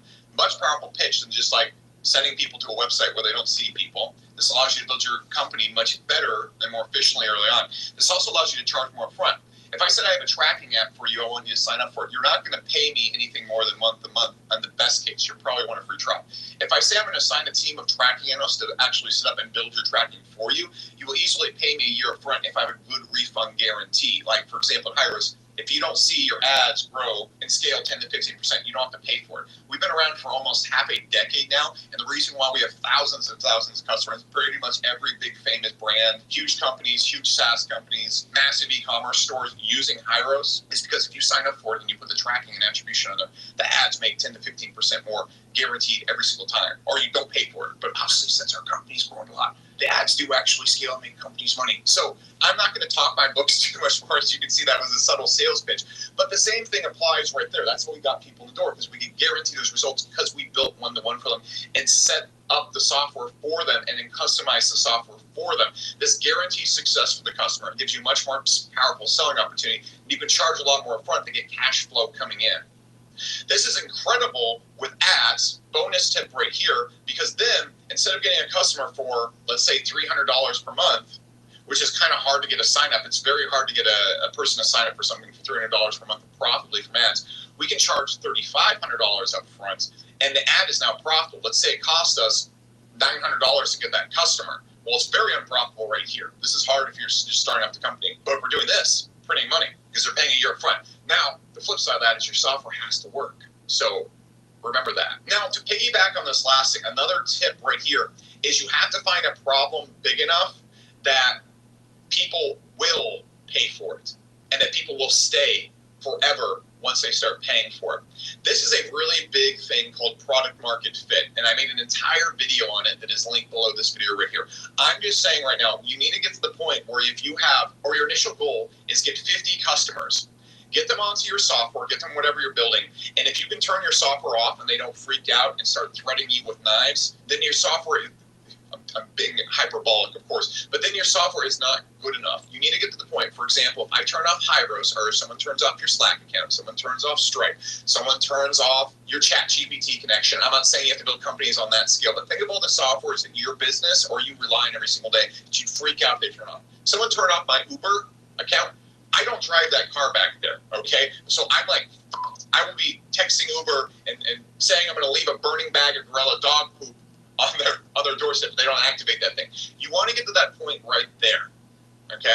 And so focus on a problem where you have that situation and achieve product market fit before you ever do marketing. There's an entire video below this on that. You should really watch it after this video because it's the most important thing. Because that's a whole video in itself. I can't make it a micro tip.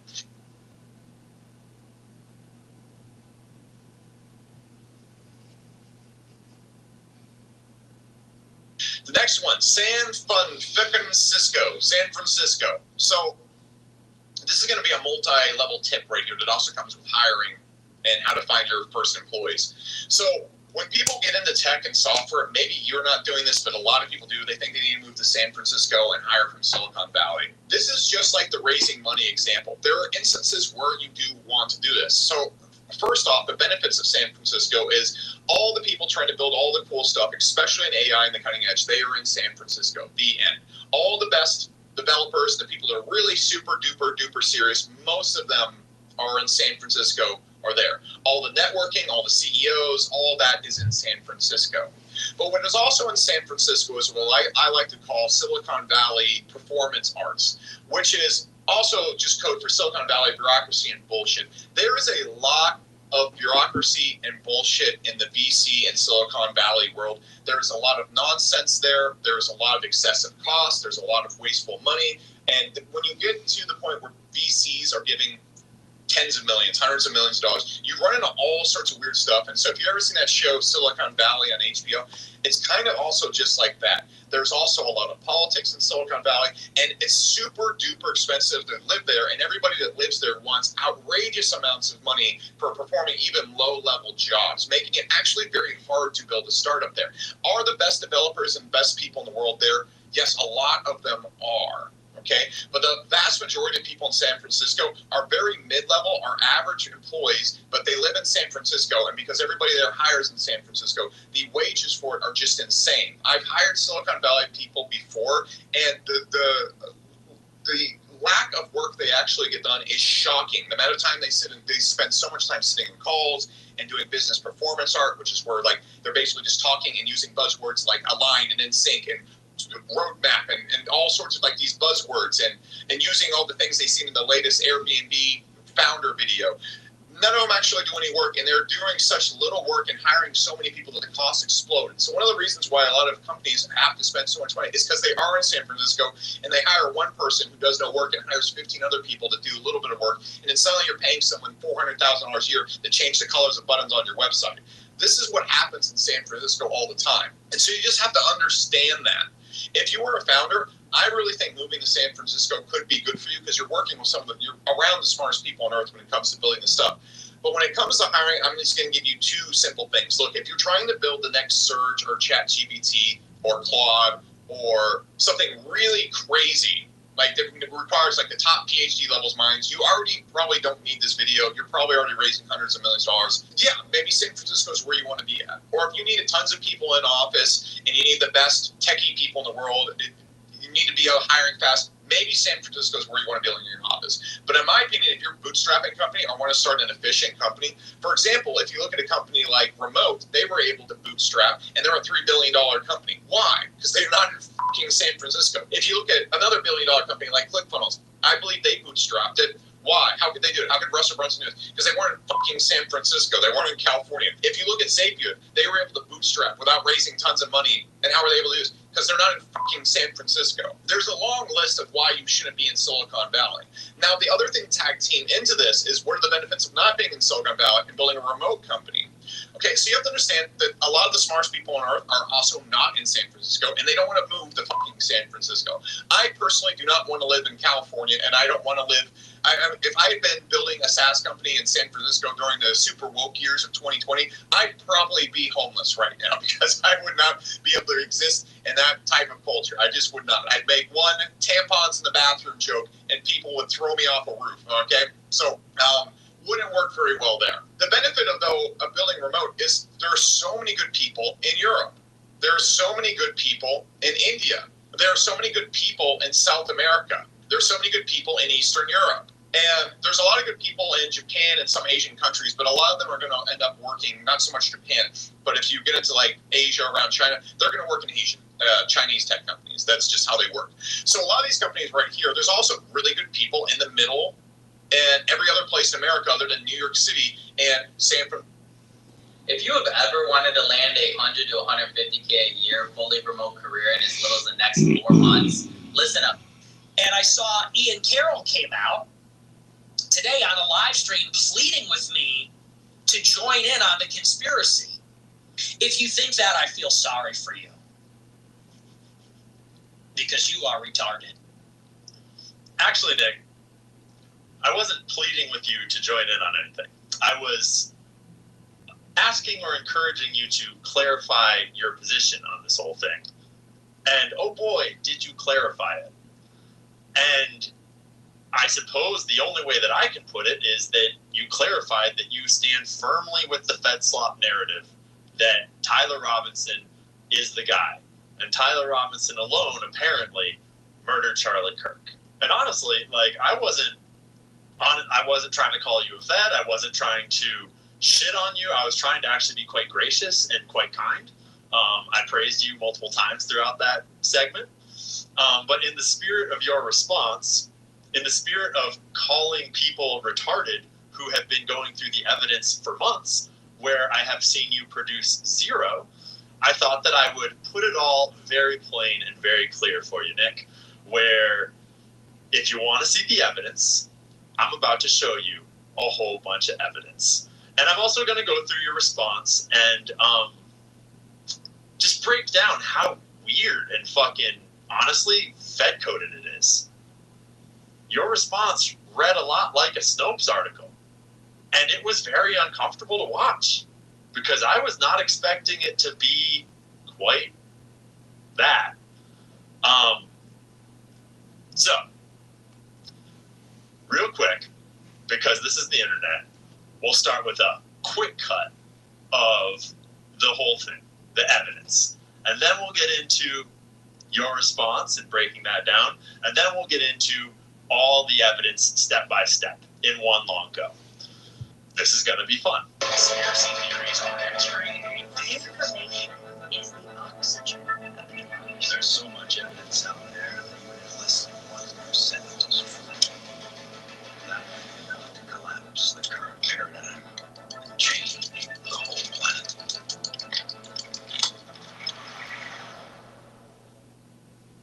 Ian Carroll says, we're all over here. Where's our general? Where's our guy? I was just being kind, Nick. You're not our general.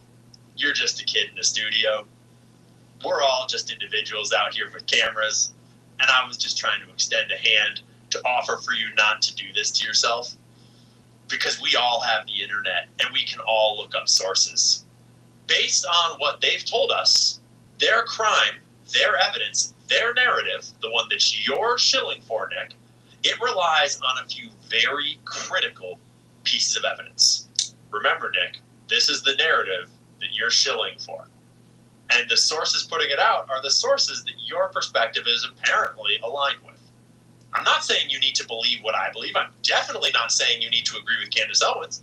And you're going to notice as you watch this video that none of the evidence I'm going to present is Candace Owens saying things. And I would say with Ian Carroll, where's the evidence? What even is that? Sit tight. We got it coming here for you, bud. So, let's start with the gunshot. His head fell off. I want to remind us all that at the actual scene of the actual crime, there was no exit wound. There was no blood splattered across the white backdrop. Nothing. And the round enters and just absolutely goes through the rose, through the bone of the rose, through the back of the rose, through the Oriental strand board. So if this 30-06 had hit Charlie in the neck the way we're told, it still could have gone through a concrete wall behind him and hit someone on the other side of the concrete wall. That was 3/8 inch. Clean through 1/4 inch steel. Clean through 3/8 inch steel and 1/2 inch steel. Almost, or actually potentially did actually blow out the side of that. So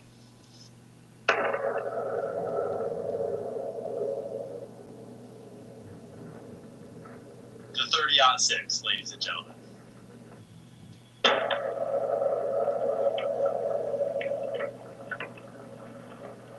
Did you see the spine fly out the back of his neck?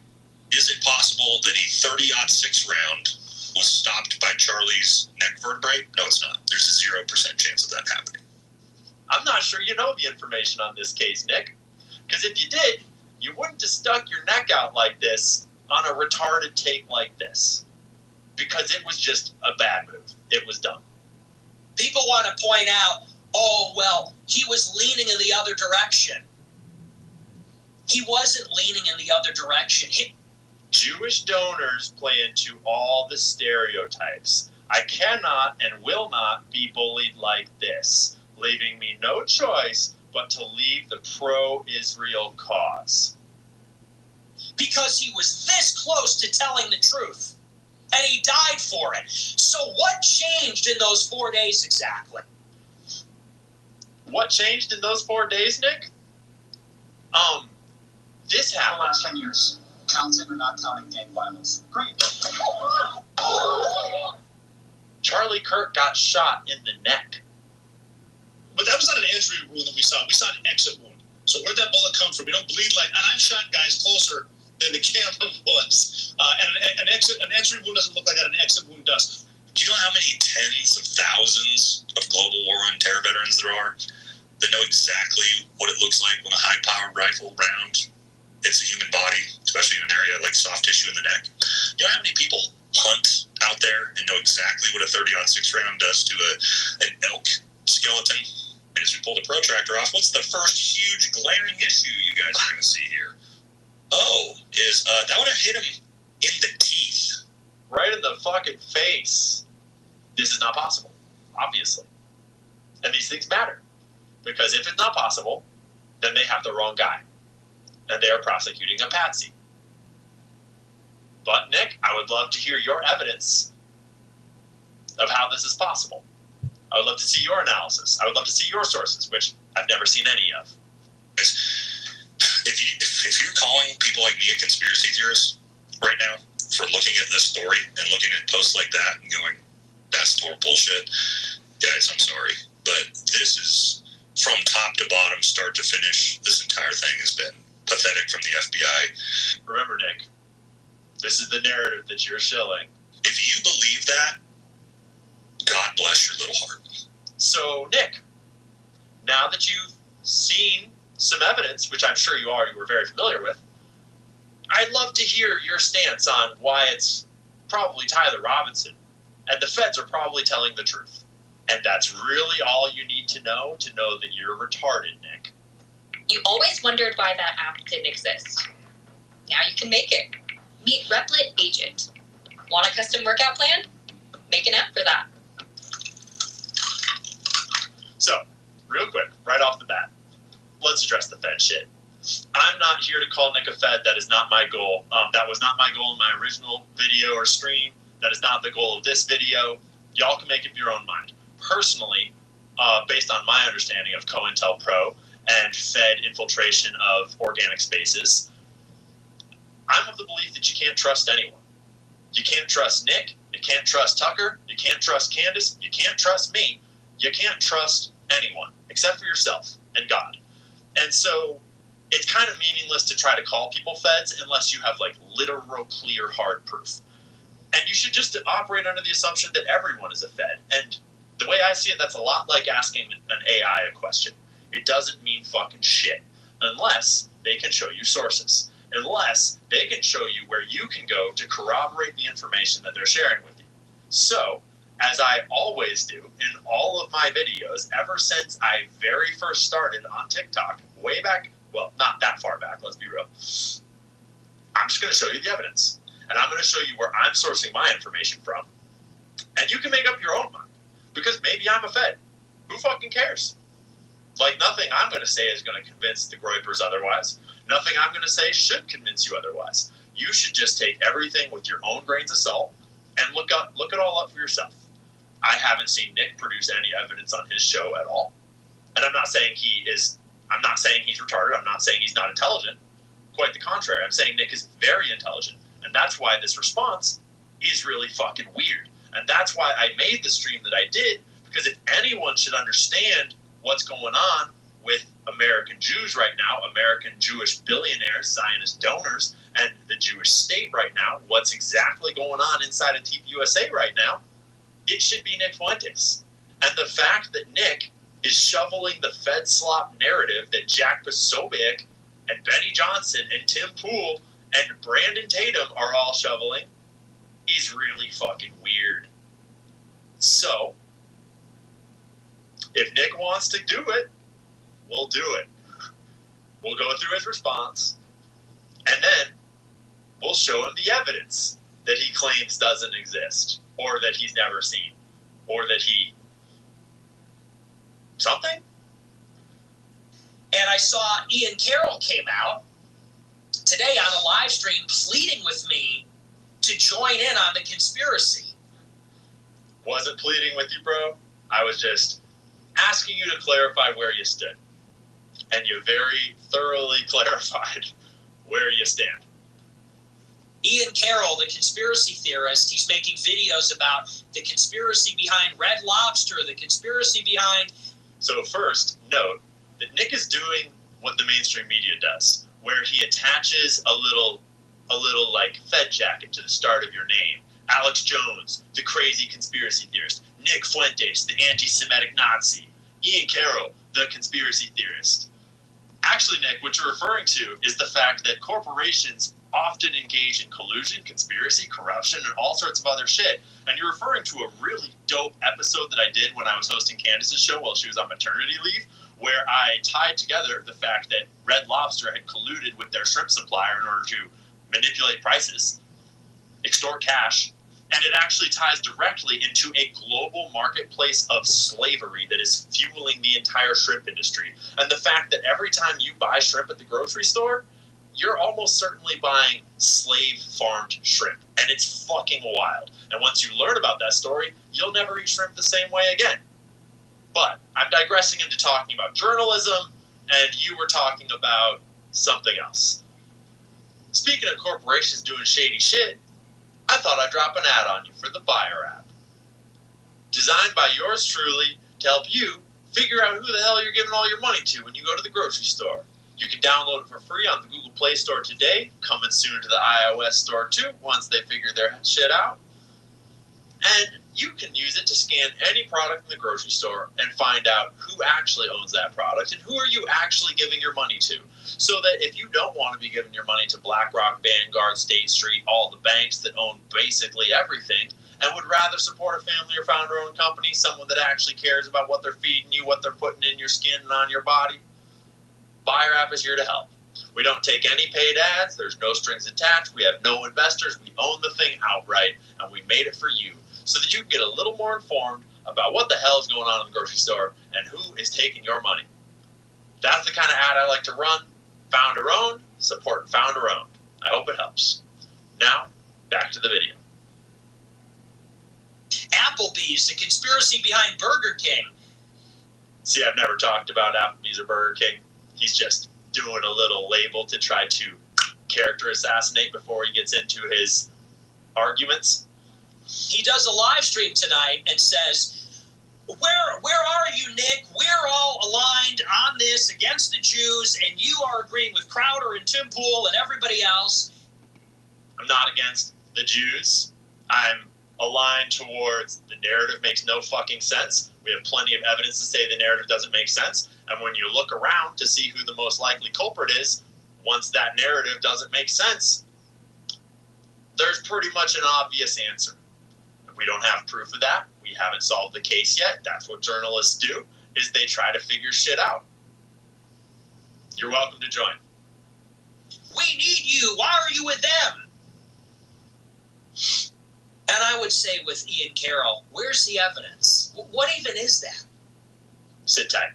We got it coming here for you, bud. Everything other than evidence. They're going to say, listen. But first, Nick,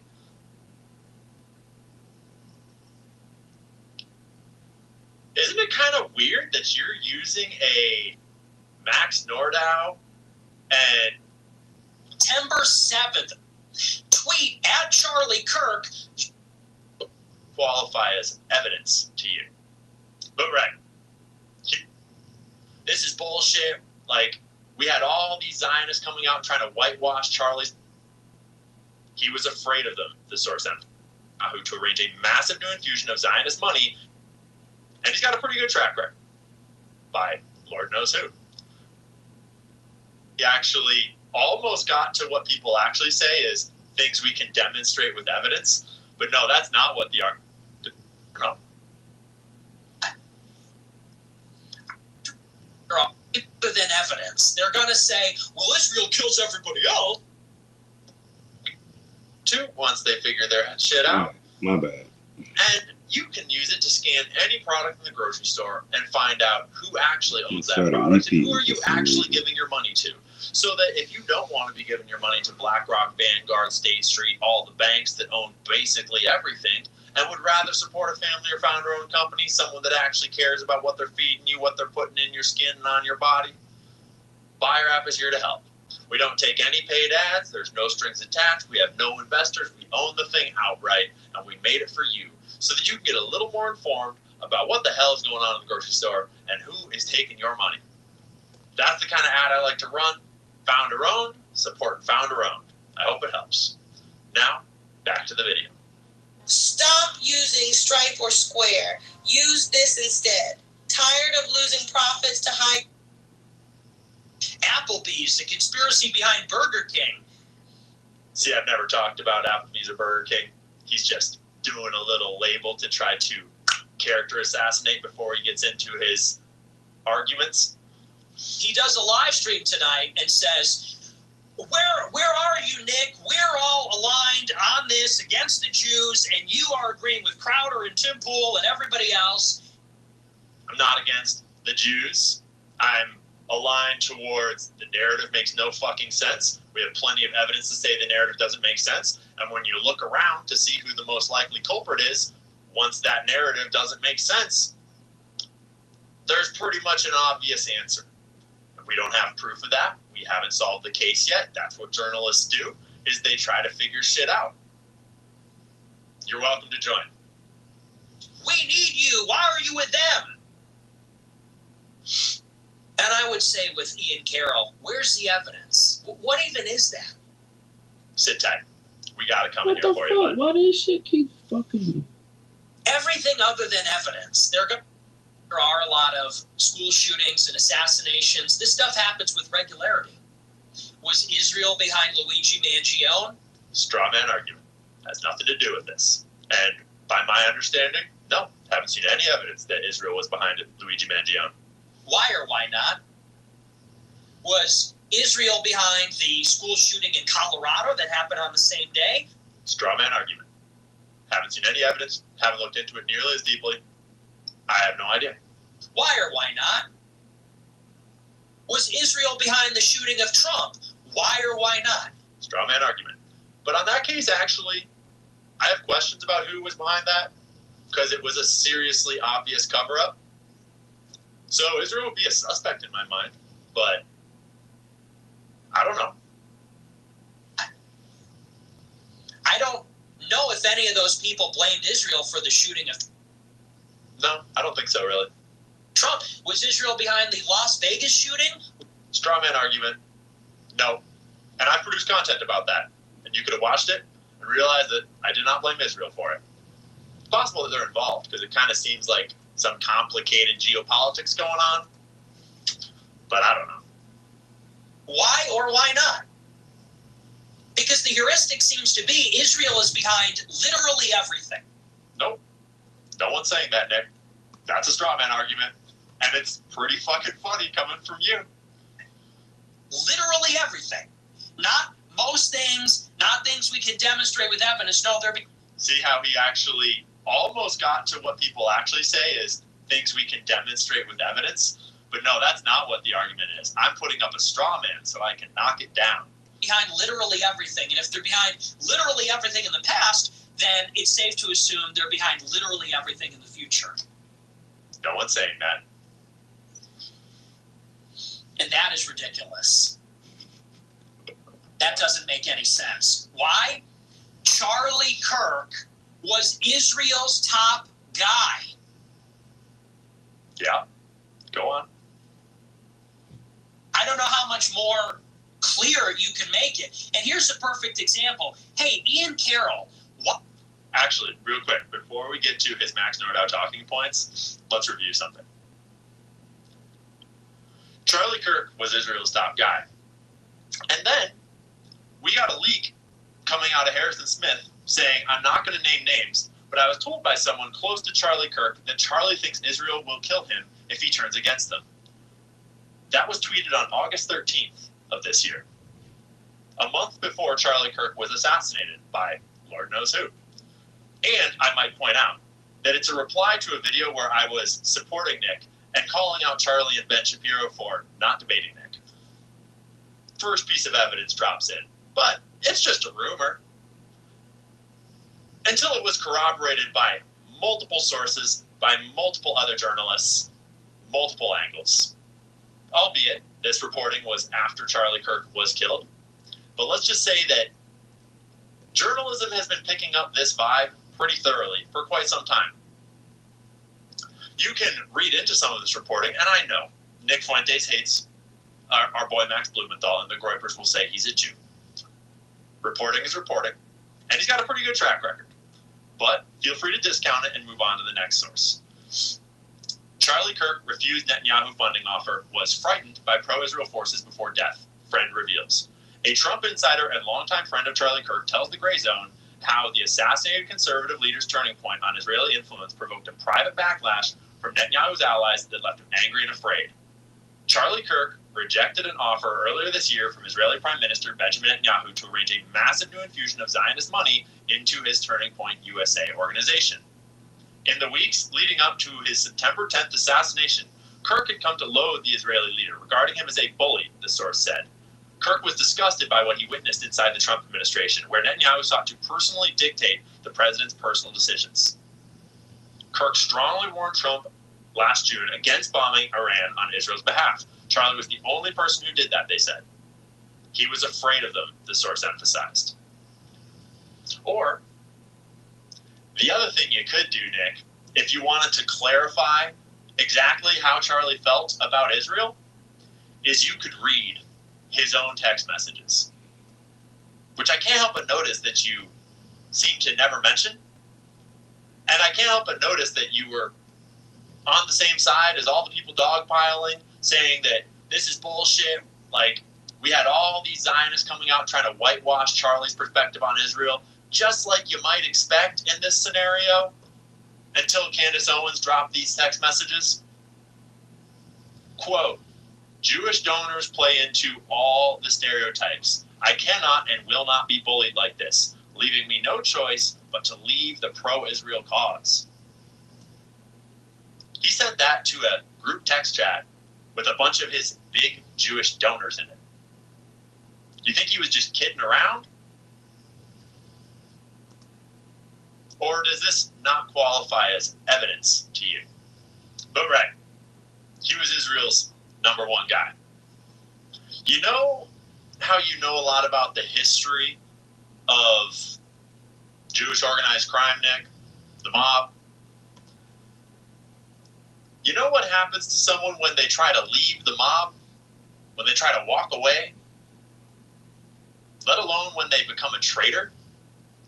In fact, his closeness to the whole situation, his closeness to Israel, is one of the best and biggest arguments for why Israel is a suspect. Similar to how when a wife is killed, you should probably look at her husband. And it's something like 40% of married women that are killed by some form of lover. I don't know how much more clear you can make it. And here's a perfect example. Hey, Ian Carroll, why did you on This part's amazing. September 7th tweet at Charlie Kirk, you're working for the Jews that killed Jesus? On September 7th, 2025, you tweeted that Charlie Kirk is working for the Jews that killed Jesus. Was I wrong? And I didn't say the Jews who killed Jesus. You know what I said. On September 11th, you were absolutely certain that Israel killed him. Actually, that's not what I tweeted. But first, Nick,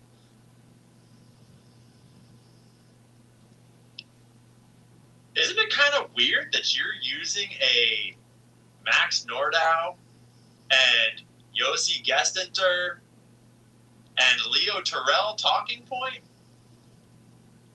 Isn't that a little weird?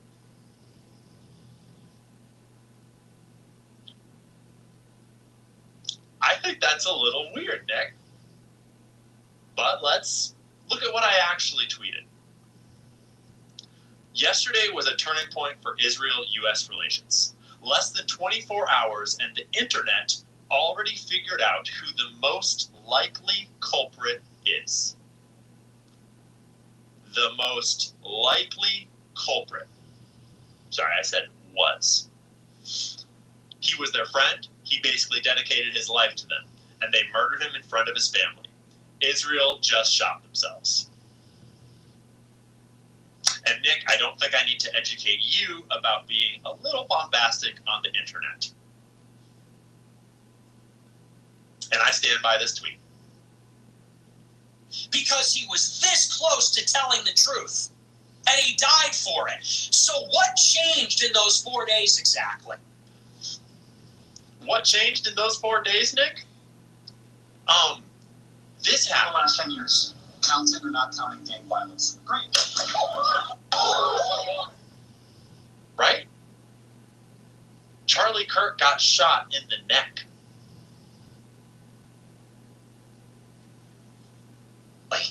What irrefutable proof did you get in those 4 days? On September 7th, you said Charlie No one said irrefutable proof, but I'll let you finish your sentence. Kirk is working for the Jews that killed Jesus. On September 11th, the day after he was killed, you were certain, beyond a shadow of a doubt, that Israel...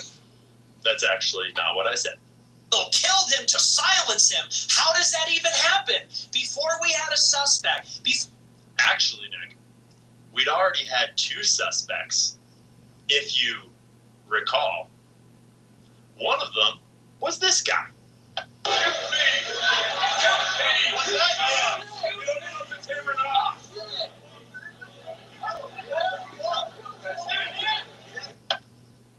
On September 11th, we were fed this critical piece of Fed slop, which you appear to be defending. A bolt-action rifle, which this technically is actually not a photo of the weapon, which will become very relevant later. This is just some other photo that the news agencies dug up, but the FBI and law enforcement told us on that day that Charlie was shot with a .30-06. And that's really all you need to know that you're retarded, Nick.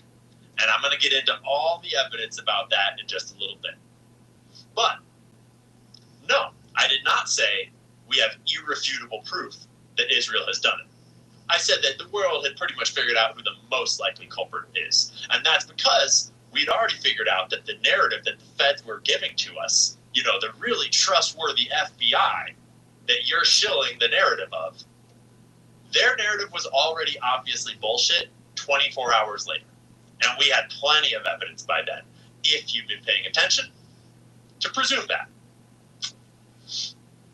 Before we knew any of the facts, any of it. Actually, Nick, when you're doing journalism, the things that happen each and every moment of an investigation, of a cover-up, those are facts too. Facts aren't just what the FBI tells you are facts. Facts are what the FBI does along the way, what citizen journalists do along the way, what videos come out, all information. And by then, we had 24 hours of it, and that's all we needed to know. You knew for sure they did it. So, do you have ESP? Are you omniscient? Do you have telepathy? See his rhetorical techniques here? I don't think so. This is a grift. See a trading opportunity? You'll be able to trade it in 2 clicks once your account's open. Let me introduce you to Plus 500, the intuitive and easy-to-use trading app that gives you a glimpse into the future. Who do you think makes more money online, Nick? You or me? This is a grift. It is intellectually lazy. Then I presume that because you're not intellectually lazy, you'll watch this entire video to the end and watch all of the sources that I'm going to show you. And maybe you'll even read some sources for yourself. It is dishonest. Nope, haven't lied. You are making assumptions that you cannot rationally make. Let's keep that in mind. assumptions you cannot rationally make. Rationality is going to be a big part of this conversation. And if you want to destroy your credibility, that's fine. Not bothered. Very proud of the content I put out. About to be very proud of the content I'm about to put out. Have at it. Show us your sources, Nick. If you want to destroy your credibility by blaming Israel for killing the #1 Israel defender in America, that is your business. But don't try to rope me into it and guilt me or whatever it is you're trying to do, saying, Actually, Nick, I was trying to extend a hand to you under the assumption that you're an honest and good actor to encourage you to look at the evidence before you do this. Because we all know the evidence. And you seem to be under the impression that I'm arguing right now that Candace Owens is right about everything. That is not at all what I'm arguing. And you're going to notice as you watch this video that none of the evidence I'm going to present is Candace Owens saying things. It's actually almost all sourced from before she even said a word, because she took a whole week off. And we were all busy figuring this shit out before she even entered the fray. We're all on this side and you're over there. I've been over here, bro. Where were you? I've been over here. I was at Charlottesville. Kind of a funny point. But you're right, Nick. You've been in the game for a long time. And you might have noticed that I specifically praised you for how long you've been in the game. I've been pretty outspoken in my support of Nick Fuentes. I've been pretty into Nick's rise, and regardless of disagreements about specific things that Nick says, I'm pretty much generally excited that Nick is entering the mainstream and the normal conversation. I like how Nick forces us all to challenge our ideas and forces people to think more critically about ideas that we didn't even realize we should be thinking about. I like that his ideas are controversial. I like that they're complicated and they're backed up by a intense intellect. And I like that he has the backstory of 10 years of hard work to make it happen. There's a lot of things I like about Nick. And obviously the thing that most of us like the most about Nick is his stance on Israel. I need to kind of amend that statement now that you've made a more complete one. We really admire and like, at least I really admire and like, the intense intellect you apply to your opinions usually. Except this one is a glaring departure from that norm, Nick. And it's kind of awkward. And that's why I'm saying this. Because it's really fucking weird, dude. It's really weird. And I know I'm not the only one that is noticing. Lest I remind you, where were you in 2017? Were you at Burning Man? Sorry, were you in some commune in Portland? I was at Charlottesville in 2017. I love this part. I'll tell you where I was in 2017 in just a second. And Nick's not super far off the mark, which I think is hilarious. He goes, we're all over here fighting the good fight. You and who? Real quick. Let's just remember. You can be based, you can be cool, you can be red pill distributing for generations as far as I'm concerned, and you can make one wrong handshake, one wrong mistake, and sell your soul. And I'm not suggesting that Nick has shook the BB hand, so to speak. That's not what I'm suggesting. I'm just pointing out that plenty of based motherfuckers have fallen off. And just because you've been here for 10 years doesn't mean you get a free pass on telling everyone what we're supposed to feel about Israel, Zionism, Jews, Charlie Kirk, etc. You're going to need to show some evidence each and every time. Because I don't trust you. I don't trust anyone. And none of you should trust me. You should all judge the tree by its fruits.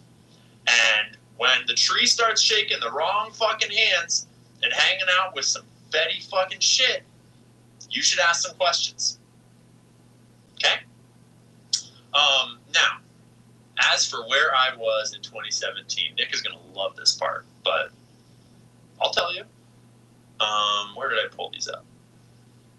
Now, I think this part's hilarious because Nick's not super far off. I mean, I grew up as a leftist. I was living in Washington State before this. And in 2017, I painted my Subaru Outback. Yes, that is correct. With a mural of the mountains from where I came from and some fucking trippy hippie art on the top. And I hit the road with all my rock climbing gear, and I went down to Utah, to Indian Creek, pulled into the creek, did a whole bunch of crack climbing down there, met a bunch of homies. I was totally solo. This is before I had a dog. Climbed a whole bunch of red rock. Then I drove down to Mexico and climbed in Potrero Chico. This was like across several months, maybe 3-4 months. Took a huge fall in Potrero Chico and hurt my back. Fucking super scary. Drove all the way down to Guatemala. I have a photo of that here somewhere. Went down to Guatemala, hung out in Guatemala for a while. Worked at a treehouse hotel, avocado farm down there for a couple of months through the Christmas holidays. Had a crazy fucking drive down through Mexico on the way down there. I got stories we're not going to get into. And then on the way back up, I visited Yosemite, and I went to a whole bunch of music festivals on the way back up, actually. And I worked harm reduction at a bunch of music festivals where you roam around all night and save kids that took too much fucking drugs.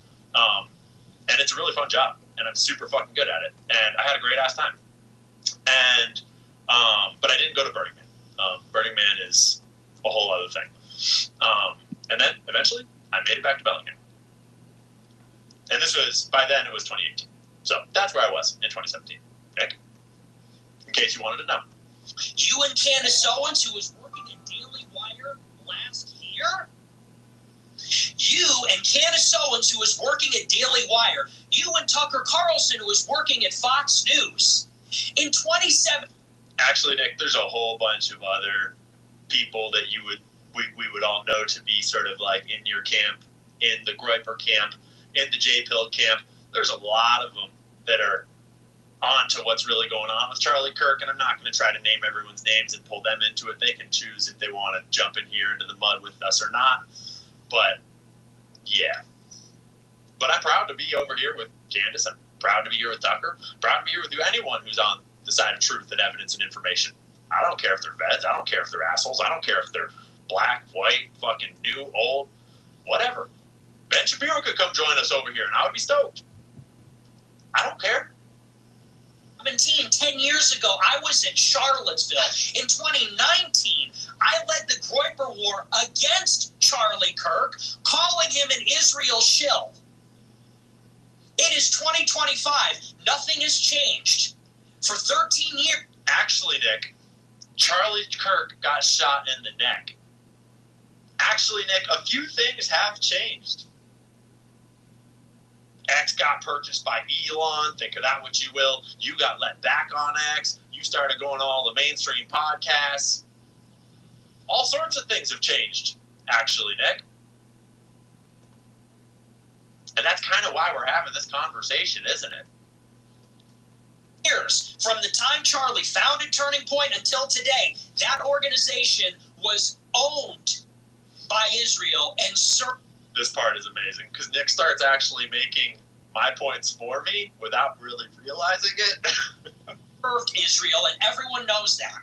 In June of this year, Charlie texted Dinesh D'Souza and said, Nick Fuentes is vermin. We've been fighting him for 6 years. He's anti-Semitic. In August, he said, I'm anti-Semitic garbage. And I mean...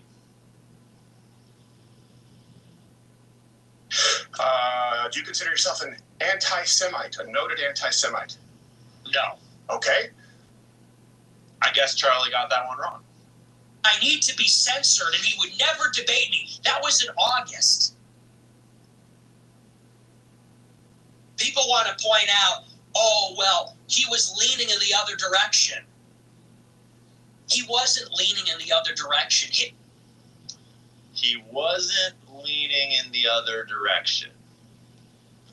Jewish donors play into all the stereotypes. I cannot and will not be bullied like this, leaving me no choice but to leave the pro-Israel cause.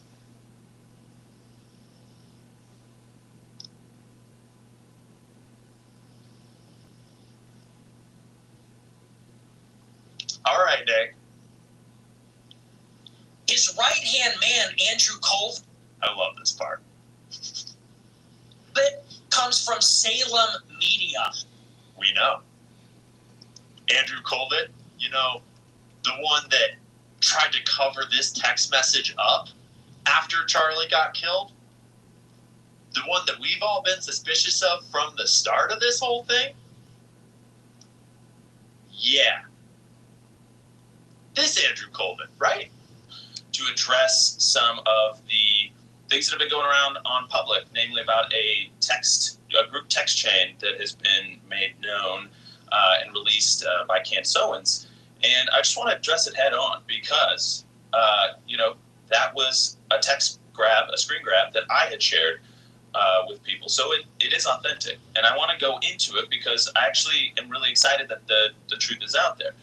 Can't you tell how excited he was that the truth was out there? Now that he was exposed as having had that text message for weeks and letting the smears of Candace go on and on and on, despite knowing for a fact that Charlie had told the Jewish donors that he was going to abandon the pro-Israel cause. He just let Josh Hammer and all of these fucking shills, Rob McCoy, all of them try to whitewash Charlie's legacy. Benjamin Netanyahu, he let Benjamin Netanyahu try to whitewash Charlie's legacy. That Andrew Colvin, Nick, is that the one? The one that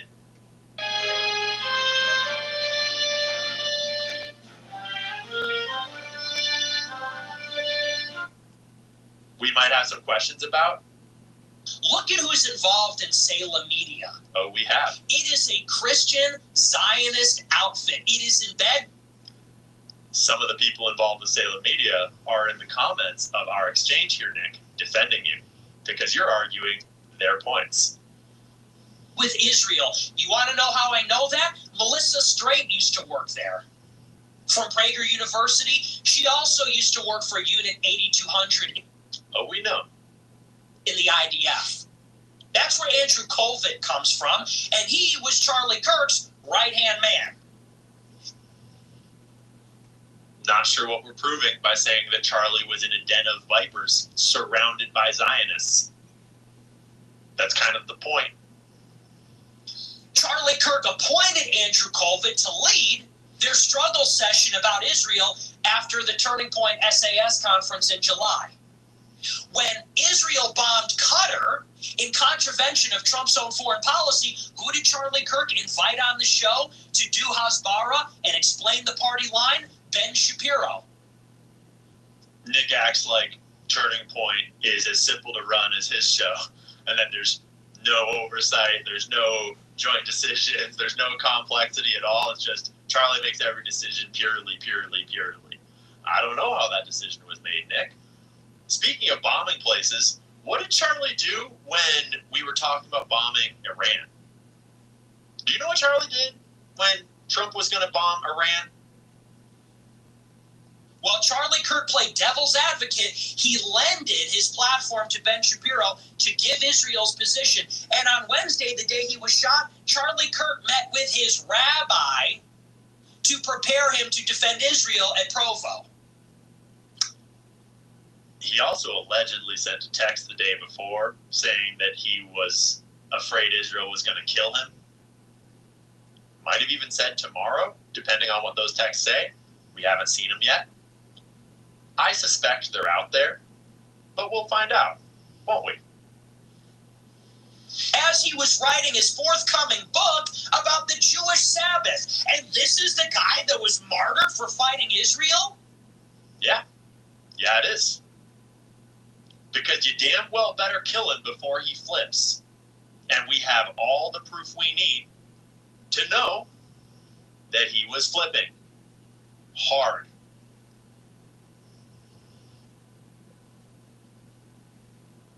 That's exactly the time when Israel might kill him, let alone if he was offered a shitload of money by Benjamin Netanyahu and turned it down, if there was a quid pro quo in there, if there was something disclosed to him about how that money might get transferred, if he might have learned something that is not okay for him to talk about. That's exactly the kind of thing you might kill him about. And The urgency with which you might need to kill him as you watch this flip happen, as you see this text message go out, that urgency is going to play into the evidence that we're about to go over here.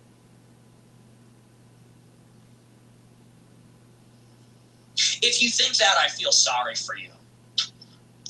Appreciate it, bro. Because you are retarded. Ian Carroll says, we're all over here. Where's our general? Where's our guy? I was just being kind, Nick. You're not our general. You're just a kid in the studio. We're all just individuals out here with cameras, and I was just trying to extend a hand to offer for you not to do this to yourself, because we all have the internet, and we can all look up sources. And a lot of people are going to agree with you, and that's fine. A lot of people are going to call me names. That's fine. Not worried about it. Because I cite my sources, and I stand by them. And if you have a better set of sources and a better understanding, then I'll agree with you. And you've convinced me of many topics in the past where you had a great take, and I looked up the sources to try to corroborate your take, and I changed my mind. And something tells me that that's not what's going to happen on this one. I'm right here where I've always been, following the facts, following the money. You sound like Cash Patel, bro. I'm right here where I've always been, following the facts, following the money, looking at the information. Looking at the information. That's what got... Looking at the information, eh, Nick? Hey, Nick, if we were sitting down right now live, and I asked you about the information of this case, do you think you would know it? Do you think you would know any of it? Would you know about the evidence that was mentioned in the affidavit? Would you know about the various video recordings of Tyler Robinson's car driving through the neighborhood, of allegedly Tyler Robinson walking through the neighborhood? Would you know about the timeline? Would you know about the foreign planes? And have you actually looked up that data for yourself? Would you know about the various military experts, Green Berets and such, who have been shooting combat dummies with 30-06s and every other type of round under the sun to try to recreate this shot, which is not real? Would you know any of this stuff? Because I'm not sure you would. I'm not sure you know the information on this case, Nick. Because if you did, you wouldn't have stuck your neck out like this on a retarded take like this. Because it was just a bad move. It was dumb. And you're not dumb. Which is why I was so surprised that this was your response. Got me here light years ahead of you, light years ahead of Candace, light years ahead of Tucker Carlson. Now all these interlopers are going to come in and tell us that our ideology is about Netanyahu. That was a really interesting phrasing, Nick. Now all these interlopers are going to come in and mess with my cult and tell us how to think. I'm the only one that can say how we're supposed to think about the Jews. That's a weird phrasing, bro. And I'm certainly not saying that I'm the one that's going to tell you how to feel about the Jews. I'm just a guy. I think you should probably do your own research and come up with your own conclusions about how to feel about the Jews. But you should probably be careful of gatekeepers, especially when it comes to a topic like the Jews. So just think carefully out there, guys, for yourselves. And don't let people gatekeep information. Because that was really weird wording. Yahoo and Israel's foreign policy and this kookery. Oh, and actually, this is a good point, too. Let's rewind. Light years ahead of Candace, light years ahead of Tucker Carlson. Now all these interlopers are going to come in and tell us that our ideology is about Netanyahu and Israel's foreign policy and this kookery. Actually, Nick, I specifically elucidated that that is not your ideology and that yours is much more complex than that, much more interesting than that. And it had actually changed my mind when you have spoken about it. This specific issue right here, this issue, is the exact example of why your point, specifically your point, that it's not just the Israeli government, it is also American Zionists, American Jewish Zionists, and this network that they have built inside of America on behalf of this foreign state, because that's what TPUSA is exactly. If there's any moment in time when America has a direct, obvious example of what you have been championing for years, it's right now with Turning Point USA. And suddenly everyone else is gone. Like, everyone else has gone off to fight it. And you are not there. Right? This is the perfect example of your espoused ideology, or at least what I've been hearing you say on your show for the last months and months and months. This is the perfect example of American Jews subverting America from the inside, from within our institutions, using their American Jewish money on behalf of Israel. And it is the perfect example of why the issue is more complex than just the government of Israel, just Bibi Netanyahu. So where are you? Why aren't you pointing at it? I'm not saying you need to believe what I believe. I'm definitely not saying you need to agree with Candace Owens. I'm not even saying you need to think that Israel had anything to do with killing Charlie Kirk. I just can't help but notice that you're not even using this opportunity to point out your exact point, using the biggest story in the country at least in our recent lifetimes, probably since 9/11. Although you could argue that. No, sorry, absolutely not. That's totally ridiculous. Totally ridiculous. Oh, it's totally ridiculous. So, while Nick is out here following the facts, looking at the information, following the money, I've been compiling sources that you all can double check for yourselves.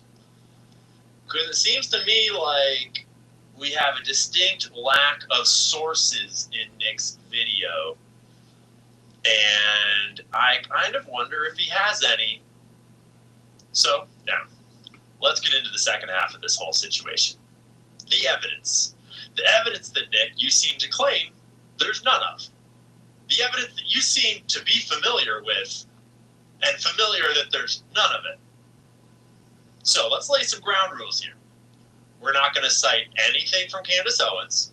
We're not going to try to evidence Candace Owens' theories at all, because actually that's not at all what we're talking about. And let me briefly explain why that is and why that matters, and how I see it. You are all welcome to see it however you want. And then we're going to take a trip down memory lane back to the early weeks and months of this investigation and remind us all what the base layer issue with the Fed slop narrative is, because I think we've all lost track of that while we followed the story forwards into trying to figure out what did happen. But before we tried to figure out what did happen, we all worked on figuring out what didn't happen. And pretty much everyone under the sun with any expertise, as long as they weren't Jewish, a Jewish Zionist, a Christian Zionist, paid by TPUSA, or Israeli, or our own government, as long as they were not those things, they pretty much all came to the conclusion, pretty much, that this shot was not the shot they said it was, that the rifle could not possibly have been the rifle, and that basically everything about this screamed a cover-up of something much bigger than a lone gunman. Let's assume that you didn't know anything about JFK or the history of political assassinations. Let's assume that you didn't know anything about a patsy or how that works, Sean Ryan. Let's assume that you were naive to all of that already might have gotten you suspicious. And let's just take it back to basic facts, ballistics, evidence, science, stuff that we can all see and understand. So, clarification. The FBI told us a very specific narrative. Not immediately, but over time they developed it, and then they produced an affidavit and they charged Tyler Robinson with the crime alone. Based on what they've told us, their crime, their evidence, their narrative, the one that you're shilling for, Nick, It relies on a few very critical pieces of evidence. And those specific pieces of evidence are some of the weakest and most flimsiest ones in the entire thing. And so, what I'm endeavoring to do here is not to prove Candace Owens is right. I don't even think Candace is right about everything. And I don't think that Candace even thinks that Candace is right about everything. This has nothing to do with her. What I'm here to do is to prove that you're retarded if you think that Tyler Robinson took this shot with no help from anyone else, and especially if you think that the FBI is telling you the truth. Okay? Fair? Because you very clearly laid out that that is your belief, unless I'm misunderstanding your words. I would hope that I am somehow wildly misunderstanding your words, and you're not this retarded, Nick.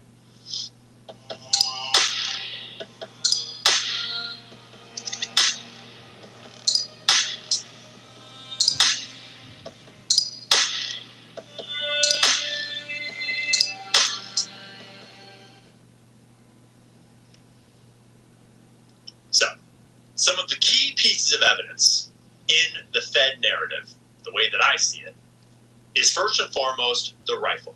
This is standard for any murder investigation, the weapon. The weapon that links the killer to the crime. Okay? We'll get to that in a second. In this investigation, we have footage, which is pretty significant, but it might not be the most conclusive for either side of the story. Tyler Robinson allegedly confessed to his parents, and that's going to be a big piece of this story. Because obviously a confession would be a very big thing if we had evidence that it had happened. Him turning himself in would be great evidence, but we have questions about that as well. He sent a bunch of text message confessions to Lance Twiggs, which we'll talk about. He had Discord logs where he allegedly confessed to the crime, which we'll talk about. He left a note under his keyboard, which we'll talk about. And there was DNA left at the scene of the crime on a screwdriver, allegedly, sort of, on the rifle, the towel, and I guess that's it. The screwdriver's a little fuzzy. And then his car was seen on doorbell cams near the scene, etc. There's a few other pieces of evidence, but these are some of the main pieces of evidence that link Tyler Robinson to the scene of the crime. If I missed any, let me know. I just threw this together from memory this morning and then compiled all of these from my other notes. So, let's start with the gunshot. The very first thing that the whole world saw. And the gunshot was, in my opinion, suspicious to begin with. Getting shot in the neck could indicate human error. I didn't get the vibe, but I'm no expert, so we're going to consult some experts. But once the FBI told us what rifle was used, told us where the shot was taken from, shit gets downright impossible. And so let's look at a little bit of evidence. And once again, I'm no expert. I am no combat veteran. I'm no marksman. I don't own rifles. So we're going to defer to the experts, which, Nick, I'm sure you're not one of. This is from the channel One Shot TV. We got 6 ball round blew through 20 pounds of meat and 2 beef femur bones. So those are not easy to stop. I'm hoping this one will give us a slightly different result. And I'm going to aim towards the front left of our ballistic dummy neck, 45-degree angle, and we are shooting slightly downward as well. So I also have to hit the vertebrae because that's allegedly what redirected this bullet.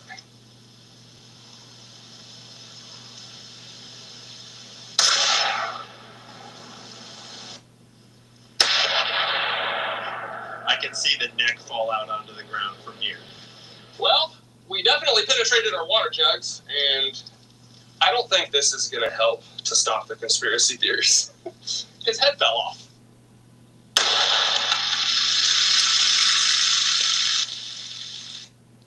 I want to remind us all that at the actual scene of the actual crime, there was no exit wound. There was no blood splattered across the white backdrop. Nothing. The bullet apparently was lodged inside of it. And we'll talk about the autopsy in a little bit.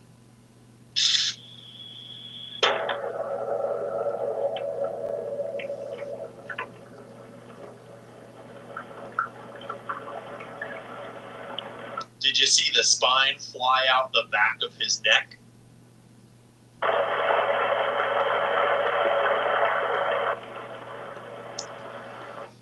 But I want to go to his actual channel. Welcome back. Thank you for watching.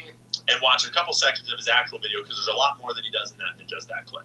Set this one up. I have our ballistic dummy bust on a table in the front. I do have it slightly angled so we can hit the target that we're aiming for. Behind it, I have 3 5-gallon water jugs, just in case the bullet over-penetrates. Maybe we'll get lucky and actually capture it. Unfortunately for this video, I'm not going to be able to take the shot at 140 yards. I got too many cameras to operate. Trust me, it's a chip shot. There's going to be almost no difference between 30 or 40 and 140. It's a 1,000-yard gun. So we might be gaining a few feet per second, but ultimately the result will be very similar.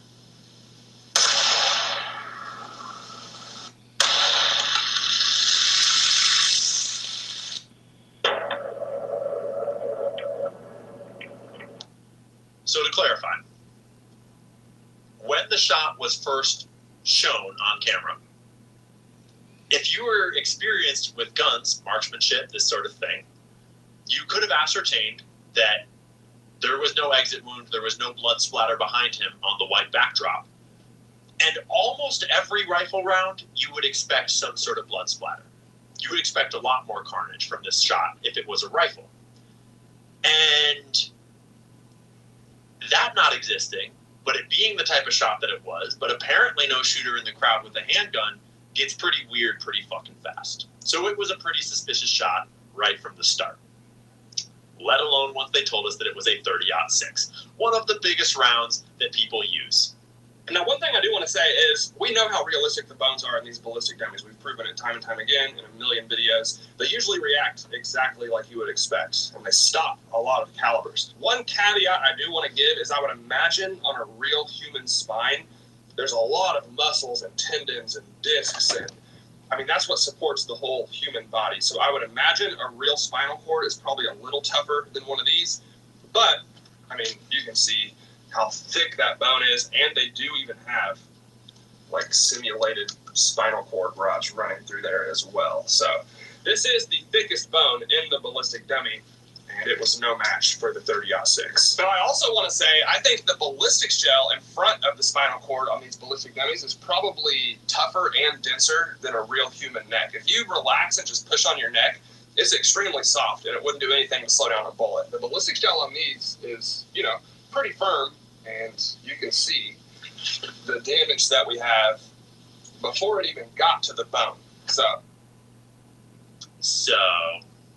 let's watch some more shots. Shot, so hopefully we're not too far off. This is Full Metal Jacket. At the same bullet weight, we should be able to hit it. Yeah. Well, that was insane. I don't even know if it hit the bone, to be honest with you. Yeah, the point of impact was a little bit higher on that one, so we didn't even hit the bone. We'll try it one more time.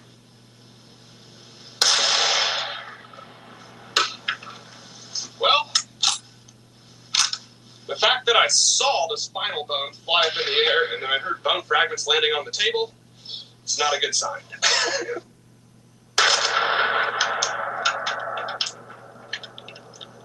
To the shoulders. So I've got it in a cinder block propped up on the table. Yeah, we can shoot the skull just for funsies. We are going to use the 150 grain Hornady. Let's see how effective a 30-06 actually is.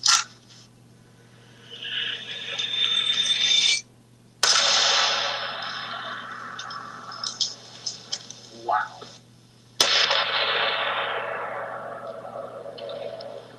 You might also notice how loud the sound is. The mist, dude. I hope you guys could see that on camera. You probably couldn't. When I took the shot and stood up, the air was just filled with a blue mist. I think that was a good hit.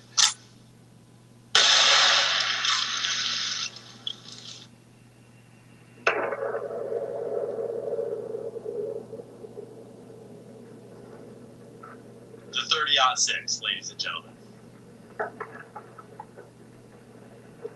I will reiterate what I said earlier. I fully agree. A 30-06 stopping in the body, especially the neck, is extremely unlikely, but I still don't think it's impossible. We don't even know what kind of bullet was used yet, so it's hard to say for sure that they're lying about that.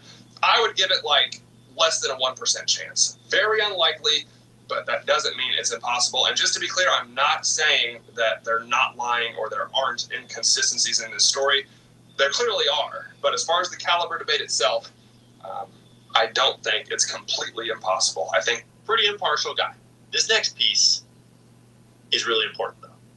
it's extremely unlikely. I'll go ahead and quickly tell you my thought process on this. You can call me naive, whatever you want to say, but if this was a planned assassination, name a foreign country, government agency, whatever, why would they lie about the caliber? Like, if they planned the entire thing, why not just plant the correct rifle on the patsy that you've chosen and then say that was the caliber that was used? What? That's not a naive question. That's a super intelligent question, actually. And in order to answer it, I believe that you need to have a firm grasp of the history of assassinations and of how patsies get set up. Because setting up a patsy is not easy. It's actually super fucking difficult. And in order to get all of the pieces in place that you need in order to have a patsy in the right place, at the right time, under the right circumstances, where the case will actually look legitimate and stick, is hard. Especially when you have to navigate it on short notice to a specific event. And so, if we found out that Charlie Kirk was changing his stance or knew something that he couldn't say, or there was some reason why this hit needed to go through, you would have a time clock start. And you would need to have him in a place where you have a patsy prepared within a certain amount of time. And I suspect that the type of network that authorized this hit has patsies kind of in the works around the United States and maybe around the world, kind of at all times. But you still would need to get them into position. And if the schedule is the schedule, the events are the events, you got to work with whoever you got wherever he's going. And Utah, I guess, was the best place. My presumption is that Tyler Robinson was the closest best fit to the bill, and he happened to have this rifle that would really clearly pin the crime on him. This is just my theory. So you have to now match the crime to a 30-06 as best as you can. And the complexity of doing that is why big political assassinations tend to be super fucking weird and tend to not actually fit the narrative that the feds give us. Think JFK, for example, which, Nick, I'm sure you're familiar with JFK and the magic bullet. And it's kind of weird that here we are in 2025 with another magic bullet. And a rifle that is an heirloom hand-me-down to Tyler Robinson that explicitly links him to the crime, but somehow doesn't exactly just perfectly match the crime. And somehow we magically don't have any bullet from the crime scene in order to confirm that it was fired from that gun. And they paved over the crime scene 5 days later, on a Sunday, no less. But we'll get to that a little later.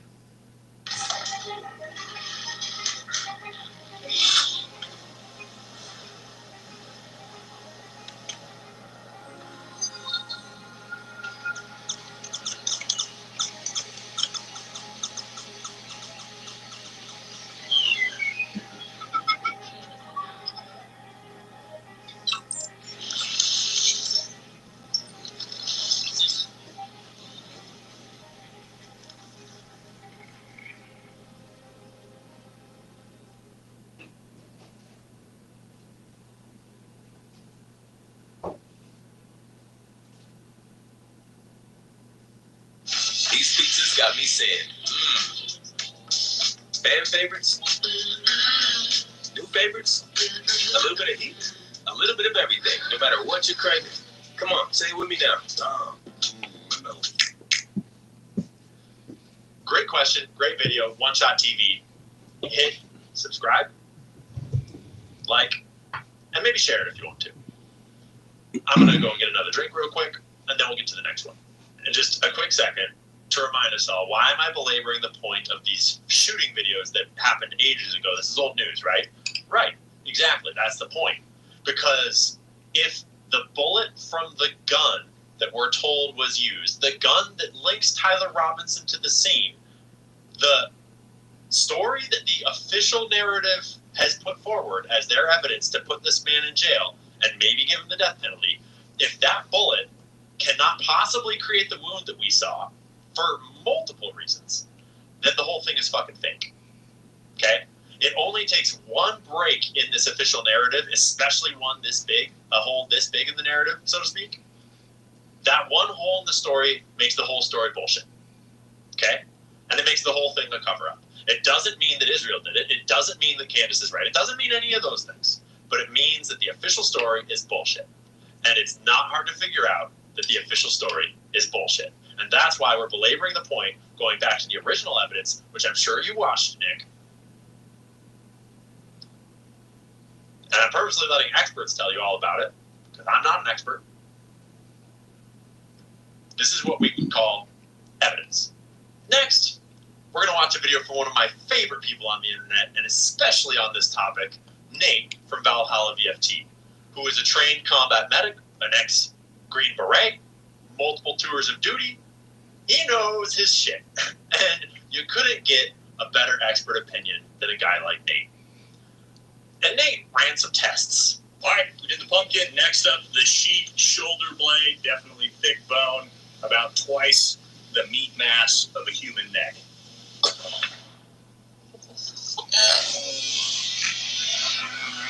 Straight through. So that's the bone that was going through there. Yeah, so as we can see, the sheep shoulder blade annihilated. Gun 6 basically ripped this entire thing in half, straight through, no bullet. Now we're going to attempt these beef vertebrae, which are, if you look at these things, incredibly thick, 2-3 inches thick in some of the bigger parts. Brian was telling me that butchers can use concrete saws to saw through this, so a little bit stronger than a human neck. We're going to check that out next. All right, so here we go. Next test, cow neck vertebrae. So, as you can see, the cow neck vertebrae stood no chance. Ripped in half, and as you can see, even clean through, damage straight through the cardboard. Again, then you can see how thick this bone is, guys. It's almost 2 inch thick, straight through. All right, so here is the real test. This is a cow femur. Let's give it a shot. Okay. Maybe I did it. No exit wound, no blood splatter. All right, so let's see the damage. It's literally in pieces. So here you go. Where Brian hit that directly in the center, literally exploded that cow femur in half, blew straight through. More. Now, we're not only going to take a cow femur, but for anybody that says, wow, there's no meat, we're going to slap on a fat 4 inches of beef in front of the cow femur and see what happens. Give him thick skin. A bone significantly stronger and thicker than Charlie's spine. A bunch of meat significantly thicker and stronger than the front of Charlie's neck. Tape for skin, significantly stronger than Charlie's skin. Getting like me. All right, last test on the meat again. Cow femur, bunch of beef, thick tape, and then we're going to move up to the steel. Here we go.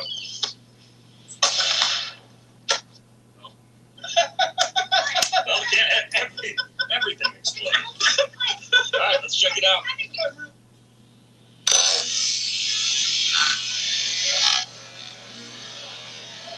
All right, so let's take a look at the crime scene. As you see, the entire thing exploded. The camera got knocked down, blew through this, as you can see. All right, here we go. Here's our cow femur. The damage to that. Literally snapped in half, and then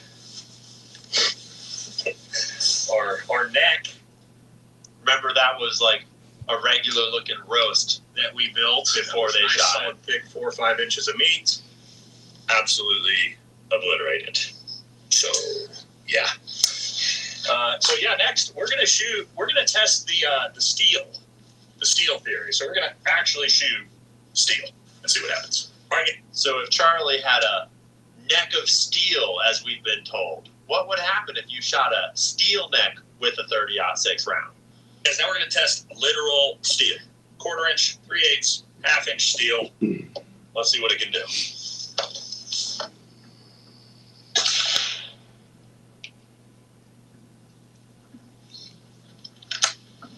Now, you hit it.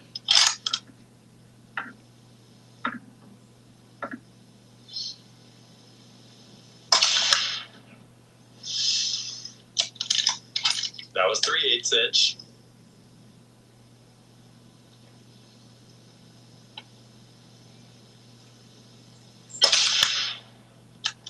Bro's a pretty good shot. All right, so let's check out what 30-06 did to literal steel here. We have our, and thank God we got an actual. You can tell that they purposely put the shots all as one take so they could show you how good of a shot he is. Competition shooter here to hit this 2-inch by 2-inch plate from 100 yards, which I probably wouldn't have been able to. Clean through 1/4 inch steel. Clean through 3/8 inch steel and 1/2 inch steel. Almost, or actually potentially did actually blow out the side of that. So, yeah. Guys, final thoughts. Literally nothing we brought out here today could stop a 30-06 round. Literal steel can't stop a 30-06 round. So actually, the whole man of steel argument doesn't even make sense, does it? So, we just wanted to bring this one to you guys, show you what a 30-06 round can really do, and so we can sort of kind of stop the confusion about if this was possible or not. And hope you guys enjoyed this one. We'll catch you in the next one.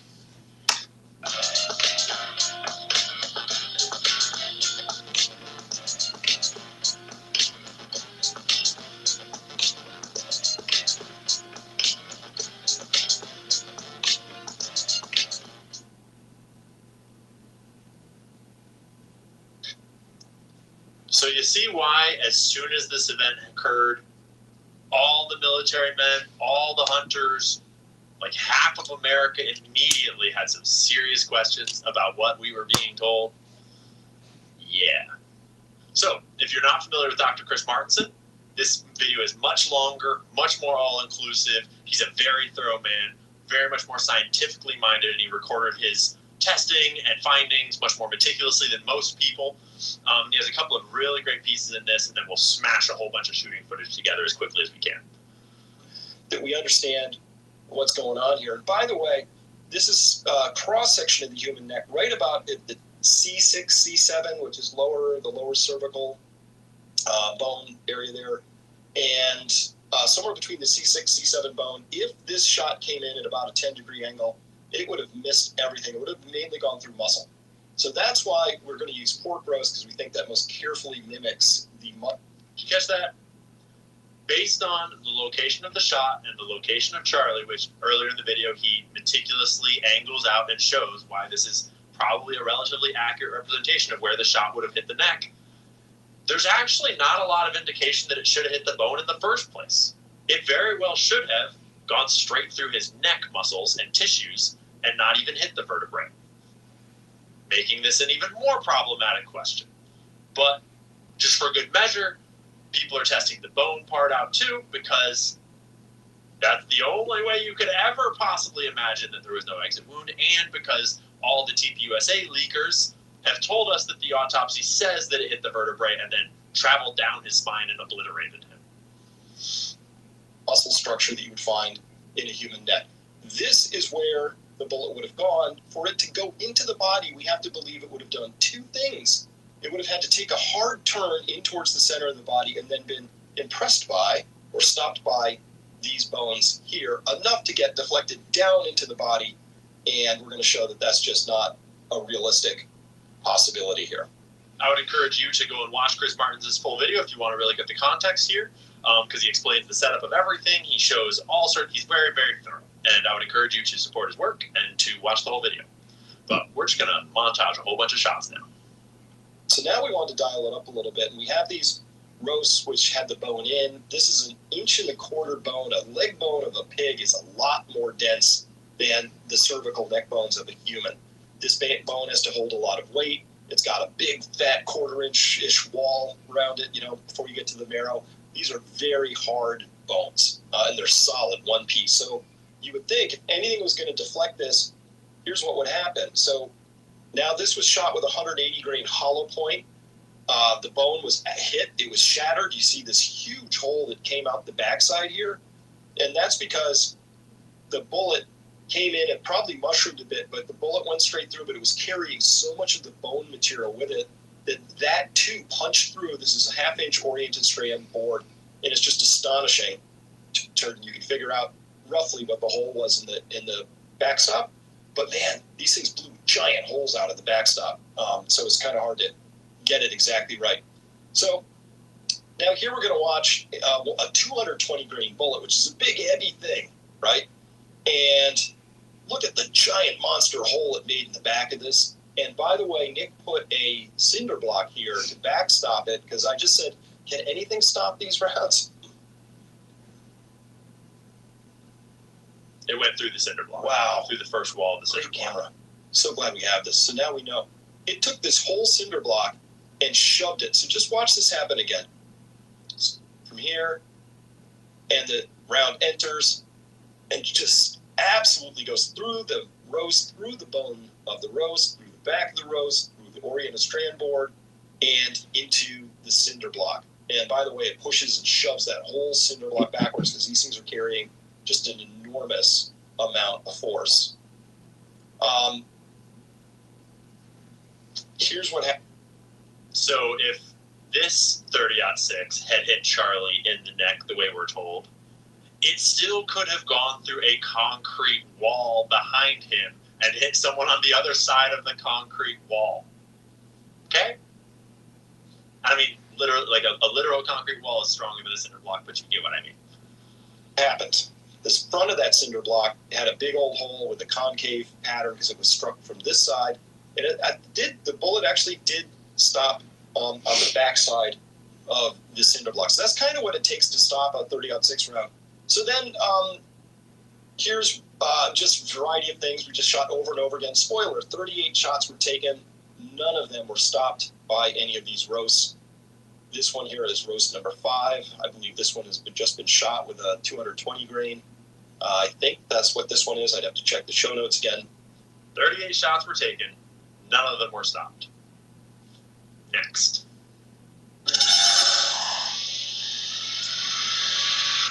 People got really into this whole process of testing out different ways of doing the shot, and Range Day Bro even set up a theoretical shot of what a lot of people were suspecting was that it had actually been a shot from behind. And he tested that out too with a ballistic dummy, which we're not going to get into because it's a theory that is not the point right now. But there's all sorts of stuff out there to give different evidence to this whole thing. This is actually a clip from a video that is no longer on YouTube. I'm not sure why, but it is preserved inside of one of Valhalla VFT's videos. It's from a channel that was, I guess, called US Overwatch, where he does a different version of the test. There you go. Very good video. Let's check it out. I'll put his link in the pinned comment and description if you want to watch the whole video. So our first shot will be a cold bore shot, and we will just see what kind of results we are able to duplicate. All right, so he's got some very thick bone here across the strap of this dummy. Obviously, this would be far thicker and stronger than a human vertebrae in the neck. I know the bone doesn't look super, it looks hollow, but this is way stronger than a human vertebrae in the neck. Let's see what this 30-06 rounds does to it.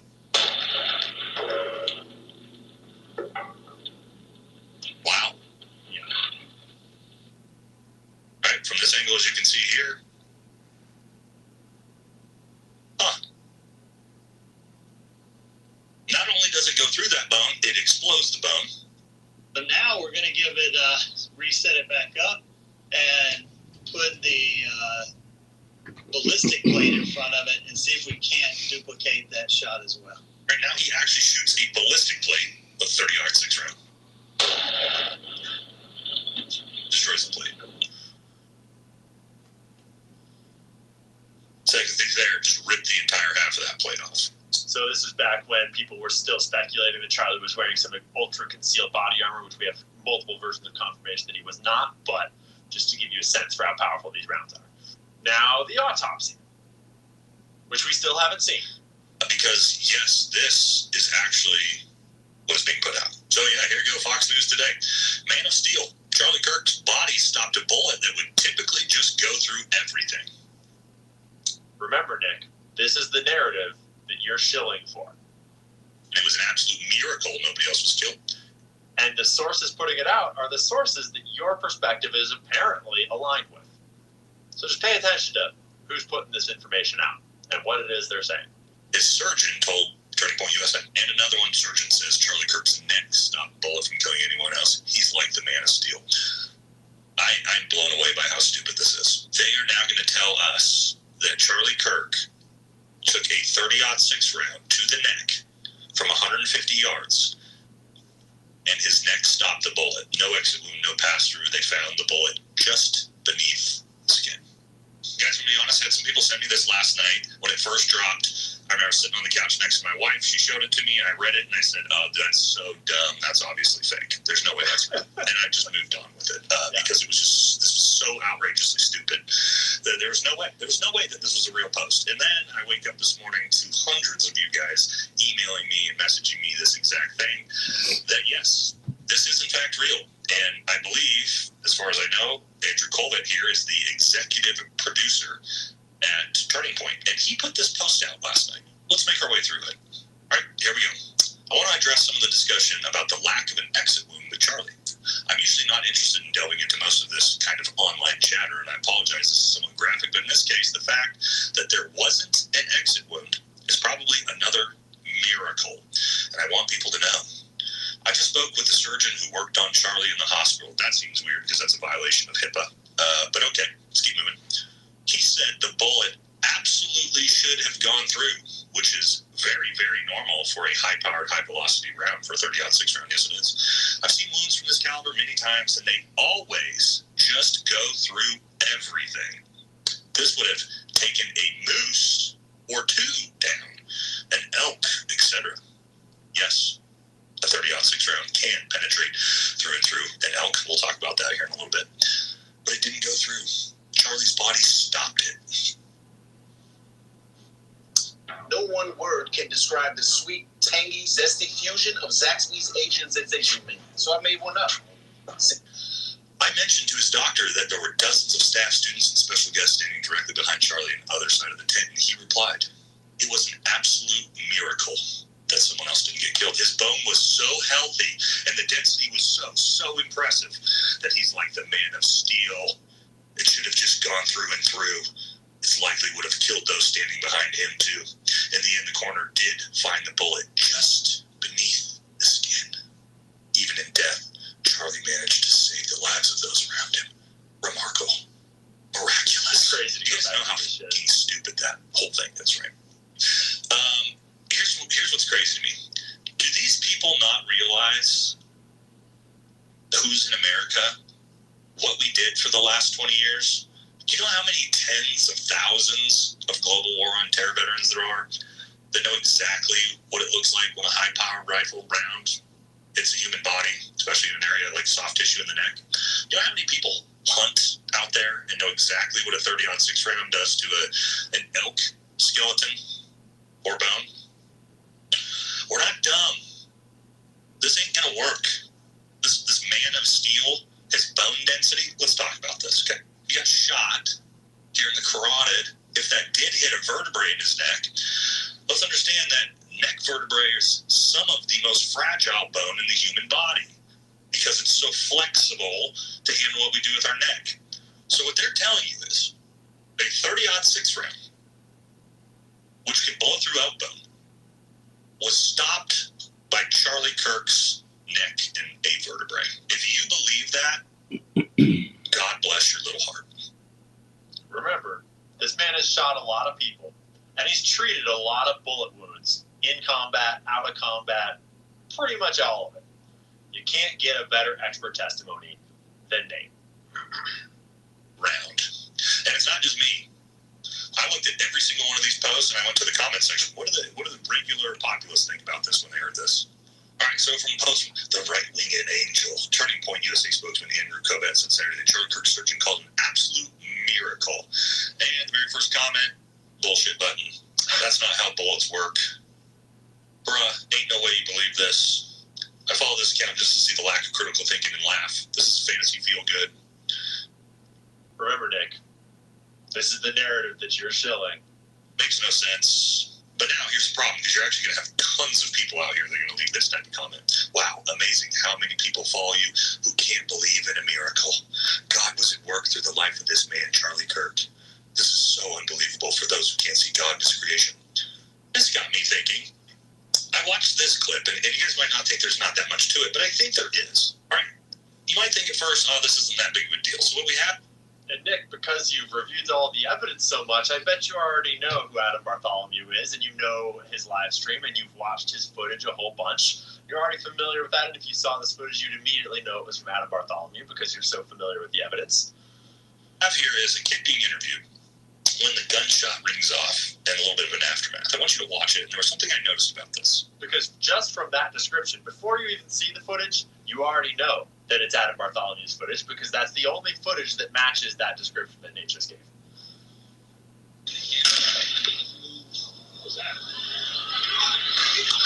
Okay, why is this important? Pretty weird. You hear the gunshot ring off. It's not that loud. The kid being interviewed and the people behind him don't even flinch. They don't move. They don't go, what the was that? We'll play it again.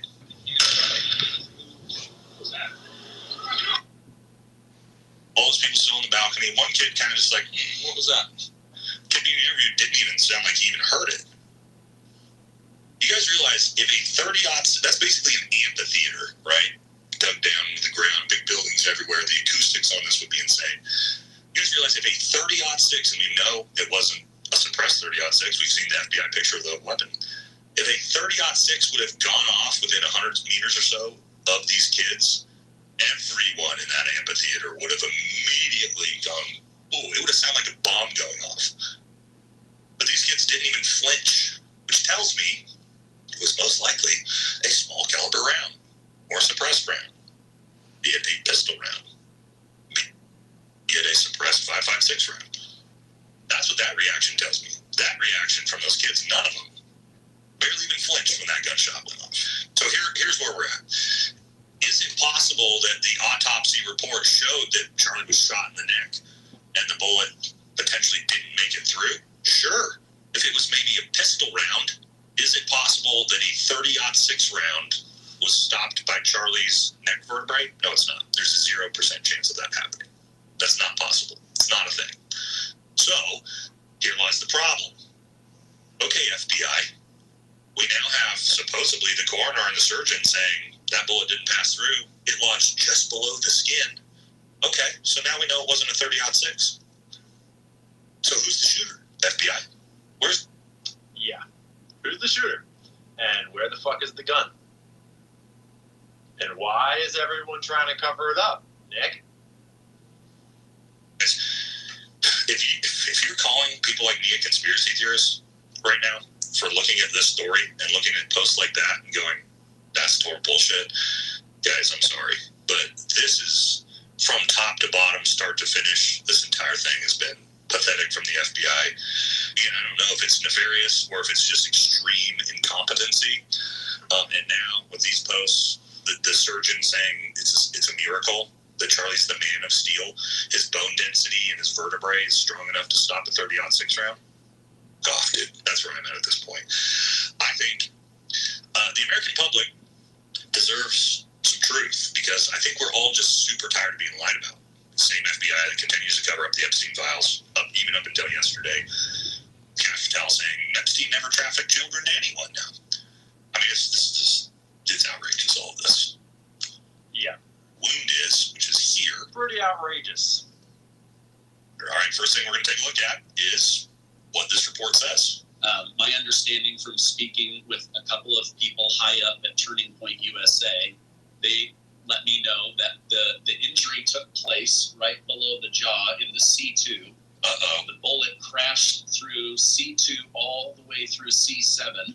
And then they found the bullet lodged in that meaty area around T1, the thoracic first vertebrae. All right, so I don't know Stephen Gardner. I don't really watch his stuff. I'm going to assume he's operating in good faith here and that he actually heard what he heard. And, somebody else also came out and said that they've seen or supposedly heard about the same autopsy report. I confirm. So both Brandon Tatum and Stephen Gardner are very closely affiliated with TPUSA. And you could say they're TPUSA mouthpieces in this regard because they are the ones being given the information to release to the public. And this was released after we had a lot of time for the internet to speculate about how weird the shot was and how none of it made sense. And so the release of this information through these channels was even more suspicious at the time. But I'm sure you were watching, Nick, so I'm sure you know all about that. Obviously, because I have connections, and I confirmed that the autopsy was done. I don't want to say too much, but the autopsy yielded where the entry wound was and how the bullet killed him. It's already been determined. They found the bullet lodged in his body. They can tell you exactly where, what was severed, what killed him, where the bullet traveled from his neck down through his body. They have it all, fragmentation of the round that spouted through his body. They have all of that. Okay, they have it all. They've got it proved. Let's see if this even works mathematically or scientifically. Let's jump into it. All right, guys, so basically a middle school math problem. This isn't that hard to figure out. We know that, according to the medical examiner report, this 30-06 round came in, hit him in the C2, traveled down. All right, you guys are going to notice some huge problems with this right away, but let's go ahead and, just look at this objectively. All right, we got our protractor out. Let's put that right here on the C2. Okay, we do know, again, from where Tyler Robinson was shooting, it was a 9-degree slope with a 9-degree offset, essentially meaning almost directly on at a 9-degree slope, which we can travel out from our protractor from the C2 here at 9 degrees. Perfect. All right, as we pull the protractor off, what's the first huge glaring issue you guys are going to see here? Oh, they want to tell you the medical examiner report confirms he was first hit in the C2 vertebrae right below the base of the skull. Biggest problem I see with that, from the angle Tyler Robinson shoots him from, is that would have hit him in the teeth. Right in the fucking face. And you might make the argument that this didn't come from the FBI, this came from TPUSA, it's not the same. These narratives need to align. If everyone's telling the truth, these narratives need to align. And it's clearly TPUSA leaking out this information from the autopsy to try to allay people's conspiracy theories. And it's just making the conspiracy theories worse. That autopsy, by the way, is in the hands of Erica Kirk right now. But we haven't seen it. But if it says what they say it says, what Brandon Tatum and Stephen Gardner seem to say it says, this is not possible, obviously. And these things matter. Because if it's not possible, then they have the wrong guy. And they are prosecuting a patsy. But, Nick, I would love to hear your evidence of how this is possible.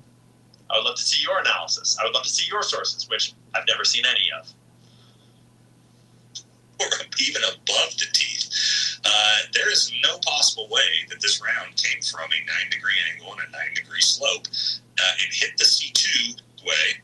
Now we can make this work for the location of the shot if it inches and hits the C5, but that's not what they're saying. They're saying it hit the C2, traveled down all his vertebrae. It doesn't work. Next thing with this, we're talking about a 30-06 round. Right now you have this 30-06 round traveling at 24 to 2,700 feet per second, or even less, doesn't even matter. Hits him, let's say, hits him in the C2, if this magic bullet that doesn't go through his face somehow, that then refracts straight down into the T1. Yeah, that's not what a 30-06 round is going to do if it hits a human neck vertebrae. We know it's going to blow right through.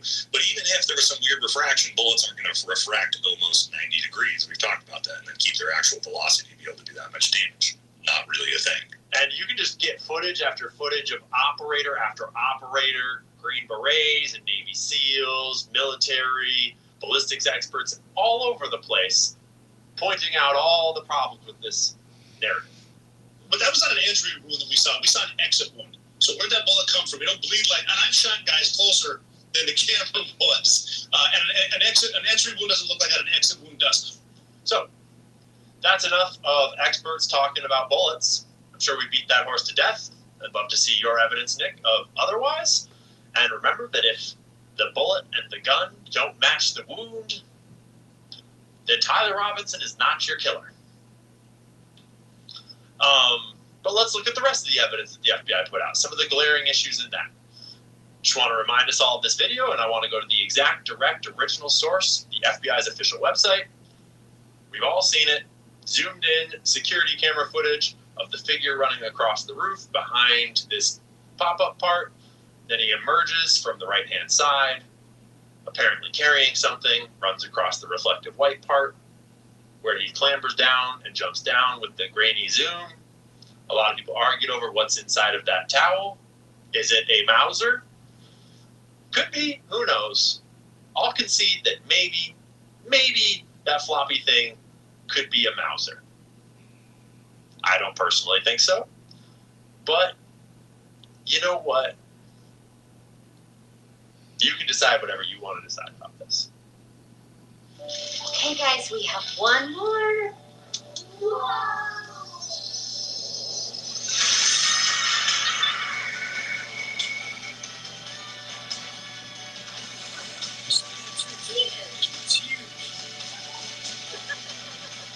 Give the gift of adventure at Bass Pro Shops and Cabela's. Treasure the magic of the season at Santa's Wonderland with a free photo with Santa.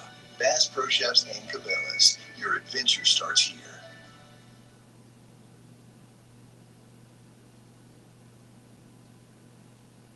Let me introduce you to Plus 500, the intuitive and easy-to-use trading app that gives you a glimpse into the future of futures trading. See a trading opportunity? You'll be able to trade it in 2 clicks once your account is open. No matter what kind of trader you are, Plus 500 has you covered.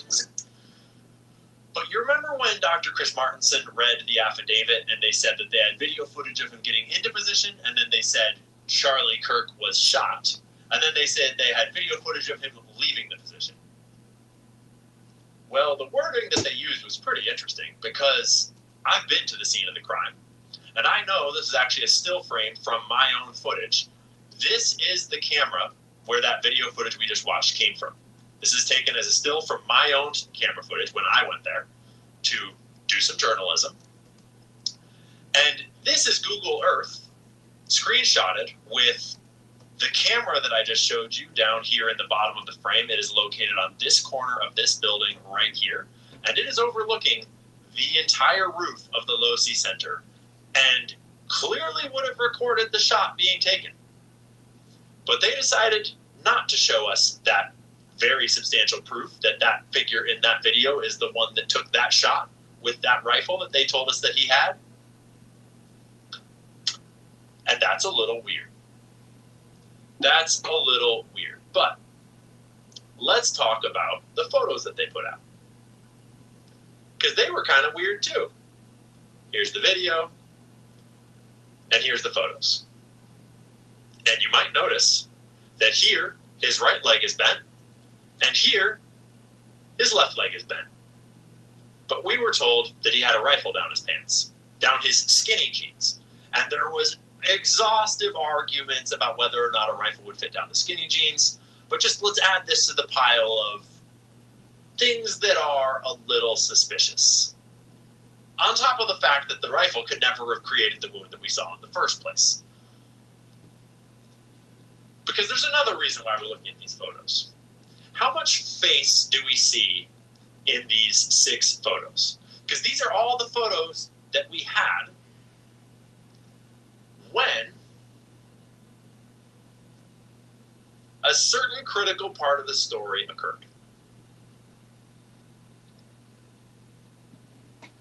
I have the affidavit directly quoted here in my document. Highlighted the camera, capturing the individual running across the roof, low crawling into the area, etc., just like we saw.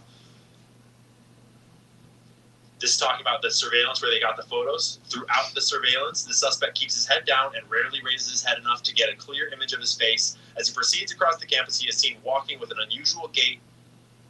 He walks with very little bending in his right leg, despite the fact that this is his right leg bent, right there, walking up the stairs. He also had to clamber over a railing with his unbendable right leg. But that's not what we're getting at. Onto the roof where he leaves the camera's view, he assembles the rifle, goes, takes a shot.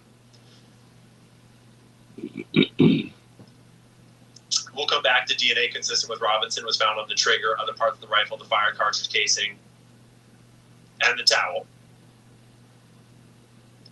Notice in the affidavit they didn't mention this mysterious screwdriver that we kept getting told about, which I'm sure you remember, Nick, because you followed the case so closely. The screwdriver was critical to the narrative of the rifle being disassembled in his pants and then being reassembled on the roof. And at a moment, early on, they actually told us that he disassembled it on the roof and then reassembled it in the woods, but that's not what happened, and we all know that, because they gave us the footage of him running away right after the shot. But here's the critical piece. Robinson's mother saw the photo of the shooter in the news and thought the shooter looked like her son. Robinson's mother called her son and asked him where he was. He said he was at home sick and that he had also been at home sick on September 10th. Robinson's mother expressed concern to her husband that suspected the shooter looked like Robinson. Robinson's father agreed. So from these 6 photos, this random mother in Utah said, "Oh my gosh, that looks so much like my dear son that I'm going to suspect my son of murder." Do you think there's any mother in the world that's going to see these photos and think, I suspect my son of murder? Maybe if he wears that exact outfit. Maybe. But it gets better. Oh boy, does it get better. Robinson's father reported that when his wife showed him the surveillance image of the suspected shooter in the news, he agreed that it looked like their son. He also believed that the rifle that police suspected the shooter used matched a rifle that was given to his son as a gift. So this is from the affidavit that came out much later, but remember, this is his father recounting how he knew it was his son at the time.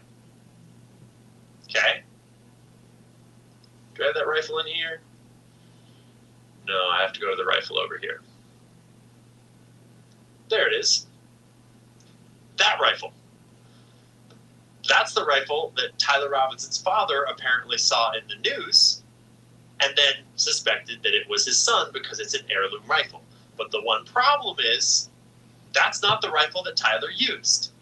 And we know that because the news outlet that put this photo out told us that later, that they were told that it was a certain type of rifle, and then they went and used a stock image of a similar rifle for their news story. And we, to this day, have never seen a photo of the actual rifle, and neither has Tyler Robinson's family. At least, not in the news.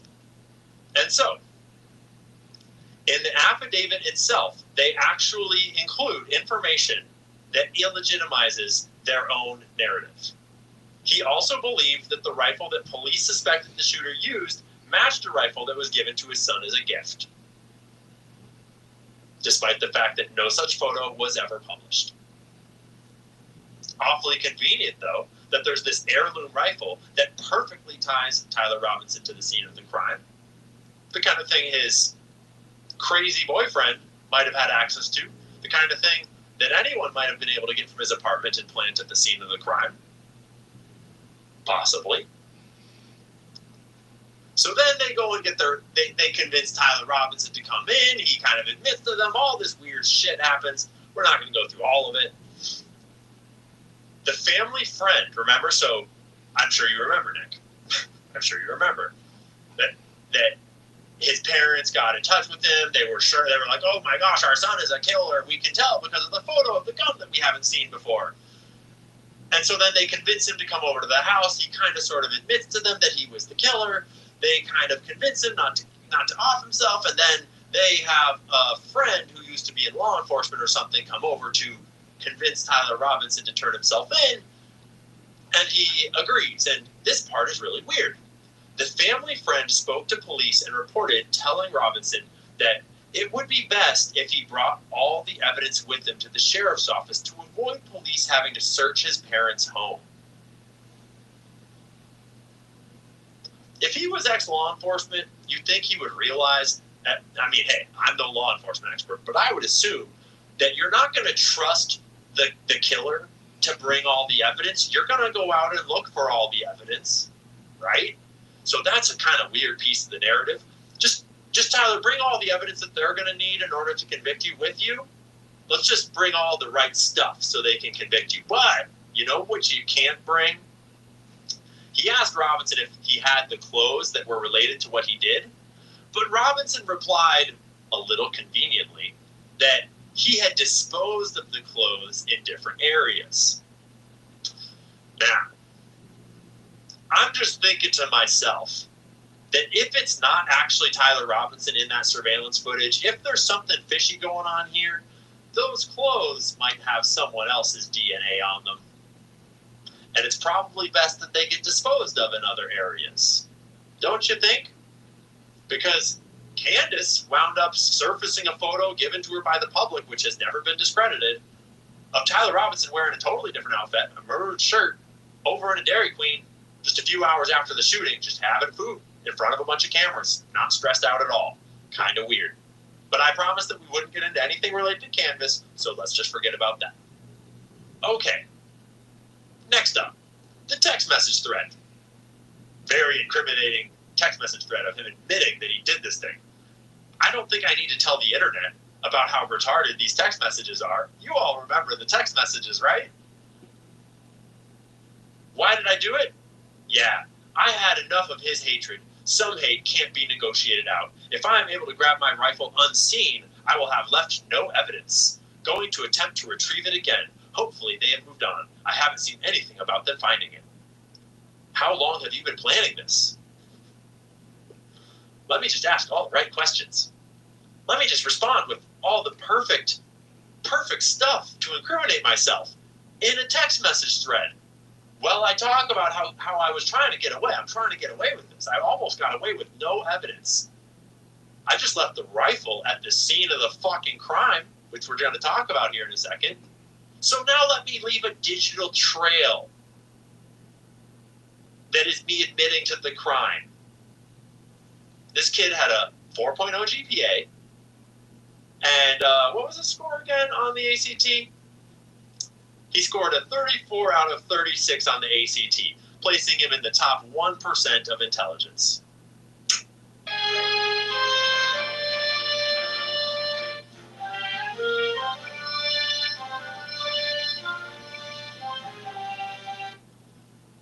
And while we're at it, this is a screenshot from my own footage of going to the location where the rifle was dumped. Because I went there to do some journalism, Nick. And you know what you immediately realize when you walk into that little space behind that chicken coop where the rifle was allegedly found? You're under complete concealment in every direction, and no one's going to see you.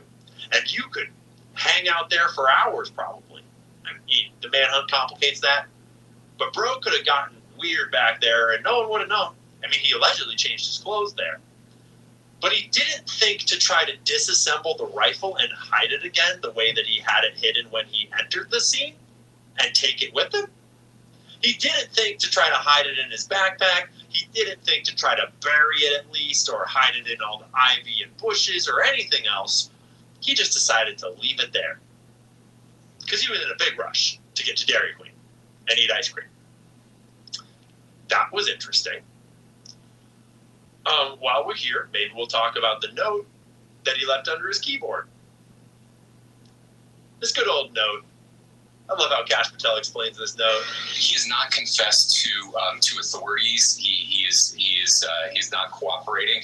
But DNA analysis. And again, Nick, I'm sure you've already seen all this evidence because you're so familiar with all the evidence, and it somehow backs up your theories. but I just figured we'd watch it again together. And once we auditions, and I'm sorry, Brian, I forgot your other. You had a written note. Did he write a written note before the assassination attempt? That's what the governor said yesterday. And what does that say? If you so what I'm able to say, I'm sorry. So what I'm able to say is I addressed it partially earlier. Is that the written note we believe what did exist, and we have evidence to show what was in that note. Which is, and I'm going to summarize, basically saying, the suspect wrote a note saying, I have the opportunity to take out Charlie Kirk, and I'm going to take it. That note was written before the shooting. Evidence of its existence, we now have learned, existed before the shooting, was in the location in the suspect and partner's home. But we have since learned that the note, even though it has been destroyed, we have found forensic evidence of the note, and we have confirmed what that note says because of our aggressive interview posture at the FBI. So, whatever the fuck that means, that's another piece of confession that was not planted by the feds or whoever, right? I don't know what the fuck that meant. He has not confessed.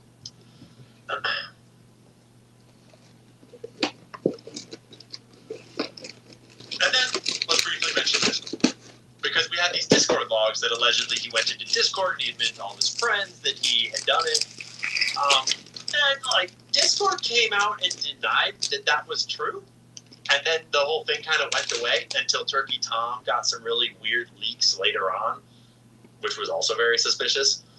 Discord said, there's a quote from this article that you can look up for yourselves on the Daily Beast. Discord said Friday that Tyler Robinson, the 22-year-old suspect, did have an account, but that he did not use it to plan the shooting Wednesday afternoon at Utah Valley University. That directly contradicted Utah Governor Spencer Cox, who had said at a news conference Friday morning that Robinson's roommate had shown authorities messages on Discord from Robinson. The messages referenced in recent reporting about planning details do not appear to be Discord messages, the spokesperson said. These were communications between the suspect's roommate and a friend after the shooting, where the roommate was recounting the contents of a note that the suspect had left elsewhere.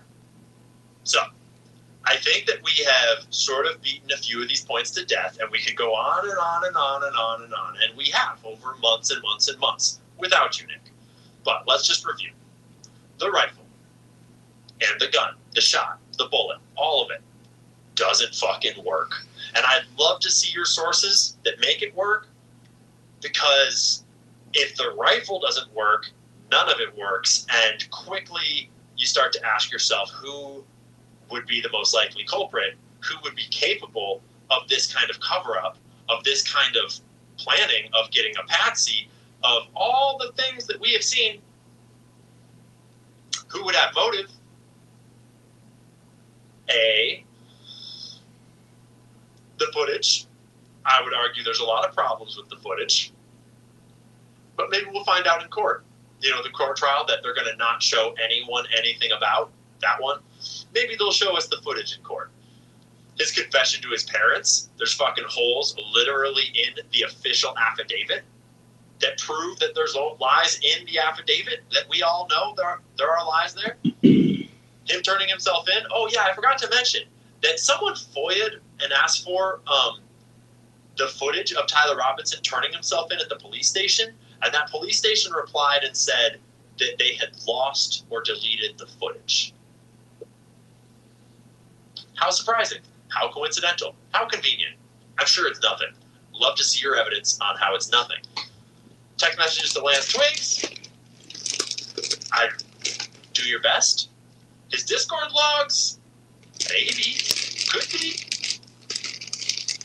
But the rifle needs to also work. Getting tired. No left under his keyboard. I don't fucking know what Cash told us about it. I don't understand what, I'm pretty sure he said that there used to be a note. There was once a note, but then it got destroyed probably by our guilty suspect, Tyler Robinson. He destroyed the note, but we had an aggressive interview posture, and we determined for sure that the note used to exist, so it used to be evidence, and now it's evidence again when we talk about it. There was DNA on the screwdriver, which now is no longer being mentioned for reasons that aren't explained. There was DNA on the towel and the rifle, which there's no reason there could ever be Tyler Robinson's DNA on a towel and on his own rifle that I'm sure he put on the scene. And his car was seen on doorbell cams near the scene, which we're not going to get into because that's a whole other video, which I've made a few of. So, if you can't tell, I do have a bias. My bias is based off of all of the reporting that I've done, all the evidence that I've seen, and a little bit of preconceived bias about Israel, and my understanding that Israel is the world's foremost assassinator. That Israel is the most shitty fucking country on the planet. That Israel is conducting a genocide. So, do take my bias into account while you watch this video. Okay? That's fair. You can call me a Fed. You can call me a plant. You can say that I'm like trying to character assassinate Nick or whatever you want to do. I'm just trying to share my sources and my evidence. And Nick went at me, and I didn't see any sources or evidence from Nick. I just saw a lot of ad hominem and straw man attacks and very weird, suspicious things to say, but no evidence. So, Nick, now that you've seen some evidence, which I'm sure you already were very familiar with, I'd love to hear your stance on why it's probably Tyler Robinson and the feds are probably telling the truth. And why you're not interested in developing your own understanding of what happened and asking your own questions about TPUSA and who murdered Charlie Kirk and why we're getting all this reporting about Benjamin Netanyahu offering him giant sums of money. And why Benjamin Netanyahu was one of the first people to report that Charlie was dead, and then to eulogize him over and over, and then to talk for days and days about how Charlie was so loyal to Israel, despite the text messages saying that he was objectively going to leave the pro-Israel cause. Didn't even mention the ones where he said he was thinking of inviting Candace. I would love to know how any of this squares with the message that you have been preaching for ages, since Charlottesville, since you were in Charlottesville and I was at Burning Man. How is it that you have it so right all of a sudden after years and all the evidence is just, I'm misunderstanding it, I guess? Because let's be clear. I'm just going to be honest. I did my live stream just gently, kindly prodding at what seemed a little off. It just didn't seem like the way you've been speaking before, and it just was confusing. And so I gently prodded it, like, where are you at, dog? I like you. I like your shit. I like your content. I like your messages. Even the ones I don't agree with, I like how it challenges my thinking. And that's all that was. No one told me to do it. Wasn't paid to do it. I had no ulterior motive around that moment. I just wanted a good lead into my show, and my show was about the Anti-Semite of the Year competition, and you didn't win it. And I thought it was a good idea. I knew it was going to be a little controversial for sure. And I was curious how you'd respond. And I figured you would respond intelligently. And then the response that you gave was the most fucking suspicious and weird fucking thing I have ever seen. Just to be honest. And I think we have some questions now about why the fuck is that your opinion and where is that coming from? And so now I have more questions than I had at the start. And I don't know, like, I'm not trying to make direct accusations. I'm just like, what the fuck, bro? What the fuck? At CC's Pizza, you get all this, all for $9.99. So I'm sure I'll get a lot of heat. I'm sure that I'll get called all kinds of names. I'm sure there'll be all sorts of faceless frog accounts using all of the usual smears against me, as they're already doing in the comments. I would recommend that you all read the comments, especially on X, and note which accounts are defending Nick's current take and how many of them are Jewish and Israeli. And notice the types of tactics that they're going to level at me and who's doing it. Don't trust me. Just double check my sources, double check my reporting, come up with your own perspective, your own opinions based on the evidence. Don't trust Candace. If you want to watch her, and come up with your own opinion based on the evidence that she's sharing. Because a lot of what she's sharing is just her trying her best to solve the murder of her friend. And Charlie wasn't my friend, but I'm trying my best to solve his murder because it matters to America and to me as an American. And it matters to the future of our nation, especially if Israel was involved. Nick? And I said in my last video that, Nick, if you were killed, I would devote the same amount of resources to solving your murder because it would be equally important, especially in these charged times. So, that's where we're at. That's how I feel. And I'd be curious how all of you feel. I'm sure that the comment section is going to be fucking wild. Nick, if you want to debate this on a live stream ever, I'd be happy to debate the murder of Charlie Kirk on a live stream. I just felt like this recorded format was best for presenting evidence because evidence matters. And yeah, I'd love to see yours. So, now that we've said all that, let's close with one last important piece.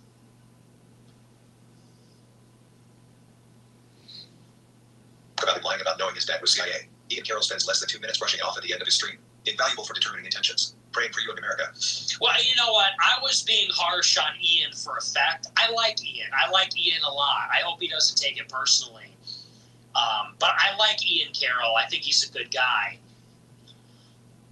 You know what? I was being harsh for effect. And I like Nick. I think he's a good guy. I like Nick. And so I hope he doesn't take it personally or whatever. Conspiracy theories are demonstrating information is the oxygen of the knowledge. There's so much evidence out there that even if less than 1% is true, that would be enough to collapse the current paradigm and change the whole planet.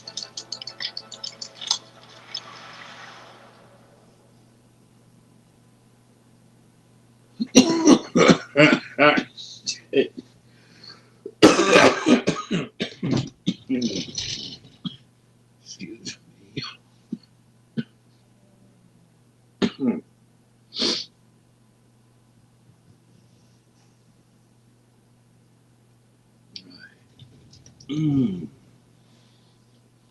It's time to switch it up a little bit, y'all.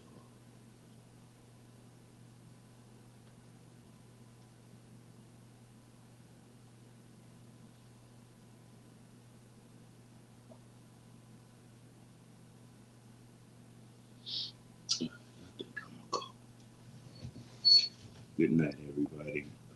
Well, good morning.